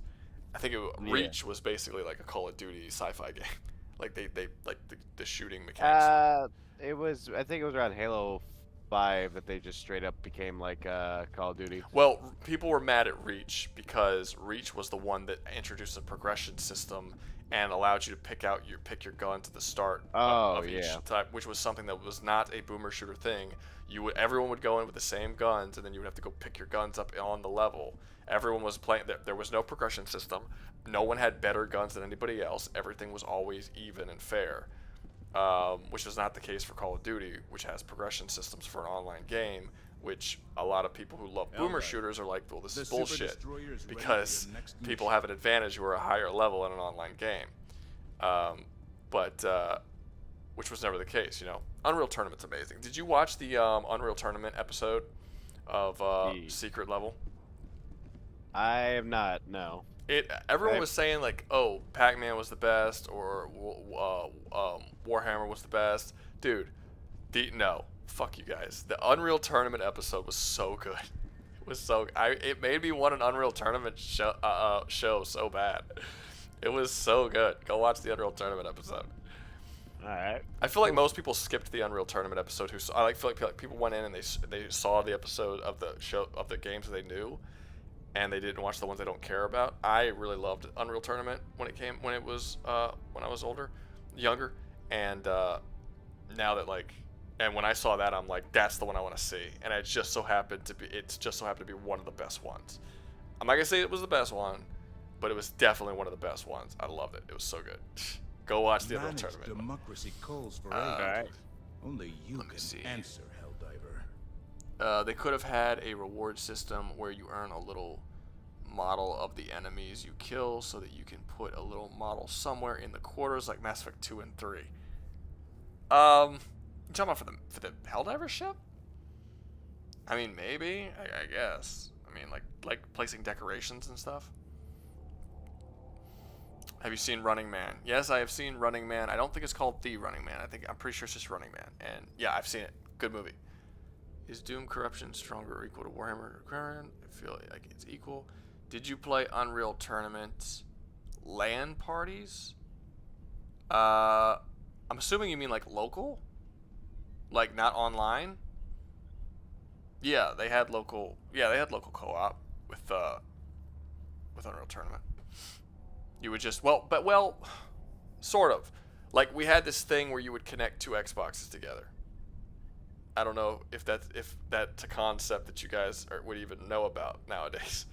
But basically there was a thing you could do where you put two TVs in a room and two Xboxes in a room, and you can connect the two Xboxes, and it wasn't online. You weren't using internet, but you essentially could connect the Xboxes and connect the TVs, and you could play together that way. I forgot what that's called. Maybe that is what LAN party is. I don't know. Yeah, that was a LAN party. Okay, yeah, we did that. Yeah, that was fun. And you could do it with like 17 people if you wanted to. I mean, it depends on the game, obviously, but you could do it with like a ton of different people. And it was really fun because everyone had their own TV. It's like they were sitting right there, but everyone had their own TV, and nobody was fucking screen peeking, you know, because you'd have to like look at their whole TV instead of just looking right to the left at their screen. It was fun. Those were fun. We would have like sleepovers and invite like 6 dudes over, and then each of us would have our own TV, and then we would play with like 3 or 4 people, however many people could play the game at a time, and then whoever came in last place would have to drop out, and then someone else would come in. Yeah, that was always really fun. I forgot what games we did that with. We definitely did it with Unreal. I wish I could have been around for that era of gaming. It was fun, dude. It was fun. Every game you bought was like cool, you know, like most of the games you bought were like you either bought a game that was totally fucking broken that no one played, and like all the other games were awesome. It was weird. I can't tell you how many times I went into a game store when I was younger, and I literally judged the game by its cover, and I just saw a cool cover, and I was like, let's buy that. And to this day, I'm like, that's like one of the best fucking games of my childhood. And like people have it, like, and I talk to people, and people be like, oh shit, yeah, like you know, and it's because that's how you bought games. Like they like YouTube wasn't a thing, so it was like how did you learn about games? You just went to a game store and you walked up and down the aisle and looked at shit, and then if something looked cool, we'd be like, let's try that out. But then you also have times where it's like people will be like, oh man, you remember this game? And they'll mention it. And I was like, I saw the cover to that game 1,000 times and never picked it up. And they're like, no, dude, it was great. And I had no way of knowing that it was great because we didn't have things telling us it was great. It was just, we just had to try it out. So it was really funny. You're here. It was That definitely an galaxy interesting awaits time. I'd probably say that I preferred that to where we are currently with the gaming market for sure. A lot more connected, interpersonally with the original format. Yeah. Well, the games also had a lot more to them. I mean, look at the original Star Wars Battlefront 1 and 2 compared to the modern Battlefront 1 and 2. Yeah. And just look how vacant of content the new one is comparatively. It's just, oh my god, it's like fucking empty. there was like nothing in that game. I remember that the first Star Wars Battlefront release was like it was like 4 or 5 levels, 3 game modes, and it was super pretty. I mean, Star Wars Battlefront 2 for the PS2 was not particularly pretty, but it had like 50 levels and countless characters and so many modes. Remember Conquest mode? Galactic Conquest? Yeah. There was no reason for it to have that mode, but that mode was awesome. Remember when Mortal Kombat used to have like Mortal Kombat Racing and Mortal Kombat Chess for no reason other than it being super fucking fun? I didn't know they had those. Yes. The PS2 era Mortal Kombat games, each one of them came with a mini game, and oftentimes people were more excited to play the mini game than the base game. There was one called Mortal Kombat Chess, where each side of the chessboard was, instead of chess pieces, they would be Mortal Kombat characters, and each of those Mortal Kombat characters had specific powers that were related to them, and you would play chess, but with Mortal Kombat characters. It was unbelievably fun. They had Mortal Kombat Racing, which was kind of similar to Mario Kart Racing, but you would it would be Mortal Kombat characters, and each of the Mortal Kombat characters would have different powers based on which Mortal Kombat character you played. I would play Scorpion, and his power was that he shot a hook out the front of his car, latched onto someone in front of him, zipped to them, and then flung them behind him. And that was like his little power. That was kind of cool. Helldiver. The super and that was destroyer really is fun. ready for your next mission. I'm probably missing some because there were like 3 or 4 games for the PS2. So there's probably, I don't think I played Deception. I don't know. I'm probably missing some of them because they all had the mini games, but those are the only 2 I can remember: is chess and racing. Racing was in Armageddon. I remember that. I don't remember which one chess was in. Maybe Deadly Alliance, because I think I played a decent amount of Deadly Alliance, but I don't think I played much of a Deception, so that's probably the one I don't remember. Anyway, if anyone can remember in the comments, please let me know which ones was what, because yeah, those were so fun. Like, but that was the thing back then. Games just added shit in the game for the sole purpose because it was fun. Like, it wasn't even necessary, or it wasn't like to serve some greater purpose, or it wasn't to fill up time. It was just fun. And I think people have forgotten like what makes games fun. Yeah, I agree with you. There's just such a lack. There's such a lack of content within games, and too many people enjoying it and not giving them the shit that they really should be getting for half-assing their games. Like, oh no, people have.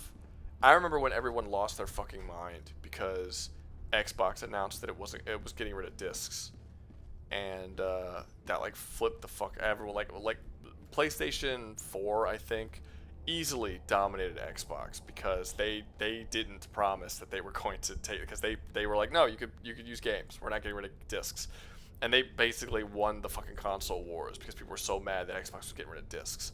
So they ended up selling 2 different Xboxes, one that sold discs and one that didn't, and the one that didn't have discs barely sold any copies. Nobody wanted them.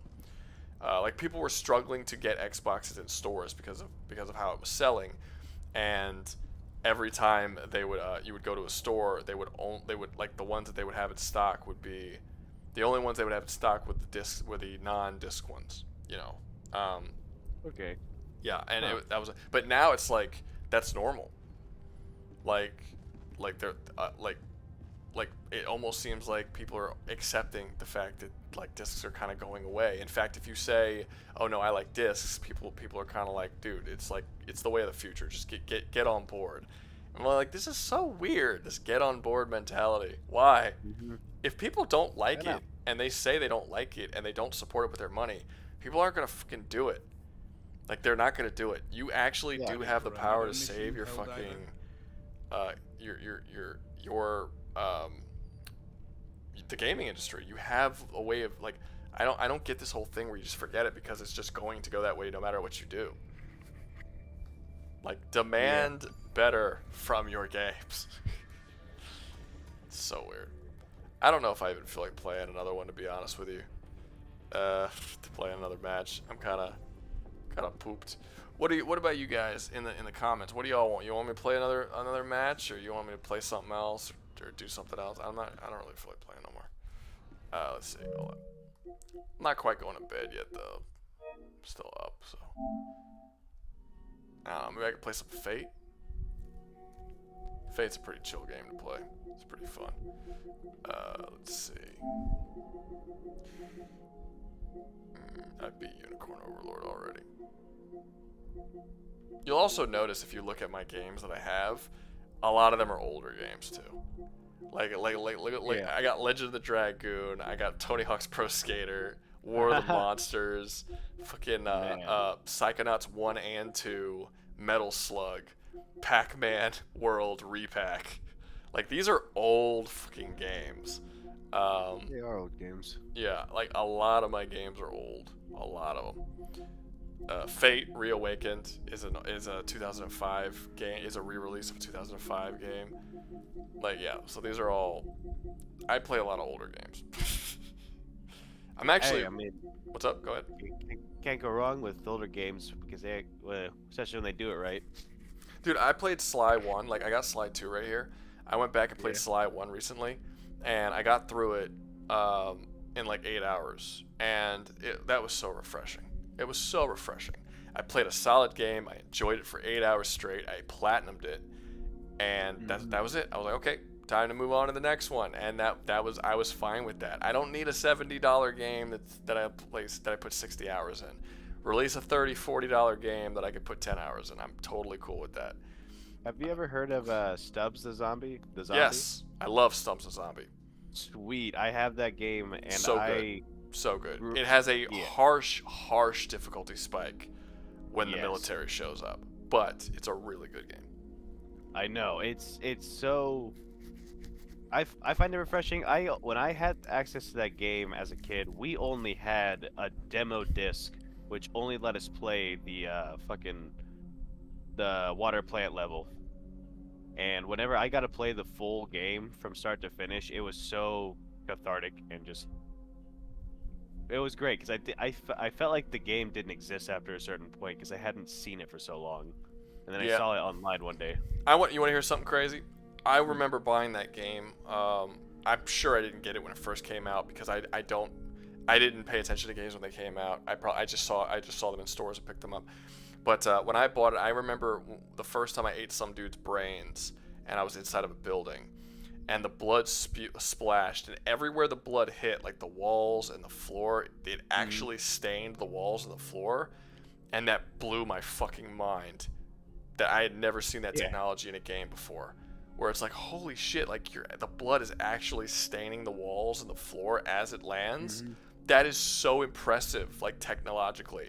And I know that's not like a big deal, I guess, today. Maybe that happens a lot, but like it's just even now. I went back and played it a few years back, probably more than a few years, maybe like 10 years. I went back and played it again, and I was playing it, and even when I played it that second time, I saw the blood splattering, and I was like, oh man, that's so cool looking.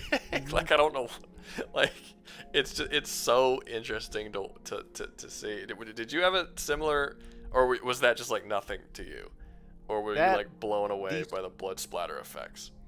The blood splatter always does mesmerize me. I never thought anything about it, but every time that I always like eat their brains, not only because I want to like just get as many zombies as possible and get health, but just the spray itself. It was very satisfying in how it came out, and I always would watch it nearly every time.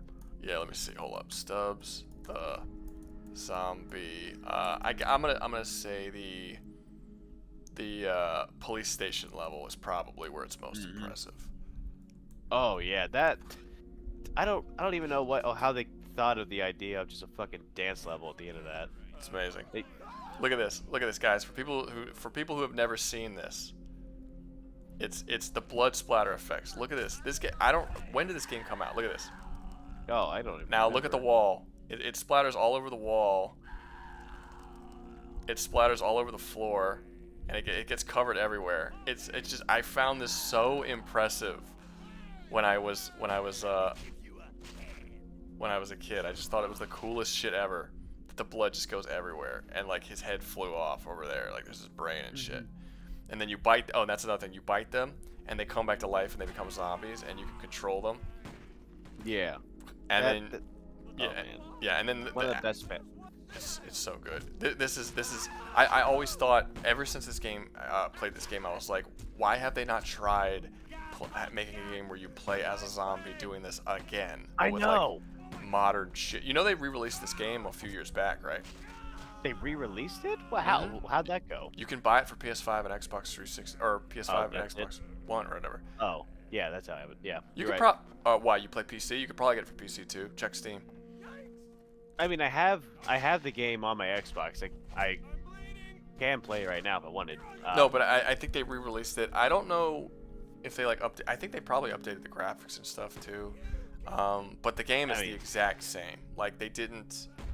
Yeah. Yeah, they didn't modernize it in any way. Which you would think they would want to modernize that story, because the story is not appropriate for modern audiences. It's no. Oh man, just for people who have never played this game, the story is essentially you were it's kind of a spoiler, but you were a salesman who had sex with this underage girl on a farm, and you fell in love with her, and her dad killed you with a shotgun, and you come back as a zombie, and you don't know why you're back or what you're doing throughout any of the game, because Stubbs doesn't talk, so you don't know what he wants. But you end up finding out that the whole time he wants to get this girl, and he wants to fuck this girl, who is now a grown woman. And you end up finding, and like she's the mom of the mayor, and you end up finding out that the mayor of this town that you're attacking, it was actually your son, because that one time you had sex with her when she was a teenager, she got impregnated. And the game ends with you killing her son, killing her, bringing her back as a zombie, and then the two of you ride off in love as two like zombie lovers after you just murdered her whole family. It's so but the game has a very comedic slant to it. It's like it doesn't take itself seriously at all. But just the idea that like essentially Stubbs is a statutory rapist who's like trying to get with the chick who she statutory raped, and kills her, and then still gets with her. That's just not something that would slide nowadays, I would imagine. Not at all, no. But they did re-release it, and they did not. They released it re-released a couple years back, and they did not alter the story or character of Stubbs or anything at all. This is a solid game. But yeah, it does have the game is like piss easy. And then you get about halfway through the game, and they send the military in to stop you, and it becomes fucking impossible. It becomes so hard. This is one of the few games, I don't think I beat this game on the hardest difficulty.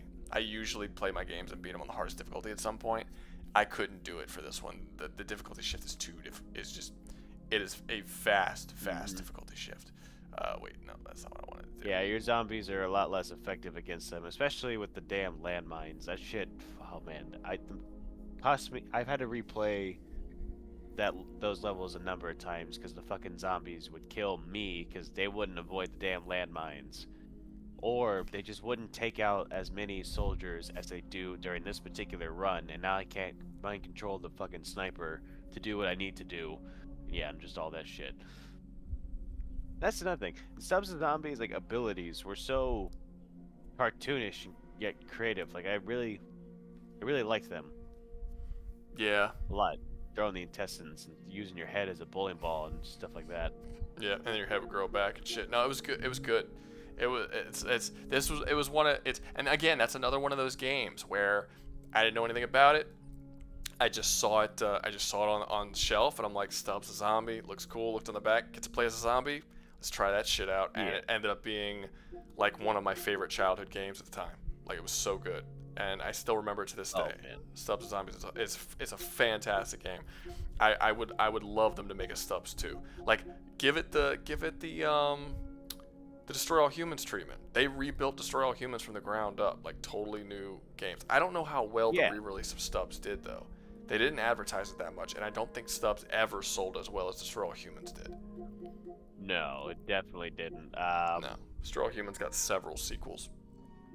Yes. People love that shit. I don't even remember I remember the name of the actor. The guy who voices him definitely really helps that. Yeah. You know what? You're making me want to play some of these older games. Because I have a lot. Like, Metal Slug is fantastic. How many of these have you played? You played Metal Slug, Fate, Pac-Man, World, Psychonauts? Let's see here. I am... Legend of the Dragoon, Tony Hawk, War of the Tony Monsters. Hawk I played. War of the Monsters I played. Sly. I don't think I played Sly. Even Skulls of the Shogun's kind of old. It's not as old as a lot of the other ones, but that sounds pretty old. I think that was a 360 game. Okay. Yeah. Yeah. Yeah, they were just so good, man. I don't even know what I feel like playing. I'm not gonna lie. I'm not even gonna lie.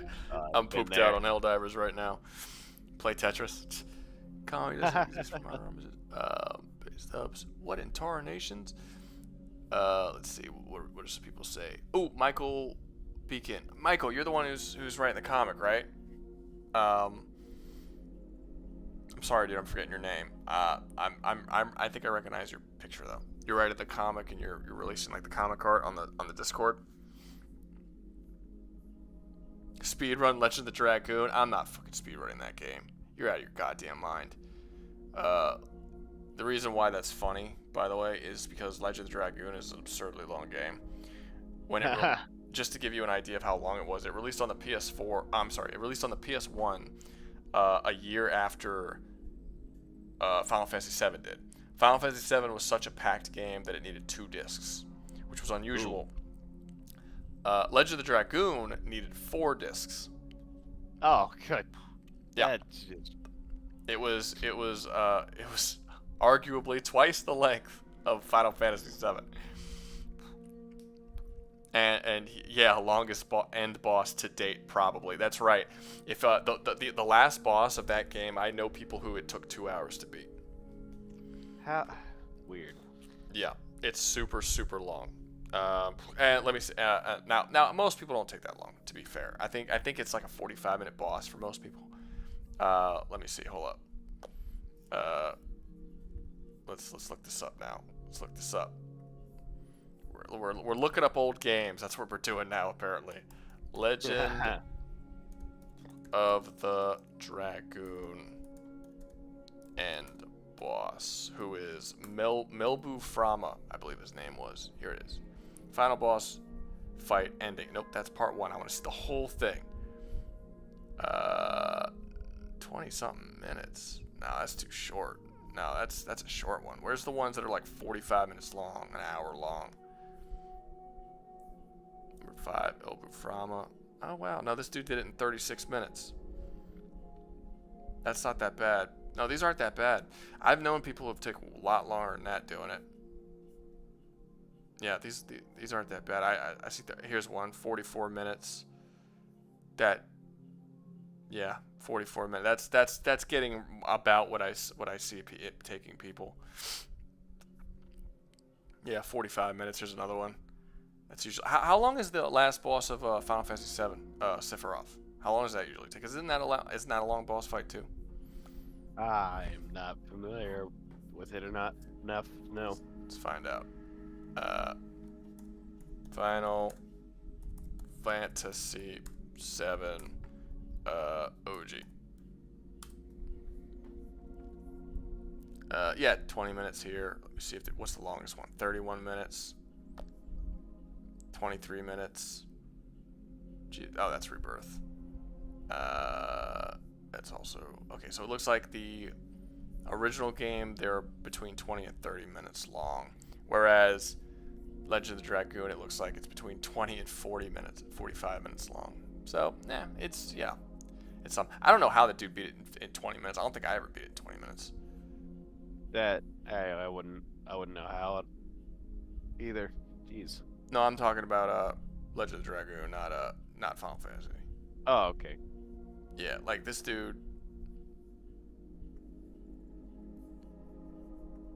Let me see. Is it like did he speed it up or something? Like how the fuck is he? Oh no, that's part 1. That's why. Where's the one that's like 23 minutes? Here we are. This is the whole thing in 23 minutes. He's got to be like way over leveled. What level is this dude?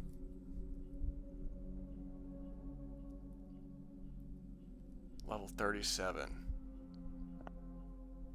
I don't think that's over leveled. No. I'm trying to remember what level you had to be by the end of the game.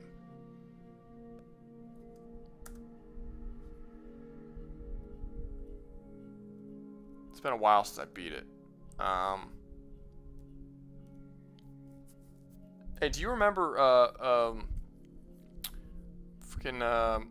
who was it who brought it up? Who brought Legend of the Dragoon?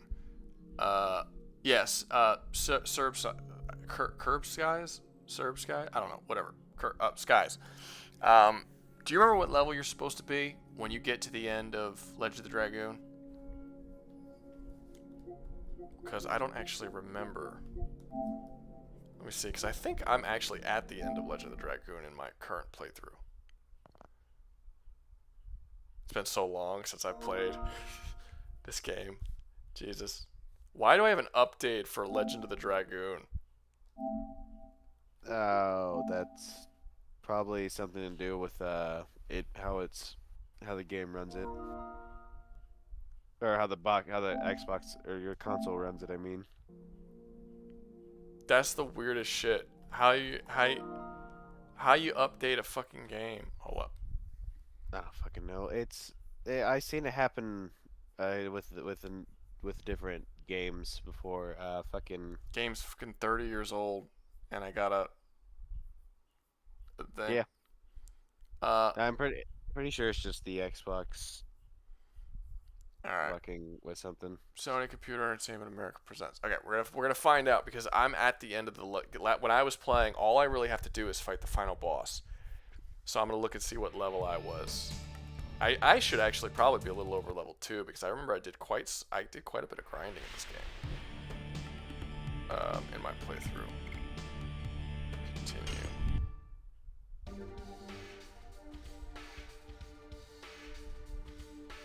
Let's see, what level am I? I'm level 33.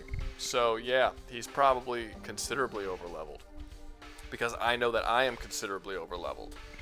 So yeah, the reason why he beat it in 20 minutes is because he was probably about 10 years. So that was another thing that I actually really liked about this game. So just to give you an idea here, yeah, Chapter 4, Moon and Fate. I'm at like the very end of the game. I've spent 56 hours in this game, and I actually know what I'm doing. I knew exactly what to do when I was going through it. But basically, shit, what was I saying? Yeah, so the max level in Legend this was always something I found fun. The max level in Legend of the Dragoon is 60. That's the max level.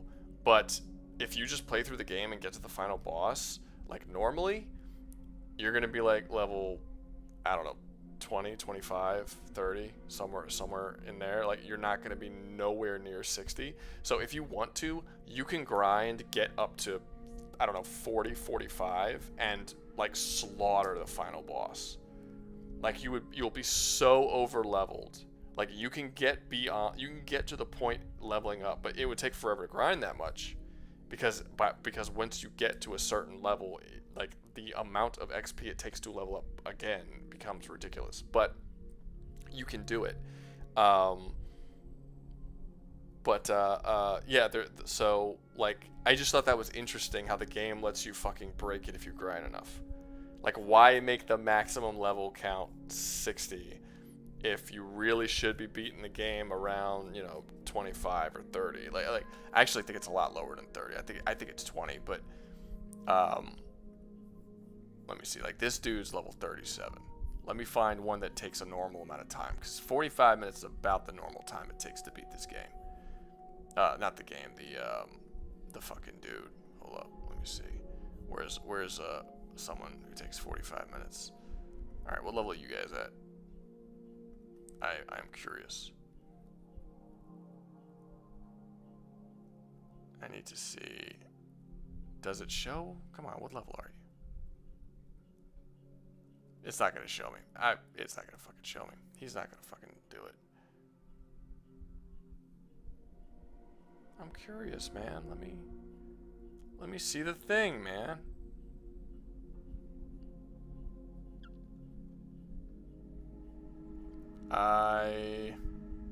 Nah, he's not gonna show me.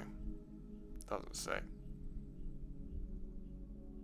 Well, I guess it will show me once he beats it, because then I'll have the experience increased. What?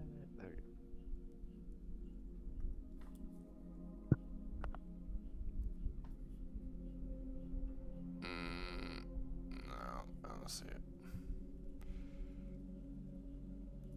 Nah, it's not gonna show it. Fuck. Okay, I don't know. If somebody remembers the game, please let me know what the normal level is. I think it's around 20, 30. I think. I am not positive on that, but I believe so. Okay. Like 2 nights and rounds, blah, blah, blah. Nah, been years since I played it. That was my team too, but I ended up missing the dragon form from the barbarian guy. No, but you ended up missing the dragoon from the Oh, for the barbarian. Oh, yeah, that's true. You could. Okay, so yeah, so for the barbarian guy, that was actually so the dragoon form is like this crazy thing that you get in the game, and it's basically like a Super Saiyan power up essentially. Without the dragoon forms, you're gonna be trouble. I mean, you can play through it without it, but the dragoon forms are fun. Like it's a big part of the game. So they actually one of the characters they introduced really late in the game, so you don't really have a lot of time to level them up, and you can actually miss his dragoon form in the story. Now, I don't know if you know this, guys, but there's actually a way that you can get it earlier than you're supposed to get it. Like, so you can miss it. You can get it at the time the story naturally gives it to you, or you can go out of your way to get it way earlier. And that's like an option. So you can basically go into the last fight without having all your shit. The thing I like about the barbarian is that he hits so fucking hard. No one likes the barbarian. If you go on every like tier list for the best people on in Legend of Dragoon, like your best team, the barbarian is always the bottom, but he hits so fucking hard. So as long as you give him armor that gives him really, really high magic resistance, you're good. You're fine, because he has like no magic resistance and he dies very, very quickly to magic shit. Let me see. Yeah, Michael Bacon, I asked you earlier. You're the guy. Okay, so yeah, you are the guy running the car. I thought so. Your picture and shit looked familiar. I was talking to Doug earlier, and we were talking about the possibility of having a competition on the Discord, which is basically everyone would write a short story, and basically what you would have to do is you would have to write a crossover short story between your story and another person's story who wrote their own story, basically, on the Discord. Because there's 39 different people who have written separate stories on the Discord. So basically it would be like a competition, and you would write a story, and it would be a crossover with somebody else's story, and you would be rated on story quality and stuff like that, but also how closely can you get the character of the characters that you're doing the crossover with, knowing that is not your character. Like, you didn't create them. How well can you write a character in character who you didn't create? And I felt like that was kind of like a cool little thing, and I was wondering if that was something that you guys would be interested in. I literally just thought of it during the stream. It's not like we were like took any time into it. I don't know if that's something people would be interested in.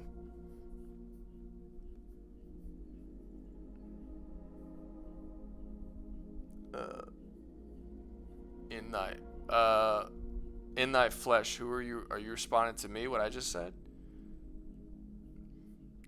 Are you also in the Discord? What time is it?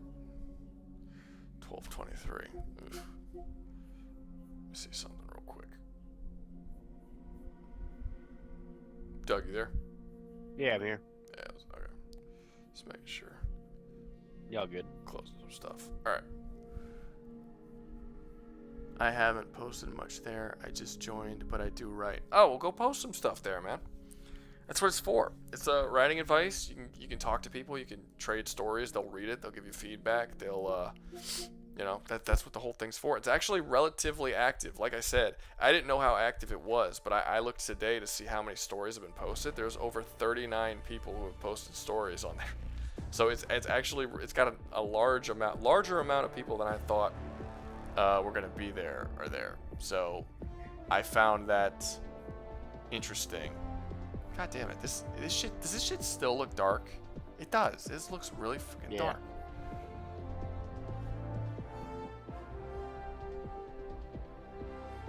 All right, maybe that looks better. Hopefully, I don't know. I haven't posted much there. I like that idea. I would make good practice writing other people's characters, which I suck at. I'll be on the lookout for. Yeah, Leah, that's what I was saying. I think a lot of people suck at it. You're not alone in that. Like, I think a lot of people have trouble sticking close to characters. You know, like they have, even with their own sometimes. Like even with their own, they're willing to go off of the character a lot, or they'll be really good at writing their main character, and they know what that character will do. But a lot of the side characters will just do whatever the plot needs from them. I think that's very common.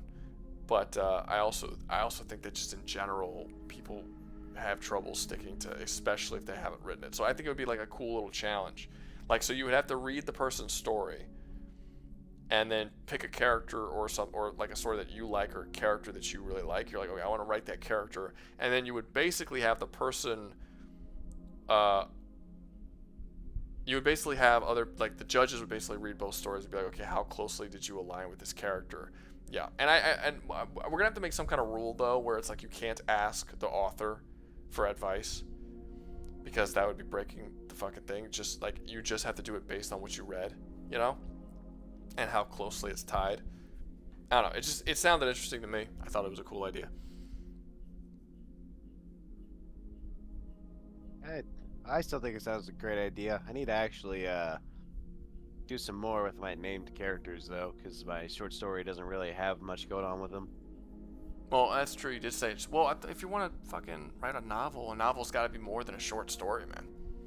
I know. I have a series of short stories that I intend on doing. So it's anthologies. Anthologies are what I'm starting with now. Which I don't even know if I'm treating them like anthologies or just very, very short stories. But I have a short story started in the setting of Divinity's Legions, but You ever heard of the Destroyer series? The Destroyer series? Yeah. No. So, the Destroyer series, hold up, I'm getting off of PlayStation again real quick. Boop. Boop. Wait, no. Boop. There we go. Boop. Hello? Hello? Hello? Yeah. Hello? Okay, cool. I think I fucked up my sound real quick. Speak? Yes. Speaking. Okay, I think we're good. Okay, so, hold up. Let me go to, yeah, I clicked on some shit I wasn't supposed to. Alright, so, where is Google? Nope, that's Erebus. That's something else. Boop. Okay, I'm here. And, yeah, Destroyer series. Why? Oh, I spelled it wrong, that's why. Destroyer. I forgot I still spelled it wrong. Whatever. Yeah, I didn't put the Y. It doesn't matter.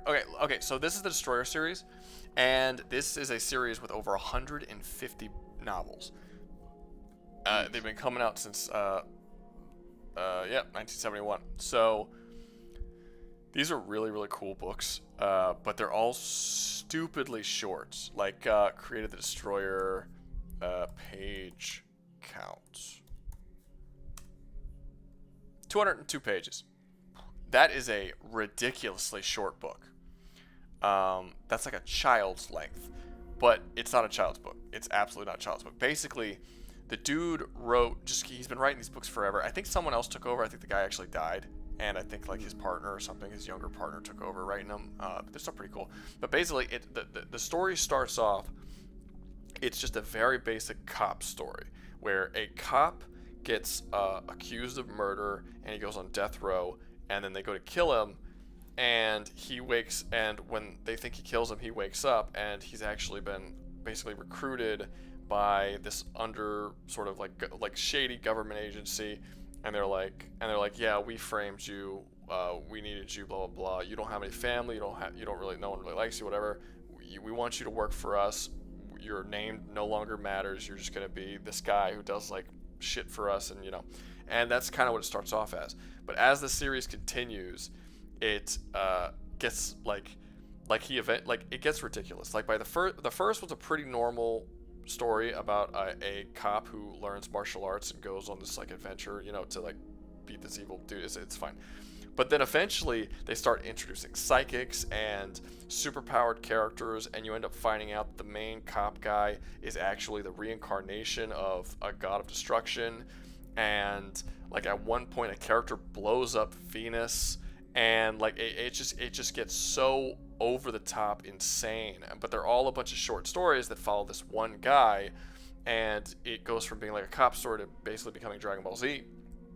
And the story doesn't really matter. My point is, you could do something similar to this, where it's like you can write a novel, but the novel doesn't have to be like a full novel. The novel can be like 200 pages, 150 pages, 300 pages, and then that could be your short story with quotations, and you can write hundreds of them if you want that follow the story of one character or follow different stories within one universe. And this guy's made a whole career doing this shit since 1970.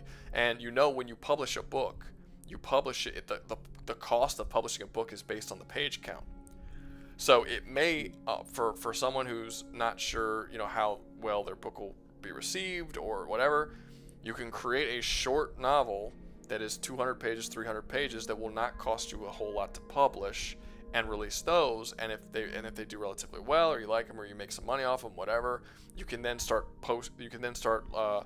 releasing a series of these shorter novels that for as long as you want. I mean, this dude's been doing it for fucking 50 years. They're still releasing. They still release new novels. I have not read the whole series. I've read like the first couple, but there's people who've been following this series for 20, 30 years, and they've read all of them. They're good. The dude gets brokenly overpowered at one point. I consider the main character, his name is Remo Williams. I consider the main character of this book series to be the greatest martial artist in fiction, hands down. I don't think anyone even comes close. I will debate how amazing this dude is at martial arts. Like, he ends up becoming so ridiculously overpowered. But I mean, that's what ends up happening when you have fucking 150 books and you basically wrote a Dragon Ball Z series. Yeah, that is. I mean, there's a lot of fun in that. I never knew which. I don't know where I'm trying to get into this. When it comes to my story setting and how the conflict are, I really like to try and go from in range from Grounded to that Dragon Ball Z style, and I really want to find a believable balance between the two, where you really get the feeling like there is a conflict with armies of regular humans alongside superhumans going to war, and it's believable, realistic. You would think that it would play out the way it would for given reasons. And I'm also trying to find a way to make it to where, entertaining stuff can happen based around the realms of logic. Like, characters can move faster than light. Well, they don't just do that all the time, because they're going to annihilate their surroundings in the process. There's no reason to have to make super powerful characters. Like, there really is no reason for it. I mean, if you're writing a story that is specifically about like Dragon Ball Z is about spectacle. That's why they do shit like that. Like that, the power, like it's you're blowing shit up is a big part of it. But when you're writing a novel, if you don't want to break the fucking rules of your story and stuff like that, just don't write them that powerful. There's no reason to. Not every story. A story is not. You should never write a story based on how like scalers would respond to. You know what I mean? It's just like write a story with good characters and stuff, and make the fight scenes interesting to read about, and that's all that really matters. The characters don't have to be like, kind of hypocritical considering that I just talked about the Destroyer series about him, how brokenly overpowered he is, but it didn't get that way. It's funny because, like I said, you read the first 3 or 4 novels, and it's just like a normal cop story. It's like you would never think, if you jumped from the second book to like the 30th book, you would be like, what the fuck happened? You'd be so confused. You'd be like, right. A psychic blew up Venus? Yeah, no, he fights an evil mad scientist who starts mutating people. He fights giant robots. He fights a ninja clan who specifically has the skill to copy the techniques of everyone that they lay eyes on. He's fought aliens. He's fought gods. He's fought, like I said, a psychic who blew up Venus. Yeah. Like that is something. Yeah. Yeah. Fucking gods and mythologies. I really, really want to throw those in there. So that's one of the things. The idea of the faction that is in Divinity's Legions chosen by God to make peace. They still have to war, of course, to make it happen.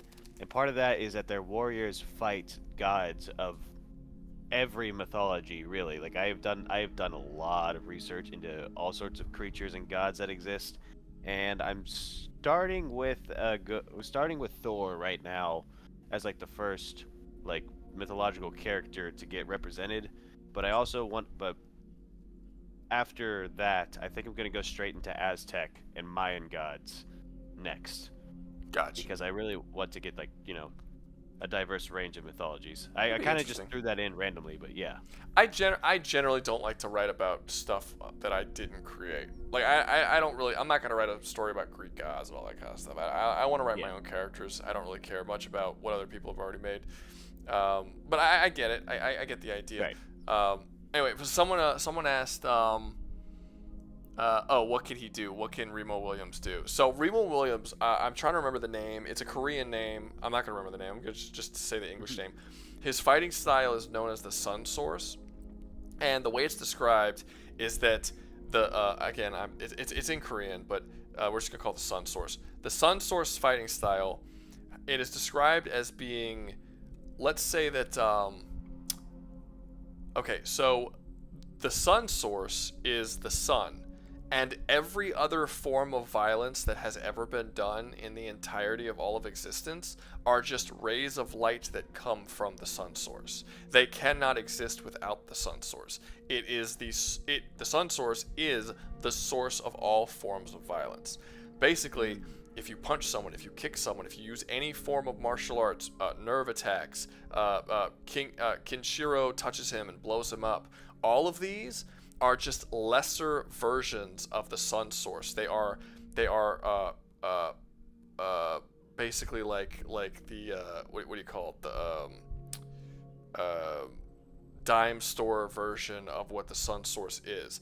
If you master the Sun Source, you not only do you know every single fighting style that has ever been existed or ever can exist, but you also know a far superior version. It is described in the books that if you do not know the Sun Source, you cannot defeat someone who does. It's literally not possible. At one point they introduce a bunch of ninjas who have the ability to instantly copy the attacks of anyone they lay eyes on. They all laid eyes on Remo Williams, and they were not able to use the Sun Source. They were only able to use this lesser variation of the Sun Source that couldn't actually it's like you know how people talk about how there's like the different dimensionality, and how like if you're a dimension higher, you're infinitely stronger no matter what you do. That's basically how the Sun Source is treated in the Destroyer series. Like, the only people who can compete with him are people who also have the Sun Source, who are or also know it. And the rule is you can only learn Sun Source if another master of Sun Source teaches you directly. It cannot be acquired in any other way. So you can't steal it from somebody. You can't learn it on your own. You can't to teach yourself. You have to be taught from a master, and they can pass it down onto you. And then once it's passed on to you, you can only be defeated by other masters of the Sun Source. It is stupidly overpoweredly broken. like I said, and Remo Williams for a large portion of the story is shown as just like a slightly above human guy who is capable of overcoming and defeating people who can blow up planets because of how skilled he is at martial arts with the Sun Source.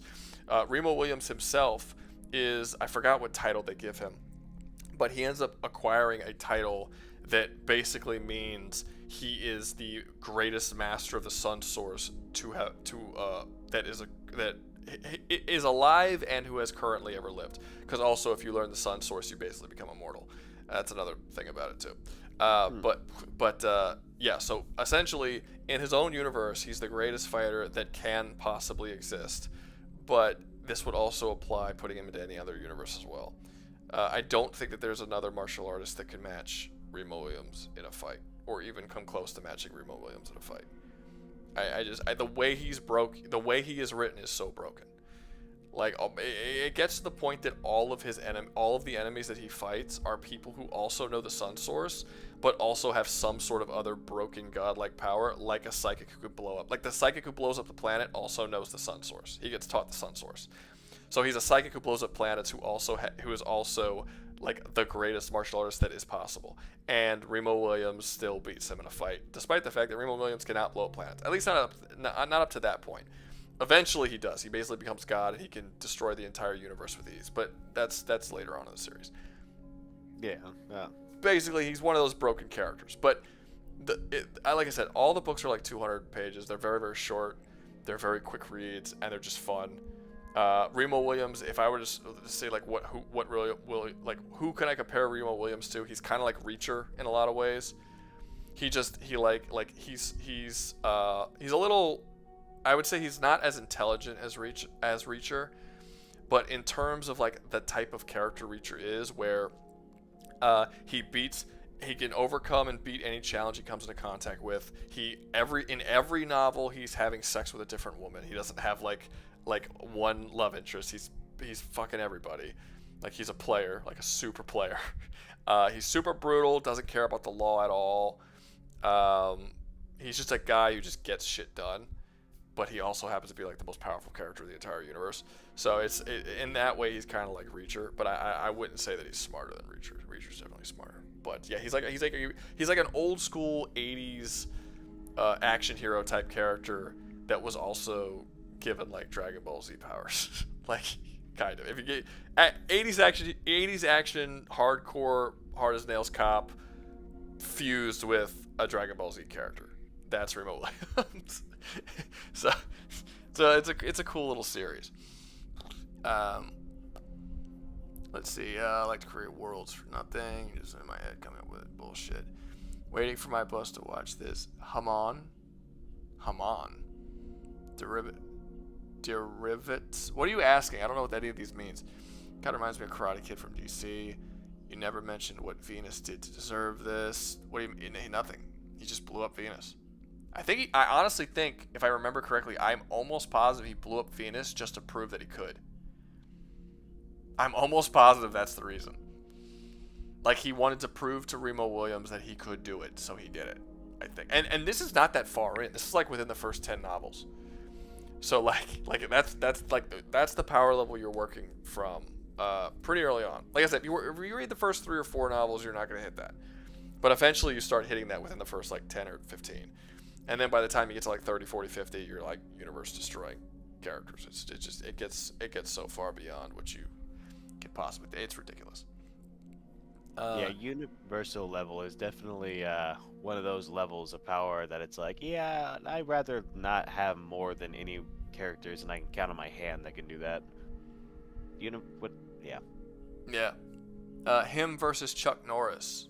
Remo Williams would beat Chuck Norris in a fist fight if we're just talking fist fight. But Chuck Norris is like a ridiculous like meme character that's just like the jokes, you know, like he can do anything. Like, he's a god level. But I'm not saying that Remo Williams could beat anyone in all of fiction.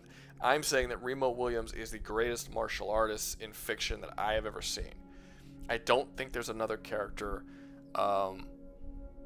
Haman Sun Martial Arts? No, it's not called Haman. I think it's called. It starts with an S. Haman is a thing from JoJo's Bizarre Adventure, which is nothing like what you described, but it's a type of martial arts.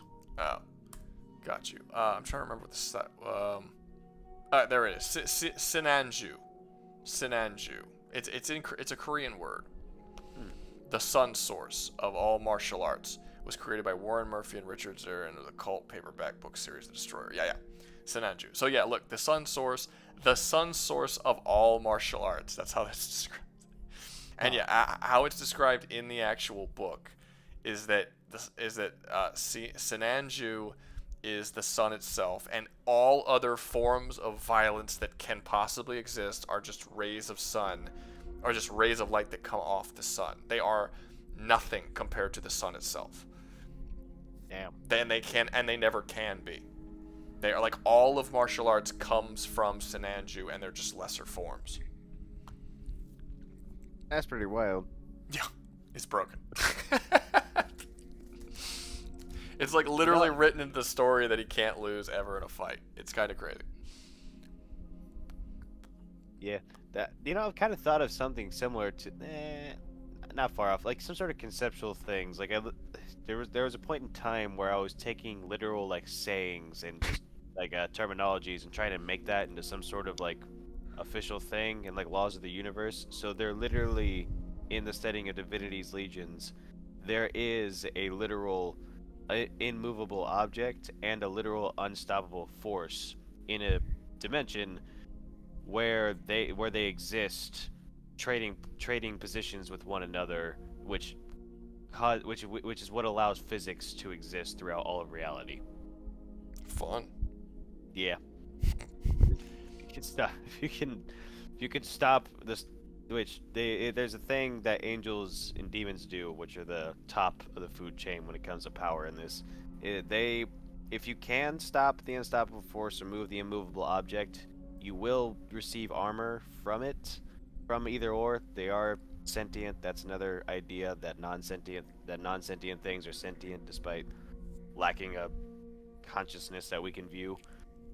And so these forces can give armor. I bring this up like this a particular character eventually does it, but I'm not going to get that too deep into it. I was just bringing up the fact that I like the idea of a source of something that represents concepts.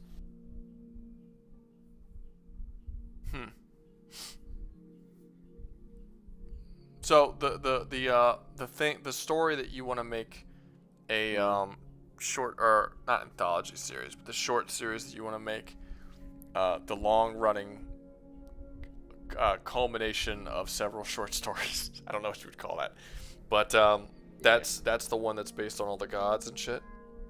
Yes. I'm trying to figure out one. So essentially, you have the one. Yeah, like I said, the one faction. There was.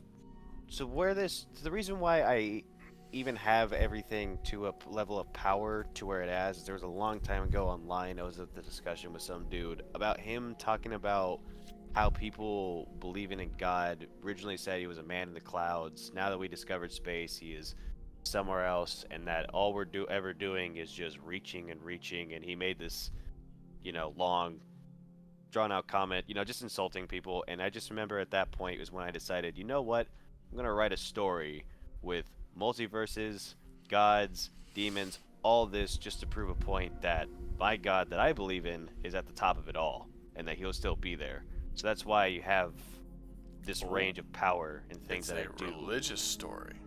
Yes, that is what I meant earlier by theological. I don't know why I never. Well, there's a difference between writing a story that's theological, and actually being a religious story. I mean, you could say that shit, I'm forgetting. What's that movie that I can't remember where Christopher Walken plays an angel that comes down to end the world or some shit? I do not know what the name of it, but I think I know what you're talking about. It's an interesting movie. The fucking Viggo Mortensen plays the devil. It's one of the best devil's portrayals in movies. It's so good. He's in the movie for like 10 minutes, but he's amazing as the devil in that movie. That is you can say that's a theological movie, but that is not like a religious film, right? Like that's not like the point of that. It's not God's not dead, you know. It's not the point of the movie is not to like share the word of God with you or to like or to like prove a point about God. They're just using the mythology of God basically to in as a setting for their story that's just about whatever, you know. You're not using it as a setting or as characters. You're actually trying to prove a religious point.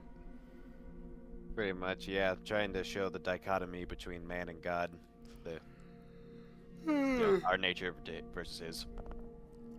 Mine kind of does too. Not just like the nature between humans and gods. Like if God just bails and humans try to become their own god, how would that work out?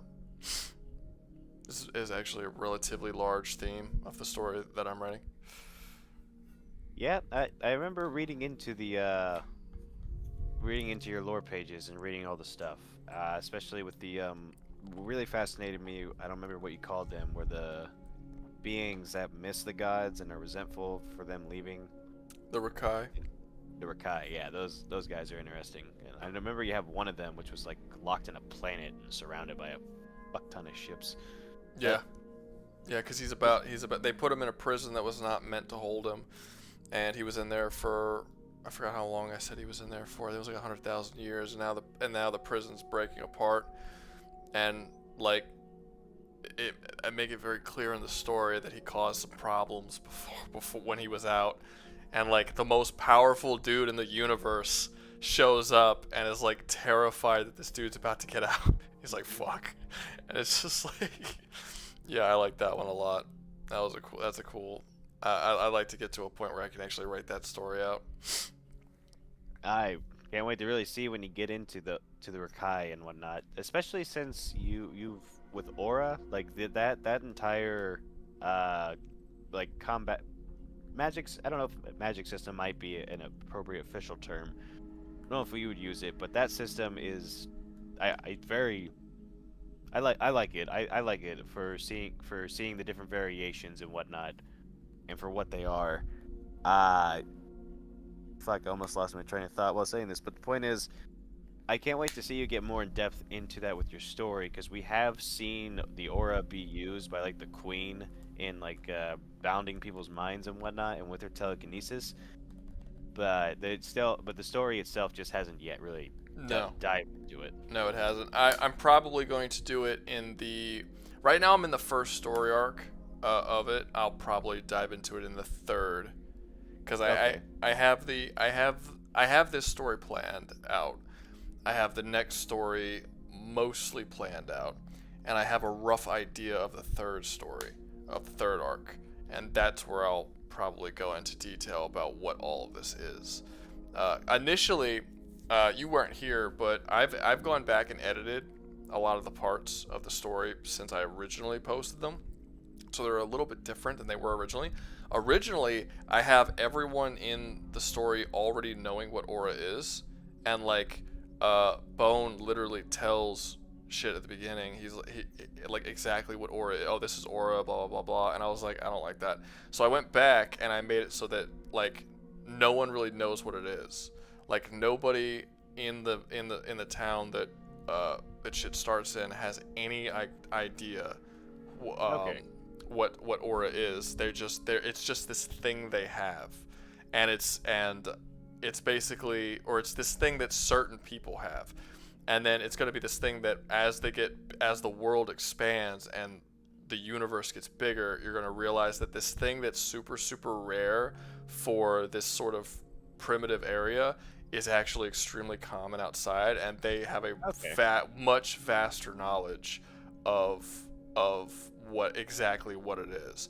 And That's the pretty cool. characters who are in the story currently have no idea how big the world they live in is. Yeah, that's well. That man, can't wait to see that get fleshed out more. That was, yeah, that was hope. Well, you also have to realize, the main he's never seen stars before. Really? Yeah, if you read at the very beginning of each of the parts, it starts off with saying the location, and it says that Sarwalk is a city that is constantly below a cloud of smog. He's never seen the sky. Damn. So like the idea, and he's lived his whole life here. So the idea is that when he finally leave, which I think it's pretty obvious at this point that he's got to get the fuck out. Like, yeah, he can't stay here. But once he finally leaves the kingdom that he's in, like the whole world is gonna open. Like he's gonna see stars for the first time ever. He's gonna be like, the fuck are those? Like he's got no idea. He's a dude who spent his entire life in a mine basically and in a poverty-stricken area of like this shitty little kingdom that's isolated from the world.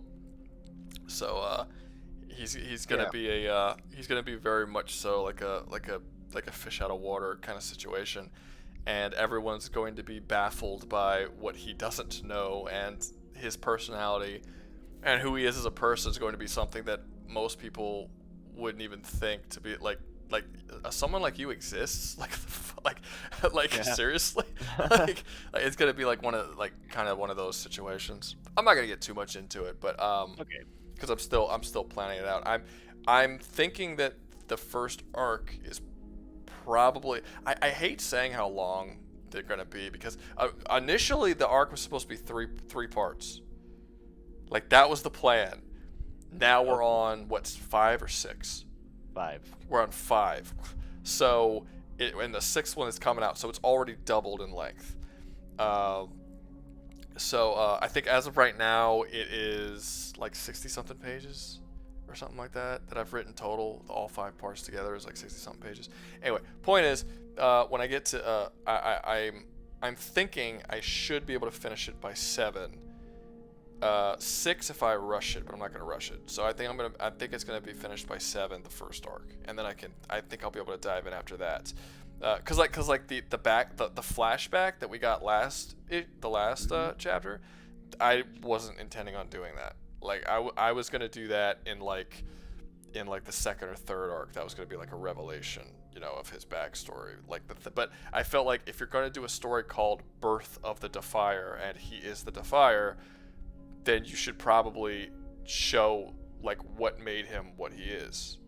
And and I think a lot of people, up to before you get to part 5, reading the first 4 parts, I feel like it doesn't very well explain like what made him the person he is. Why is he the only kid that didn't run away from Bone when he tried to scare them away? Why is he the only kid who's like standing up to all these people? Why is he not afraid? Why is he not acting like anybody else? And the explanation to that is the super fucked up backstory of what happened when he was a little kid, where he had to spend a year alone in a ditch with no light, and where he had to get constantly attacked by freaking giant rat wolf creatures. And they were rat wolves. They were rat wolf creatures. That's what I pictured. I don't actually say what they are, because the idea is that he can't see them.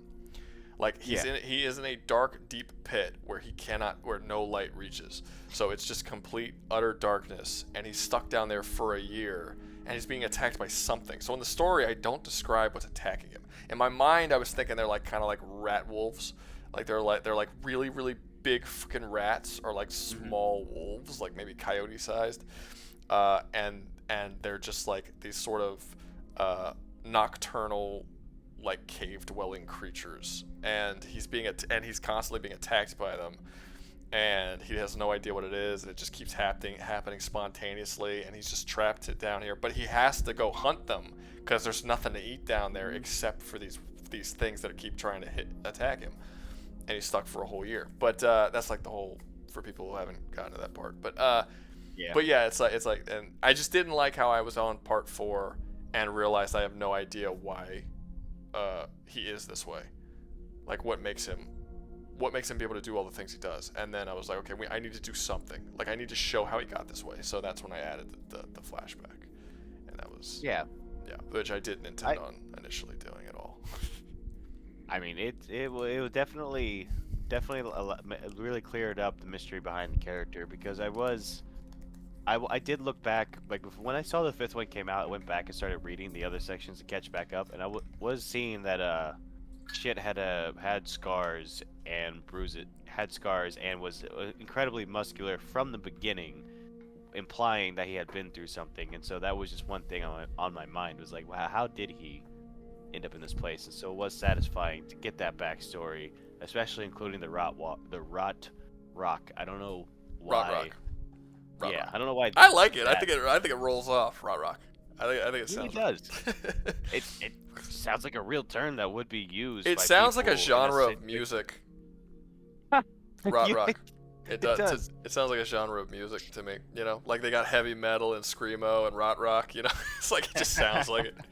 But yeah, it's just rock that you can't touch with flesh. But actually, funny enough, it's funny that you say that, because the scars on his body and stuff that are introduced, and this is what makes it so interesting when you have when you really you break down the process of creating something, right? When him being covered in scars and shit, and like, I had no idea about that backstory when I wrote the beginning of the story.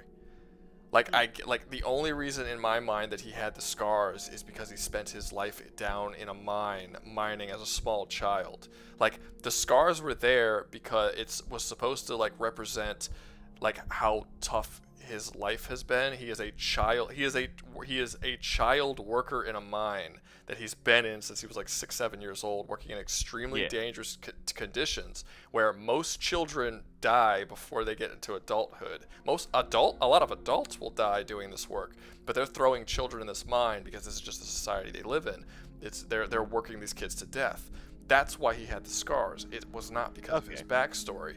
But when I started writing him a backstory, because I felt like I needed to explain why he was the way he was, why he was so different than the other kids his age, I looked at what I had already written, and then I folded it in and made it make sense with the flashback.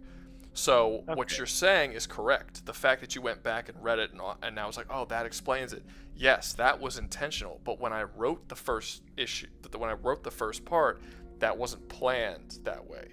I just utilized what I had already written to make it make sense with what I'm writing now. All right, yeah. So it's like it's interesting how the creative process works. Is all I'm saying. Like it's like things that are not necessarily foreshadowing can very easily seem like it's foreshadowing, even if the writer wasn't smart enough to plan that shit all out from the very beginning. And it's kind of stuff that I know, like with people like with Oda, right? People are like, Oda's like so good at foreshadowing. It's crazy that he plans this shit. I do not believe that Oda plans this shit out 15 years ahead of time. I think Oda takes shit that he's already written, and then he just decides to utilize them again later on. And then we're like, oh shit, he planned that shit out for 20 years. No, he didn't. There's no way. He didn't plan it out for 20 years. He's just decided to use something from the past, which is super useful. That's why I think I never understand why people retcon. I don't like retcon. I don't think it makes sense. No. You can always utilize past stuff to make really interesting stories. The only way you would retcon is if you did something in the past that was genuinely bad, and you just don't believe that that's good. Like, you should never rewrite the past because you're not good enough to utilize what you've already done. You know, it seems odd to me. Yeah, I always feel like most of the time when people are doing retconning, they're just trying to change their story to catch up with the current audience. Yeah. Oh, in the flesh, he says, this is interesting. Where do I read this? So if you go to the Discord, if you look at the screen right now, I'm on the Discord. If you go up here, you see the Rougaverse, and you go to Rougaverse lore pages. You click here, and this is where all of the stuff is. Originally I was posting PDFs, but eventually people said that Google Docs were better, so I started posting Google Docs. But there's a lot of lore here. You don't really have to read it if you don't want to, because I haven't gotten to them in the actual story, but they are like extra little fleshing out the world and stuff. But the actual story that we're talking about are these Google Docs. It's Birth of Fire Part 1, Part 2, Part 3, Part 4, Part 5. And it's not finished. I got like 2 more parts to get to. But yeah, that's what that is. So if you want to read it, that's what it is. Like I said, I think it's like 60-something pages as of now or something. I added them up once. Like the first one's only like 8 pages. And then as I go on, they get longer and longer. And I think the last one I did was like 16 pages. So they've like doubled in length as I've been doing it. Originally, I intended for it to be 3 parts. And it was just supposed to be like a one and done 3-part sort of thing. And as I was writing it, I just kept expanding and like diving into it more and more. And now I'm just going to make this dude the main character because I like him so much. Yeah. He's so far he's my favorite dude that him and Pyclick I think are like the coolest dudes I've made so far. And Pyclick's only in one scene. That's the Pyclick is the Rakai dude who's locked in the planet, by the way. Oh yeah. Yeah, I find him endlessly fascinating in the one scene that he's been in. He's just, I don't know, kind of toot my own horn, but I really like that character. I understand. Yeah. I gotta ask now. So the characters that I proposed for the Rougaverse, they're not really characters, that more like creatures, siphons. Hold up. Let me see. Rougaverse suggestions. Siphons. Oh, did you do this recently? Less than 30 days ago. Okay, let's see. It was less than 30 days? Oh, damn. That's what it says. I haven't been on here for as long as I thought. January 21st is when it was. So, no, it was over 30 days. 30 days might have been the last comment.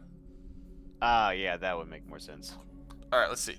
Siphons are species in the Rogueverse, and are a mysterious threat that are animalistic bipedal beasts attracted to locations of heavy aura use. Alright. Yeah. The reason for this is because they siphon energy for sustenance. They favor the energy produced from aura users as it's more potent. Given their biology, they would be resistant to most aura attacks and would be too dangerous to touch directly. I imagine their appearance as thin, pale creatures with no eyes or ears. They have a jaw but no esophagus. I don't think I've ever seen that word written out, I'll be honest with you. So it's just a weapon they can use along with their claws. Okay. Yeah, okay. Okay, I'm gonna be honest with you though. My answer to pretty much most of these suggestions are gonna be no. And the reason why that is mainly legal reasons. If I intend on publishing this, I'm not stealing an idea that somebody put. So like when it comes, when it comes, I'm not gonna steal people's ideas. Like if it wasn't being published and it was just like a fun fan thing, then yeah, sure, like give me all your ideas, I'll throw them in, it'll be fun. But the fact that I do intend on it to be published, maybe into the form of a comic book or something, I think that would be really fun, and then like sell it in the store or something. I think that'd be really cool. But maybe a graphic novel. Probably a graphic novel. I prefer graphic novels. But yeah, so like if I then I wouldn't be able to use your ideas from Discord because anyone could sue me. So it's gonna be a no. Really? However, that doesn't. Yeah, of course they could sue me.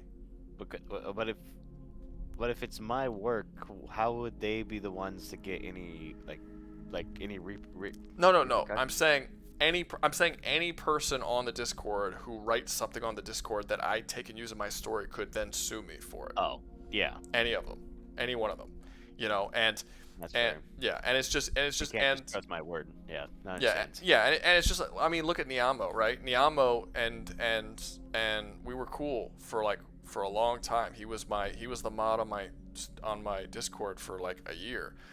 And then all of a sudden, one little argument happened. He gets pissed off at me, swears at me, calls Dan a bigot, and fucking leaves the channel. It's like, okay, because we got into one little disagreement. It's just, you just don't know. You just don't know. You can't trust people, and you don't. And especially if something happens, and like I do make this comic and I do release it, and it does become this thing where a lot of people are reading it, and it becomes something that is worth something. And all of a sudden, some dude who gave me a suggestion on a Discord 15 years ago suddenly decides that he wants to fucking sue me and take everything I'm worth. Like it was like why give yourself the headache, Yeah, I hear you. So what I usually say to people who put the suggestions is, one, if those are your suggestions, you can totally use those in your own stories, you know. But also, Yeah. or something similar, like, you know, edit it so that it fits, but something cool like that. But also, if you're going to make a suggestion specifically for me, make a suggestion that's very vague, you know, like a faction, Okay. like you know, like some of them are, like, I've told some people this before. Some of them are like, I think someone told me, like, you know, oh, you should put like a mercenary guild or something, or a mercenary clan in it or something. Like, oh, that's like, if I put a mercenary guild in the, you can't sue me for putting in a mercenary guild. Like, that's that's Okay. way too vague for me to be sued for, you know. All right.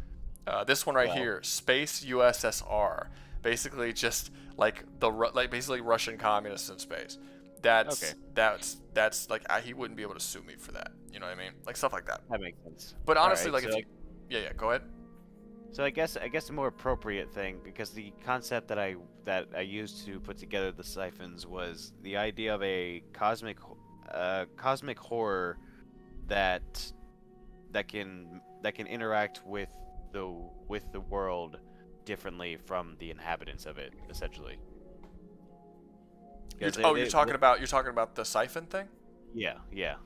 Like, their ability to absorb, like, aura it's not just aura, like, all energy conceptually they can start to absorb it, but it's more, but the aura, of course, is just more potent, so that they are attracted to it, they go for it more, and it's easier for them to absorb it since it's an outward projection of energy. Well, the idea of aura is that it's not energy, and I think that's what Okay. I think that's what makes it different than a lot of power systems. It's not. People have compared it to Nen. People have compared it to a couple of different things, but it's not any of those things, because it's actually not energy. You're actually taking grasp on conceptual reality and bending it to your will, because the previous people who were supposed to do that, gods, they bailed and they're no longer there. And the whole Okay. story is about humans attempting to replace God by utilizing the powers of gods, and it not working out particularly well, because man is not God, and they cannot replace God. So, like, that's kind of that's a major, and this is coming from somebody, by the way, who is actually not religious in any way. I'm not a Christian or anything, so it's not a religious story. But but there's definitely ignorance in the idea that we throw out the concept of God in our modern world and become our own gods. And I think that that's only led us down really bad places. Even whether God exists or not, societies are usually better when we believe in a God, and when we go with some sort of heavenly law. It generally works out a lot better for us. And when we go off the beaten path, our society fucking crumbles. All societies seem to crumble when they go off that beaten path. And it's basically and that's essentially like the idea of the story. But yeah, they are. It's not an energy type. It is It is their ability to fuck with fundamental forces in a way that no man should be able to. Like if you have the conceptual power over gravity, it's not an energy source. You are just now having control over gravity in a way that man was not meant to. You know, you see what I'm saying? It's like, and like I said, the concepts get gravity is a bad example, because it's actually something that's based in science. But a lot of the concepts are not something that's based in science at all. I don't want to reveal too many of them, but I could tell you Queen Agara's is bonding. She has the ability to bond any two things together. It doesn't matter what it is. She bonds Bone with a bridge, and he becomes intrinsically tied to that bridge. And basically, like, it creates a whole set of laws and rules that he must follow because he is bound to it.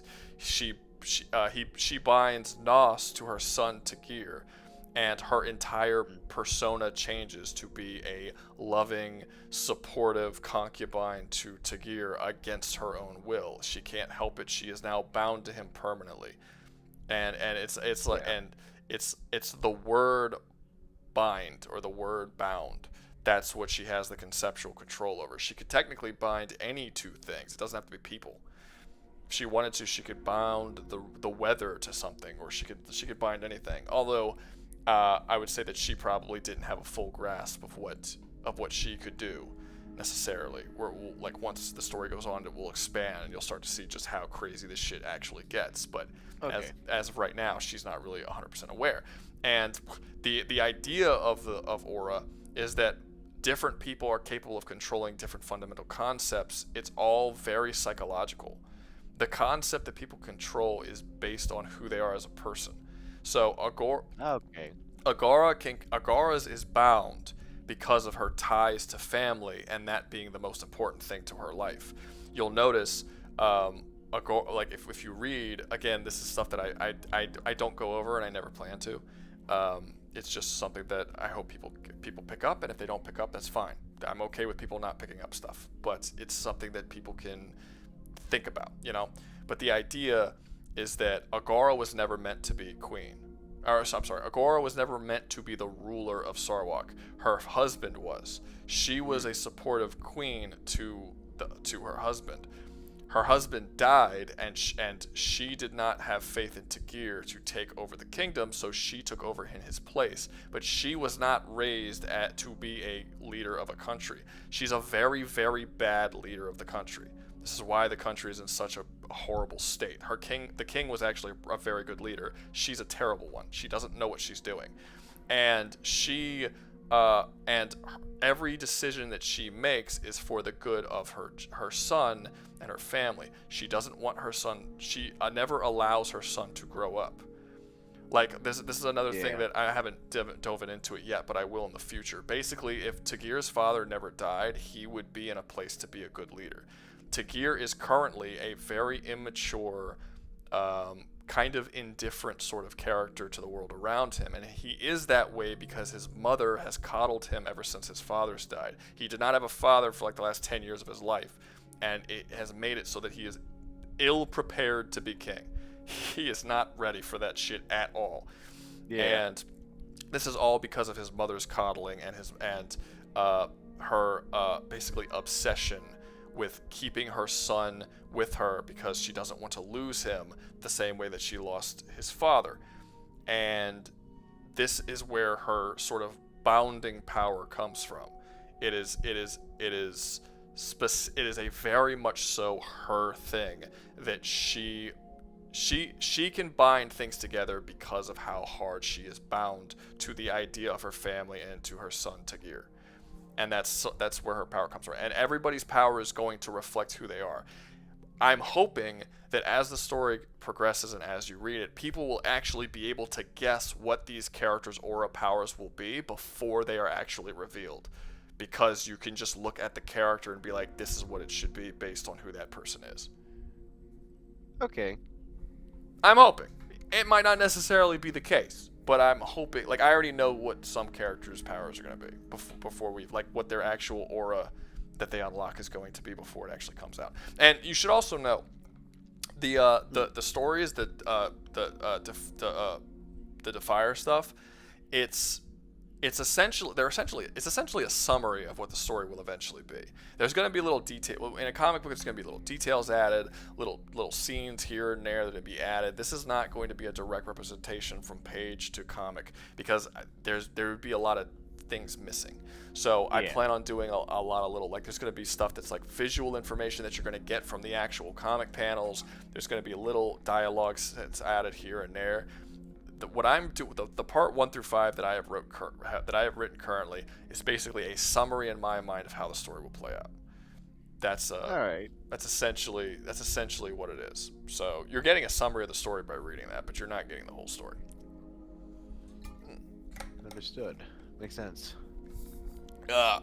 Sorry, didn't mean to preach you for like fucking 20 minutes about what I was doing. You're good, man. Let me see. What's the difference between a graphic novel versus a comic? Graphic novels are longer. That's basically it. Graphic novels are significantly longer. A comic book is like 20 pages long. A graphic novel is usually a standalone story. It's not released in issues. It's much bigger, and it's essentially a comic version of a full book, like a novel. That's what a Alright. graphic novel is. Sin City, I believe, is a graphic novel. It's a series of graphic novels. Yeah, that's what a graphic novel is. It's essentially just a longer, bigger, more substantial comic. Let's see. For my own story, someone's willpower and spirit can just affect reality. Superpowers come from the person's unconscious beliefs and wills. What the fuck are the other 21 people doing? Yo, what's up? Hey, what's up, Balls, man? How are you doing? Yeah, I don't know. I mean, what are the other 21 people doing? People just like, they just listen, man.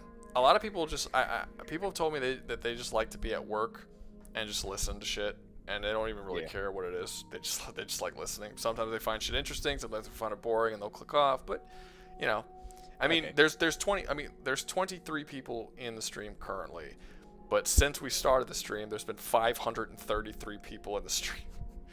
And that have listened for an average of 13 minutes and 58 seconds. So they click on, they listen, they hear something interesting, they stick, they're not interested, they leave. And that's usually how streams work, you know. There are some people who are way more interested with the Helldivers shit, and then once the Helldivers shit ended, they all left. You can actually see right here. You can see like the Helldivers shit was going on, and then once the Helldivers shit ended, it fucking dipped. And then it came back up after, you know, a little while as new people got interested in what we were talking about and shit. It just sort of, that's usually what happens. When you change something in the middle, you get a big dip because there's certain people who are interested in a specific thing. It's usually how it works. Streams are fun, man. They're fun. You never know who you're talking to. You're always getting different people. Let's see. I've been here for an hour or so, but now I sleep. Yeah, go to sleep. And yeah, if you're not a part of the Discord, no, you said you were a part of the Discord. Never mind, you are a part of the Discord. To remind people who forgot, there is a Discord link up top if you want to join the Discord. It's just me with 20 tabs open. That's a lot of tabs. I don't usually have that many. I usually only have like 3 or 4. Let me see. I have a lot right now because I was actually writing earlier. So these are actually all of my stories, so that I can go back and reference them for the next one. But usually these would all be shut down, and I would only have like these 4 open. I very rarely get over like 20. That doesn't really happen. Let's see, 20 subs. But I mean, it is 1 o'clock. I will probably be shutting down pretty soon because I'm done playing. I'm done playing the game. We're just kind of having a conversation at this point. But that's fine. I mean, it's funny because I actually set this stream up as a Q&A, and very few people have asked me any questions. I had like 3 questions at the beginning of the stream, and then nobody asked me any questions. Like, I mean, I did set it up as like kind of a fun like interaction sort of thing. Like I play Helldivers while you guys ask me questions, and I talk, and we just kind of talk. But that shit didn't end up happening. Nobody gave a fuck about the questions. Yeah, what it is, what it is. Yeah. Certain most of the questions that we have get answered. Yeah. Let me see. Ballsman, are these stories for D&D campaigns only, or just... Yeah, you left... Wait. Before I go, have you heard of Ultra Kill? I have. Yeah, are these stories for... No, they're not for D&D campaigns. They are for a comic book that I am writing, that I intend on publishing at some point. And once it is published, I plan on releasing it to like a store that people who are fans of the channel could buy or whatever if they want to. But it is something that I actually intend on publishing, most likely in a graphic novel format. And as of right now, if you go to the Discord, there are pages of different stuff, like little lore bits of stuff that I'm thinking, like basically me putting it together. And the first arc is being written out in the form of these right here. And I got 5 of them. The first arc isn't done yet. I think it's a total of like 60 something pages right now. Like I think like 69 pages or 60 something pages, and I'm probably gonna have 2 more parts to it, so it might be around, by the time I'm done, 90-ish pages, maybe, possibly, maybe a little less, maybe a little more, and that'll be the first arc, and then I'll eventually turn that into a graphic novel. And I have the first 3 arcs planned out, more or less, that I intend on doing and releasing above. But no, it is not a D&D campaign. If you want to do a D&D campaign, we do have Husky on the Discord, and he is in charge of all the D&D stuff. He's a mod on there, and he will usually have a D&D session. We actually have 3 different D&D games that run at the same time usually. Yeah, Husk, Agris, and Aura. Although Agris left because he had a fucking mental breakdown. He left, so we'll probably have to set that up with something else. But I believe Aura and Husky still have theirs like once a week or something. So if you are a D&D fan, you can go play D&D with them. Husky runs his own games over there. If you could have any sci-fi gun, what would it be? Oh, dude, there's so many sci-fi guns. I don't know. The strongest one. Like, the most powerful one that kills the most things, I guess. If you're going to have a sci-fi gun, you might as well, you know, make it good. I don't know. What about that maybe that briefcase that Dante has from Devil May Cry? That's actually, it's like 100, or it's like 900. No, it's 666 different weapons. You never played DMC?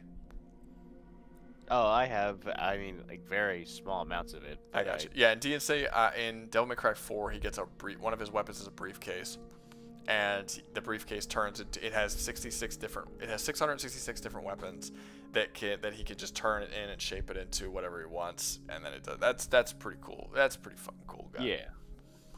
Does a mech count as a gun?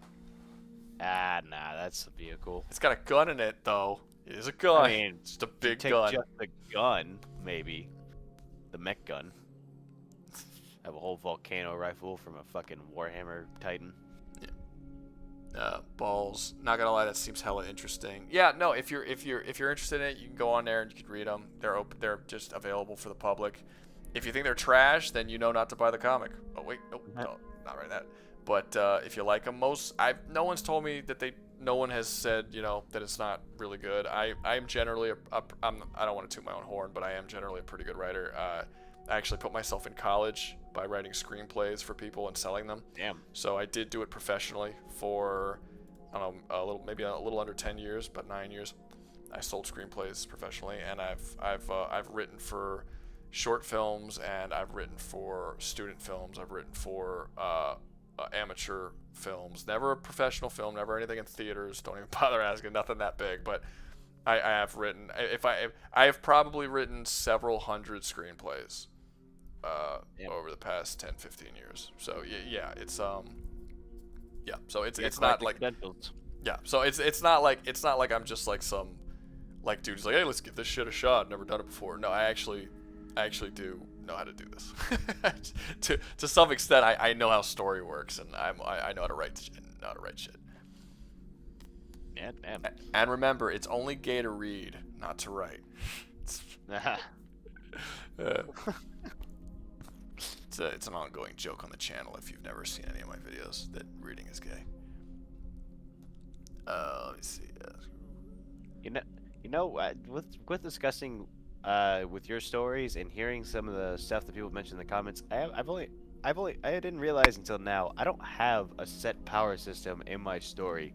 People can just do shit. Like there's different types of people who are capable of doing things, but there is no universal like name to the power system. It's like people can just do shit. There doesn't technically have to be. There really doesn't. Yeah. I mean, there's no power system to Greek mythology. I mean, that's true. Some characters can just do shit, right? Like you have Zeus, who's the god, who's like the gods of the sky and shit like that, but he can do shit has nothing to do with his godhood. Turning into a snake has absolutely nothing to do with being the god of the skies. Like, why can he turn into a snake? He just can't. He's God. So your story has a bunch of gods in it. Your story is using a bunch of mythical characters from a bunch of different mythologies. You don't really have to have a power system. People get it. Like, gods have crazy fucking powers. Yeah, now I wouldn't make every power that characters use just totally fucking random. I'd give them some general theme that relates in some way to something, but you don't have to explain it. You certainly don't have to make it a power system. Not for your particular story. That doesn't mean you never need a power system. Sometimes it's good to have a power system, but you don't always need a power system. And there's many times where you don't. It's not just gods too. There's a lot of different times where a power system isn't really necessary. I mean, technically speaking, Marvel and DC don't have power systems. That's true. Some That's characters. usually fun though. It's fun though. It is fun though to at least get into it. What the fuck? Power systems can help a story a lot because it creates a set of rules that the reader can understand and follow along with, that can make them more engaged with the story that they're reading. If you don't have a power system, if you read, like, okay, let's say, if you read Spider-Man versus Hulk, and Spider-Man overcomes Hulk or whatever, or Hulk, it's just whatever the writer wants. And Right. Stan Lee has said this. Stan Lee has said whoever wins whatever fight is just based on whatever the writer wants. That's not good. That's not good writing. That's bad writing. Yeah. Like there should that's I get it. Everyone loves Stan Lee. I understand that. Cool. Stan Lee's done some cool stuff. Marvel and DC Comics suck. They're really bad, and they've been bad for a long, long time. People say they've only been bad the last 10 years. Nope, they've been bad for a long time. There are some storylines that are good that you can read occasionally, but you cannot read through any whole, like, you read Amazing Spider-Man 1 to 500, and the trash fire that is when you try to read through that. It's awful. It's so hard to get through. It's terrible. And yeah, a power system would probably help Marvel quite a bit, to be honest with you. Or maybe not a power system, but at least at bare minimum, a more consistent rules to how each of the powers work. Yeah.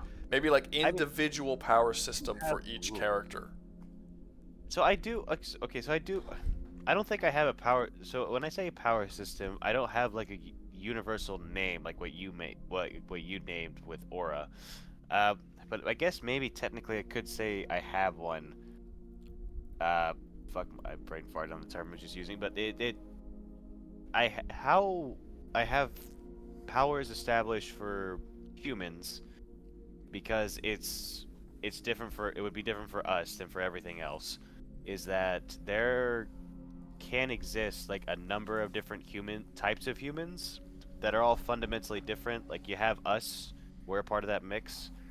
I'm pretty sure 17. I'm pretty sure I have 18 total, including us. And what makes us unique from them is we have DNA, and we can evolve. That's unique to us. The other variations of humans, they can't do that. They got something else going on, where they're biologically set to how they are, but their capabilities, which is just my word for superpowers, are beyond the potential that we have in our evolution and growth. And there are two different types of humans that I've written down, like us, which aren't very capable, but can have some beings which get powerful, but most of the time they're just normal human beings. And then I've perfectly written down the chart between who sits where in the hierarchy of who's more advanced because of their just fundamental way of existing, if that makes sense. Kind of. Yeah, there's I want to say here and just explain the whole thing. So I guess the one example would be elemented, as I call them. There are beings who can just straight up control the elements, and that has something to do with the fact that both their minds, bodies, and souls being fundamentally different. They are in the mind category of people. So it's specifically the way their mind can create frequencies and vibrations that connect with the planets around them, and they can mess with the various elements. So something like that. Mm-hmm. Yeah. Yeah, I'm really trying not to just rant on about my story. I really haven't thought about the idea of, breaking this down into nice, small, concise bits of digestible information. I'm sneezing, man. That's the third time I sneezed in the last 2 hours. Dude, I have literally been going quiet because I had to stop and sneeze 2 or 3 times every couple fucking minutes. Yeah. Spring kicked my ass. I'm okay with spring. No, I hate winter. I'm waiting for summer again. I'm great with summer. Bring on the 110 degrees, 99% humidity weather. I'm good with it. Get rid of all this cold shit. I don't like the cold shit. Fair enough. Yeah, no, I'm way better with the heat. Well, I worked outside for years. Okay. Like digging ditches and doing all kinds of fucking hard shit in the heat. Oftentimes in buildings without air conditioning where it's hotter inside than it is outside. And I live in southern Louisiana where the humidity is unbelievably high and we're right next to the equator and it gets super, super fucking hot. It is like most of summer over 100 degrees. So you just kind of get used to it. But I fucking hate the cold. Never got used to the cold. Don't want to get used to the cold. Because it's only cold here for like a couple weeks out of the year. So when it comes, it fucks me up. It fucks me up bad. I don't want anything to do with it. Fair enough. Yeah, I find that working around the heat can be a lot easier than cold. Most people tell me that they're cold people because if it's cold, you can put on more layers. If it's hot, you can't take more layers off. I don't give a fuck. I'll be fine. Just give me water. I'll be fine in the heat. Yeah, water, shade, a fan. I guess it doesn't take much to cool off. Yeah. Winter is way better, bro. I live in Australia, though. What does that mean? Like, you don't have harsh winters? I would assume we would not have harsh winters. But I think you would be jumping to a conclusion if you think that it's hotter in Australia than it is in southern Louisiana. I think you'd be jumping to a pretty serious conclusion. I think we're closer to the... Is Australia, like, on the equator? Or is it south of the equator? I think it's a little south of it. I don't know for sure. I'm not sure. I feel like it might be, but I don't know. I know it's almost as big as America. I think it's bigger. Yeah, exactly. Yeah, it's bigger. It's bigger than America. It's considerably bigger than America, I think. But it's got like a fraction of the people, and it's mostly uninhabited. Like they're only on the western and eastern coasts, and everything in the middle is just a fucking desert. Yeah, south by a bit. Yeah, we're like right by the equator. Like if I jumped in the Gulf of America, because it's called the Gulf of America now. If I jump in the Gulf of America and swim south for like 5 or 6 minutes, I'll fucking hit the equator. Like it's right there. Like it's right there. But no, it's super humid here, so the heat is unbearable for most people. I have had people come here from other very hot places and try and work outside, and they have to leave because they struggle breathing. Like they actually can't breathe outside because of the heat and how wet it is. Something about it being harder to breathe with the humidity. I don't know. I don't have issues with it. I've lived here my whole life. But yeah, it was funny. Like I had a dude come here and live here. I forgot where he was. It was from somewhere fucking hot, dude. It was like Central America. It was hot. And he came here and he started working and shit, and it was like oh dude, he was like, I'm sorry I came here. I'm like, what? I'm like, why? He's like, dude, I can't fucking breathe. I was like, Jesus. But yeah, it's because the city that I live is surrounded by swamp. So it's literally as humid as the air can get. Like we're literally always in a mist for the most part. So when it gets cold, it's like freezes your bones, and when it gets hot, it becomes very, very steamy, and it becomes very hard to breathe for a lot of foreigners who are not. I don't mean foreigners by like people outside the country. I mean foreigners by people outside the city, like people outside the state. It becomes very, very difficult if you're not used to it. I'm sure Floridians probably understand that, at least to some extent. I would imagine so. It has some of the highest skin cancer rates. Yeah, because you motherfuckers stop going outside. No, I don't know. I mean, I don't know what that would mean. I mean, if the sun's out, the sun's out. You know, it's not like I imagine you would get the same sun in Australia as you would anywhere else that's like tropical. You know, like I get if you wouldn't get it in Europe because they're so cloudy. But I don't imagine why you would have higher skin cancer than like, I don't know, California or Mexico or Texas, you know, because they're not that cloudy. Swampy marsh meets tropical beach. What an unfortunate combination of places to have fused together. That's Yeah, I do not see that being pleasant to live next to at all. Asked a question and got nothing. Lost Soul, I did answer your question. You asked me if I can have any sci-fi gun, what would it be? I did answer your question. I said the suitcase from DMC, but I don't know for sure. That's just the first one that popped in my head that I thought was kind of cool. But I'd have to think of like all science fiction guns, and I can't think of that right now. But off the top of my head, I would probably pick the suitcase from DMC. So I have now answered your question twice. You ungrateful son of a bitch. Yeah, I'm probably gonna end the stream soon because I've gotten like no super chats this whole time. I have made no money during this stream. We're just chilling, bro. No, but this was cool. I guess I don't know. Before I leave, is there anything anyone wants to say or ask or whatever before I go? This is your last chance, or send me a super chat and give me a reason to stay. That's also an option. I gotta take a piss. Guess to get. Are you leaving for that right now? No. I'm asking people if they want to ask me something first before I leave. I give them a final. All right. Why? What were you gonna say? I guess to get this out of the way. So you know how I brought up Skylanders and Doom a while back. Yeah. I got into that. Looked more into that. There's something that come up which might be able to address the corruption. I don't know. I don't want to get in this much, but No, this is a bad time. Yeah. This is bad. Hold it for another debate stream, and we'll do it. Would I say it in case it's a very quick, like, you can just tell me yes or no, it could happen right now? Like, it's a book that gives them control of their state of being and actions. We can say yes or no, that ends the discussion, or save it for next time or not. But I feel like that enough would be it, and if it's not, we'll just save that for next talk. Wait, what are you talking about?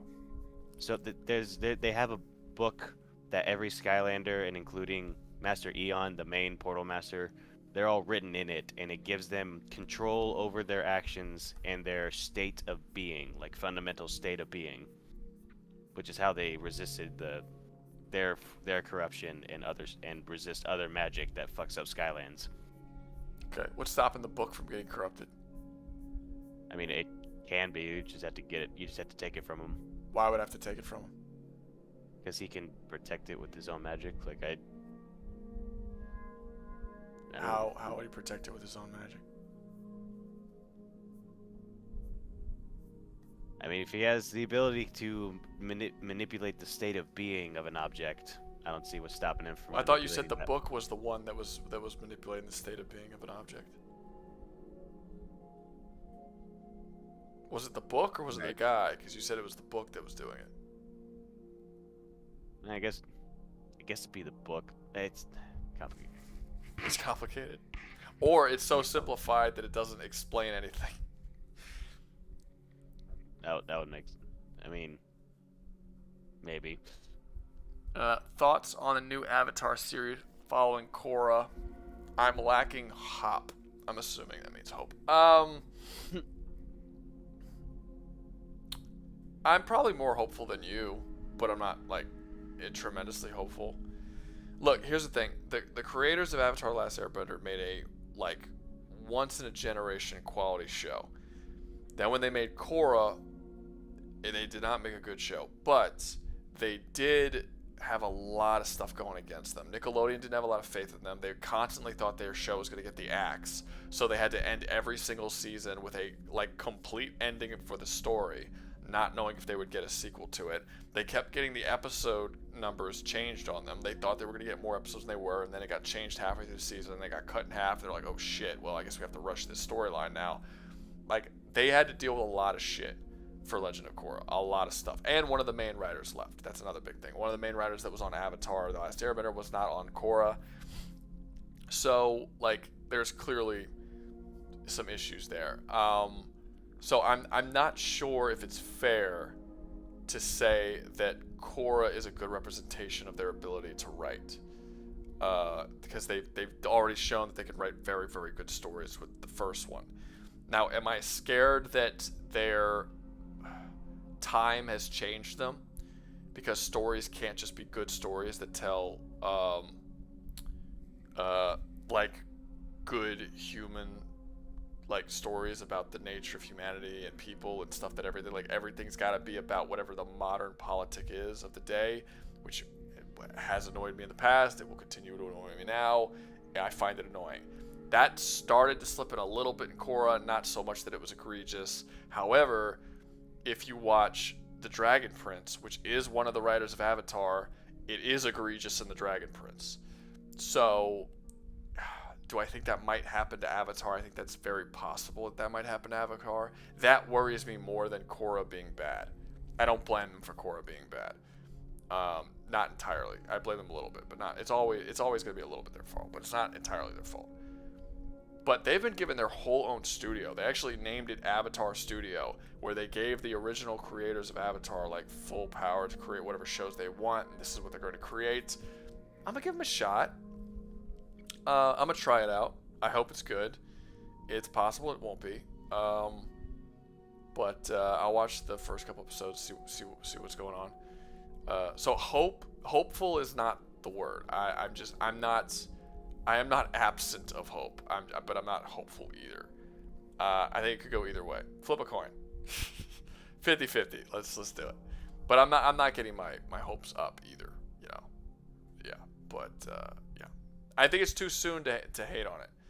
Like I think we've gotten to a point in like the fandoms of, I don't even know what you would call it, just general art, where we're all just assuming every single thing that releases is going to be bad. And I think there's a relatively good reason for that, because there is a lot of bad shit that's been releasing. But it's not like nothing good has been releasing either. I mean, there's been some good shit in the last couple of years. Like some good shit. Yeah. It's just, you know, you gotta wait. I think it's that the normally nerd shit has been getting really bad and hasn't really, like, basically, like, DC hasn't been very good. Although I would argue that it's been a lot better than people have said it is. Like, I think they've actually, like, Shazam was a pretty good movie.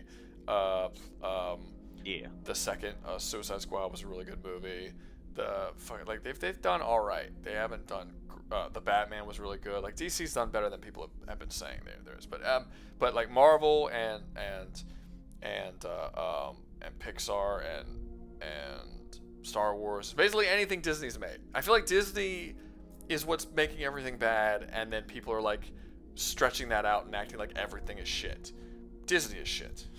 I agree with that. There's a lot of good shit. I mean, fuck. Puss in Boots. Puss in Boots was fantastic. Puss in Boots was great. I know people are scared about the next Shrek movie, but Puss in Boots. Oh man. The Last Wish. Right? I get it. People are scared. Give it a shot. Whatever. I don't like the art style either. Give it a shot. I don't, honestly. The art style doesn't bother me nearly as much as the meme humor that they had. That bothered me way more. But yeah, that's fair. The thing I'm concerned about from what it looks like they're gonna do, I get the big feeling that we're gonna have a very predictable story of the very daughter shown in like the one image of them all screaming at the camera.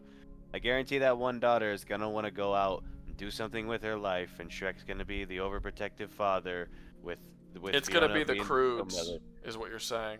Yeah, pretty much. It's gonna be the plot of the Croods. I hope not. I hope they do something else. Me too. Like, I'm hoping it's like a Puss in Boots 2 situation. Like, we're looking at this like, I mean, it's another fucking uglier Shrek movie, but it's like maybe they could just pull something surprisingly amazing out of their ass, like they did with Puss in Boots 2. That's what I'm thinking. But yeah, but I mean, maybe. But like I said, I think it was a bad teaser. Yeah. I think that's but I think as of right now, that's all it is. It's a bad teaser. I think people need to get over themselves a little bit. I don't like the new art style. I think that Puss in Boots has a way better art style when they changed their art style from the original. But we'll see. We'll see what happens. I don't know. Maybe it works. Maybe it doesn't. DreamWorks is usually relatively good. Like, they still make good shit. I don't see them making Puss in Boots: The Last Wish, that was like the best animated movie of that year, and then directly going to an absolute shit fire that is Shrek 4. It would be The only logical explanation is that they would have to have completely different people working on it if that did happen. Like, But name one just absolute dog shit movie that DreamWorks has made. I can't think of any. They haven't. Not one. All of the Kung Fu Panda movies are at least good or above average. All of the How to Train Your Dragon movies. Shrek 3 is probably the worst movie they've ever made that I can think of. And even that's just like okay. Yeah. It's not great, but it's okay. It's not unwatchable like a lot of people say it is. I mean, their movie, they make good stuff. Like I think that they've earned a little bit of leeway. Yeah. With one bad teaser. But I mean, think about what we've been getting, dude. We got Dune 1 and 2 the last couple of years. Oh man, so good. That we've gotten the fucking Planet of the Apes films. The whole Planet of the Apes trilogy is unbelievable. I haven't seen the Kingdoms. I heard it's not as good. Fair enough. But that is an amazing trilogy. That's one of the great trilogies, those 3 films. That was in the last couple of years. Like, we've been getting some good stuff. It's just, it's just that I think that because of the circles that we're involved in, or specifically the circles that I'm involved in since I'm in the whole YouTube thing, I'm around nerds.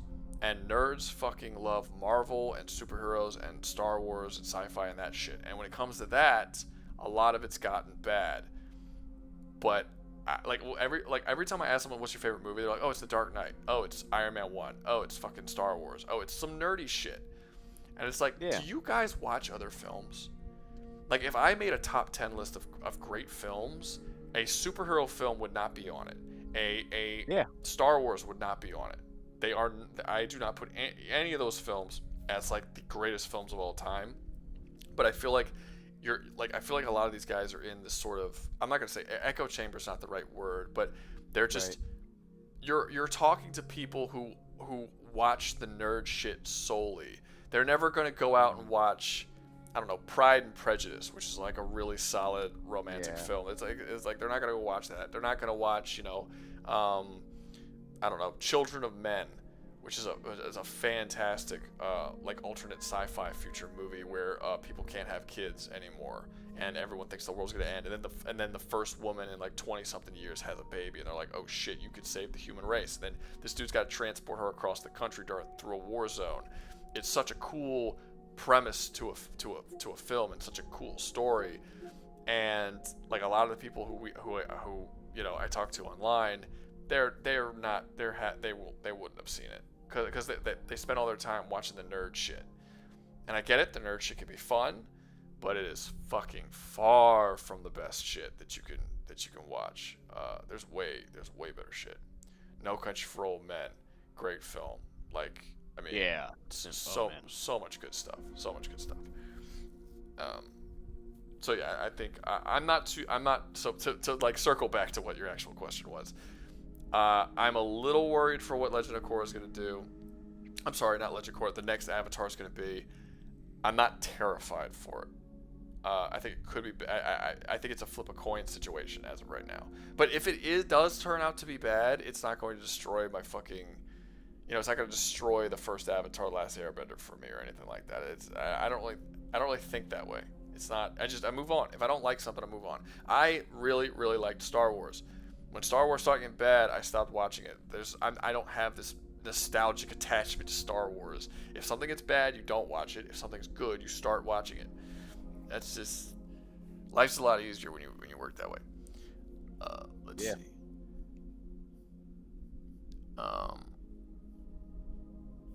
There's a lot of stuff here. Let's see. Give me a second. All right, thoughts on new Avatar. Okay. I do think DC's live action is going to be consistent across. Well, I hope so.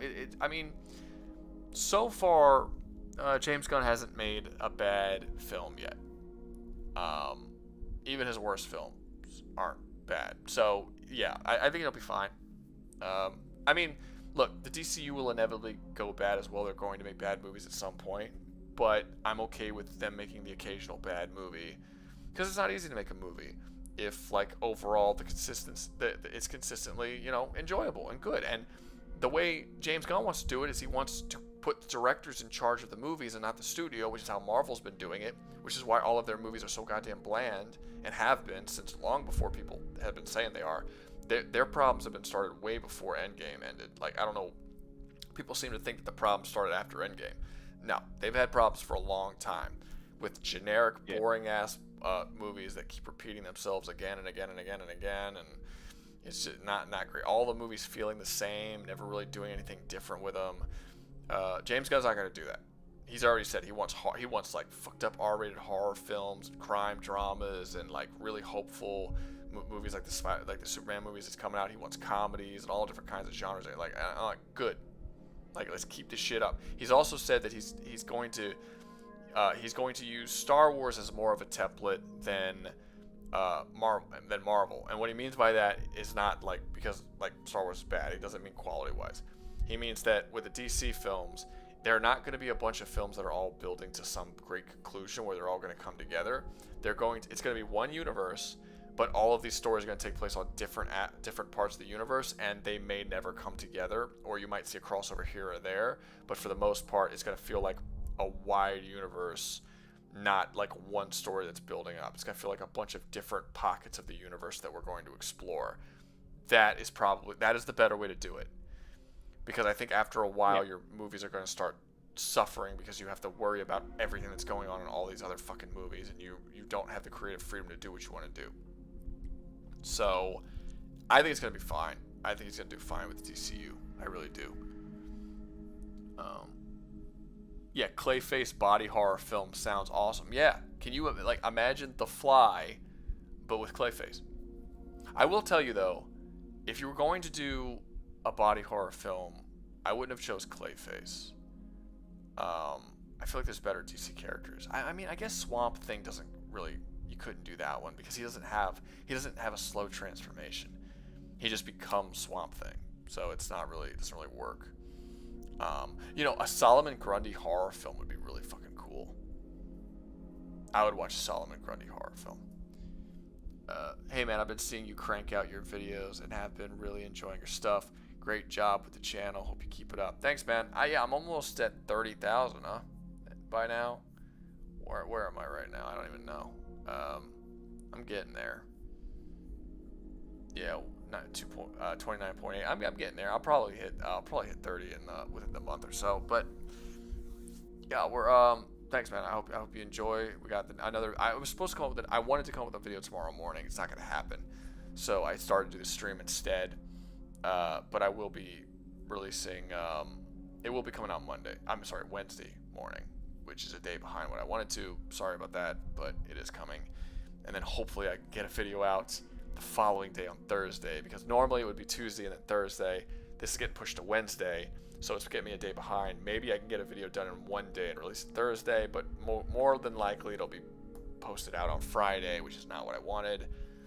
But that's seeming like that's probably what's going to happen. Basically, all the videos this week are going to be pushed back one day. That's because my next video is a lot longer than my normal videos. I haven't even finished filming it. I already have an hour and a half of footage to edit. I usually don't have an hour and a half. Like, I usually have about an hour and 15 minutes to edit. I already have an hour and a half, and I'm not done filming. I still have to film another 25% or so. This is probably going to be over an hour long video, if I had to guess. Maybe not, maybe a little less, but I don't know. It's probably going to be over an hour long. We'll see. I didn't actually like the majority of Kung Fu Panda. I mean, did you see all three movies, or are you just talking about the first one? Because those are good movies. I don't think I've ever met anyone who doesn't like Kung Fu Panda 3. That is an all-time great kids movie. Yeah, I remember seeing that when it first came out. That was so memorable. Yeah, I saw them all in theaters. Well, I don't think I saw 3 in theaters or 4. I didn't see 4 in theaters. I don't think I saw 3 in theaters, but I did see 1 and 2 in theaters. So good. The first Home, one, I haven't seen Home. the very first one I saw when it came out, and I think it was actually the first movie I could remember watching in the theaters, like as far back as I could remember.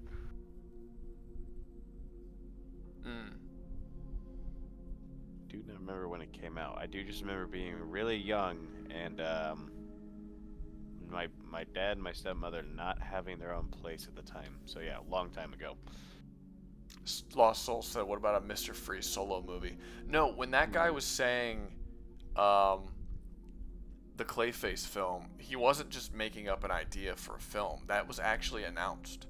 They are making a Clayface horror body armor film. That's coming.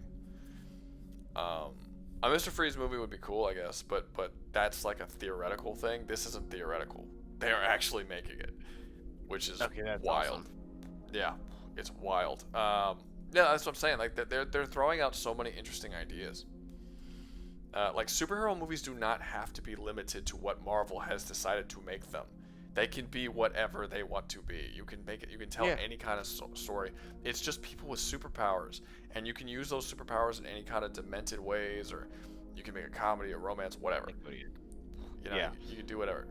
You can have your Deadpool over the top referential comedy that personally is not my cup of tea, to be honest with you.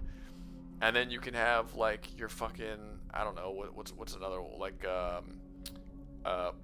you know, Blade, which is like an R-rated vampire hunting series, or like, I know this is a show, but like Legion, which was like a psychedelic mind trip kind of show. And then the Swamp Thing season 1 that was made for the DC Universe streaming service, which was like a really dark horror show about a guy turning into a monster, which is probably very similar to what the Clayface thing is going to be, but in a movie form. Like, you do all kinds of things. People have been way too limited. I mean, fuck, Logan was a Western. Huh. Yeah, I didn't even know that was the movie. Are you sure? Okay. You didn't see Logan? Well, I seen the movie, but the comics. I didn't realize that the comics had a Western tone to it. No, Logan. I'm talking about the movie. Logan is a Western. Logan is absolutely a Western. Huh. Western doesn't have to be based in, like, Wild West. Like, Western is a genre of film. It is a style. And Logan is absolutely a Western. That would explain the vibe I get from it. Yeah. I mean, do you remember the trailer? And when the song they used for the trailer? I do not know. It was a fucking Johnny Cash country song for the trailer. Oh. Like, it was like the vibe the trailer set up was a Western vibe. It also helps that the director is actually a very well-known Western director. He doesn't just do Westerns, but he has done several Westerns in the past, including 3:10 to Yuma. And then when he brought that Western vibe to the Logan film and made that a Western. Like, yeah, that was very clearly a Western. Okay. Well, I guess a new perspective on it. I got my dog here. He's trying to get me to go take him out. Yeah, go for it, man. Yeah, but I'm also gonna think of that. I'll probably just go ahead and go. Yeah, go to sleep. No, dude, I was about to end the stream anyway. Go ahead. I was Alright. answering a couple more questions before we go. You got it. It was nice chatting with you, Rouga. Yeah. All right, talk to you later. Continue. See you, Doug. Are you in from Cali? Do I sound like I'm in from Cali? Is that the vibe that I put off, that I'm in from Cali? No, I'm from Louisiana. Yeah, I'm from southern Louisiana. Born and raised. Oh, I know you just said stuff about body horror. Okay. Oh yeah, I remember Man Bat exists and the Terrible Trio. I know Man Bat. You're gonna have to remind me the Terrible Trio is though. Die Hard 1 versus 3. 1. Oh, are you asking me for which one's better? Because that's easy. It's 1. 1 is way better. 1 is significantly better than 3. 3's good, but 1's better.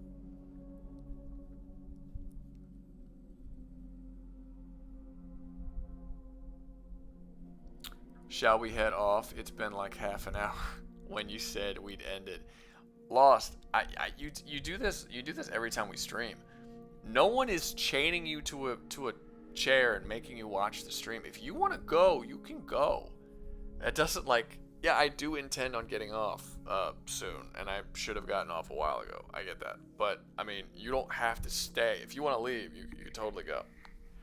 Like, I don't know why you're like, I'm keeping you up by having my stream run. Like, these things streams aren't usually meant for you to stay and watch for the whole 6 hours. They're kind of meant for you to drop in and out as is realistic for your schedule, you know? You don't feel like it's weird that I keep. This is the second time you've accused me of like forcing you to stay up with the stream.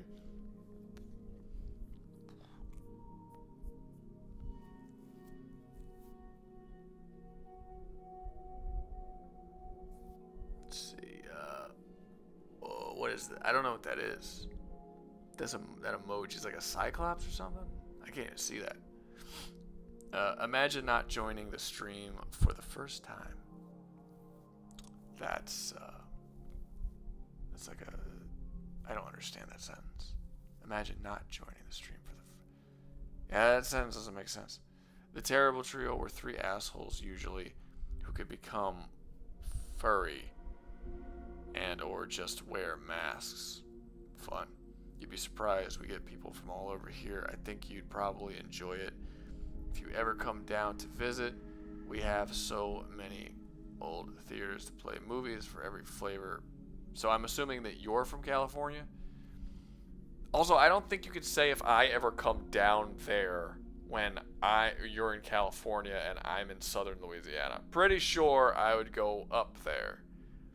I'm more south than you. Lost Soul is chained here. He's a chained Lost Soul. Yeah. You know, I never noticed this before, but is your name Lost Soul a reference to Doom? Because Doom has an enemy type called the Lost Soul, so it would make, you know, that would make sense. Where I am, it's 2:03 a.m. Yeah, which is why I should probably end it. Like the plan was not to stream tonight. The plan was to make my video, was to finish my video, edit all that, and release it tomorrow morning. But I very quickly realized it was around 7 o'clock, and I hadn't finished filming, and I barely started editing, and I was like, oh fuck, I'm gonna be up till like 4 or 5 in the morning editing this, and I am not doing that. So I decided to stream instead, because I thought it would be less of a pain in the ass. And it would give you guys something, and maybe I could make some extra money off of it and all that kind of stuff, which I didn't even end up do because I barely got any super chats during this. So it was mainly just for fun. It's fine. It is what it is.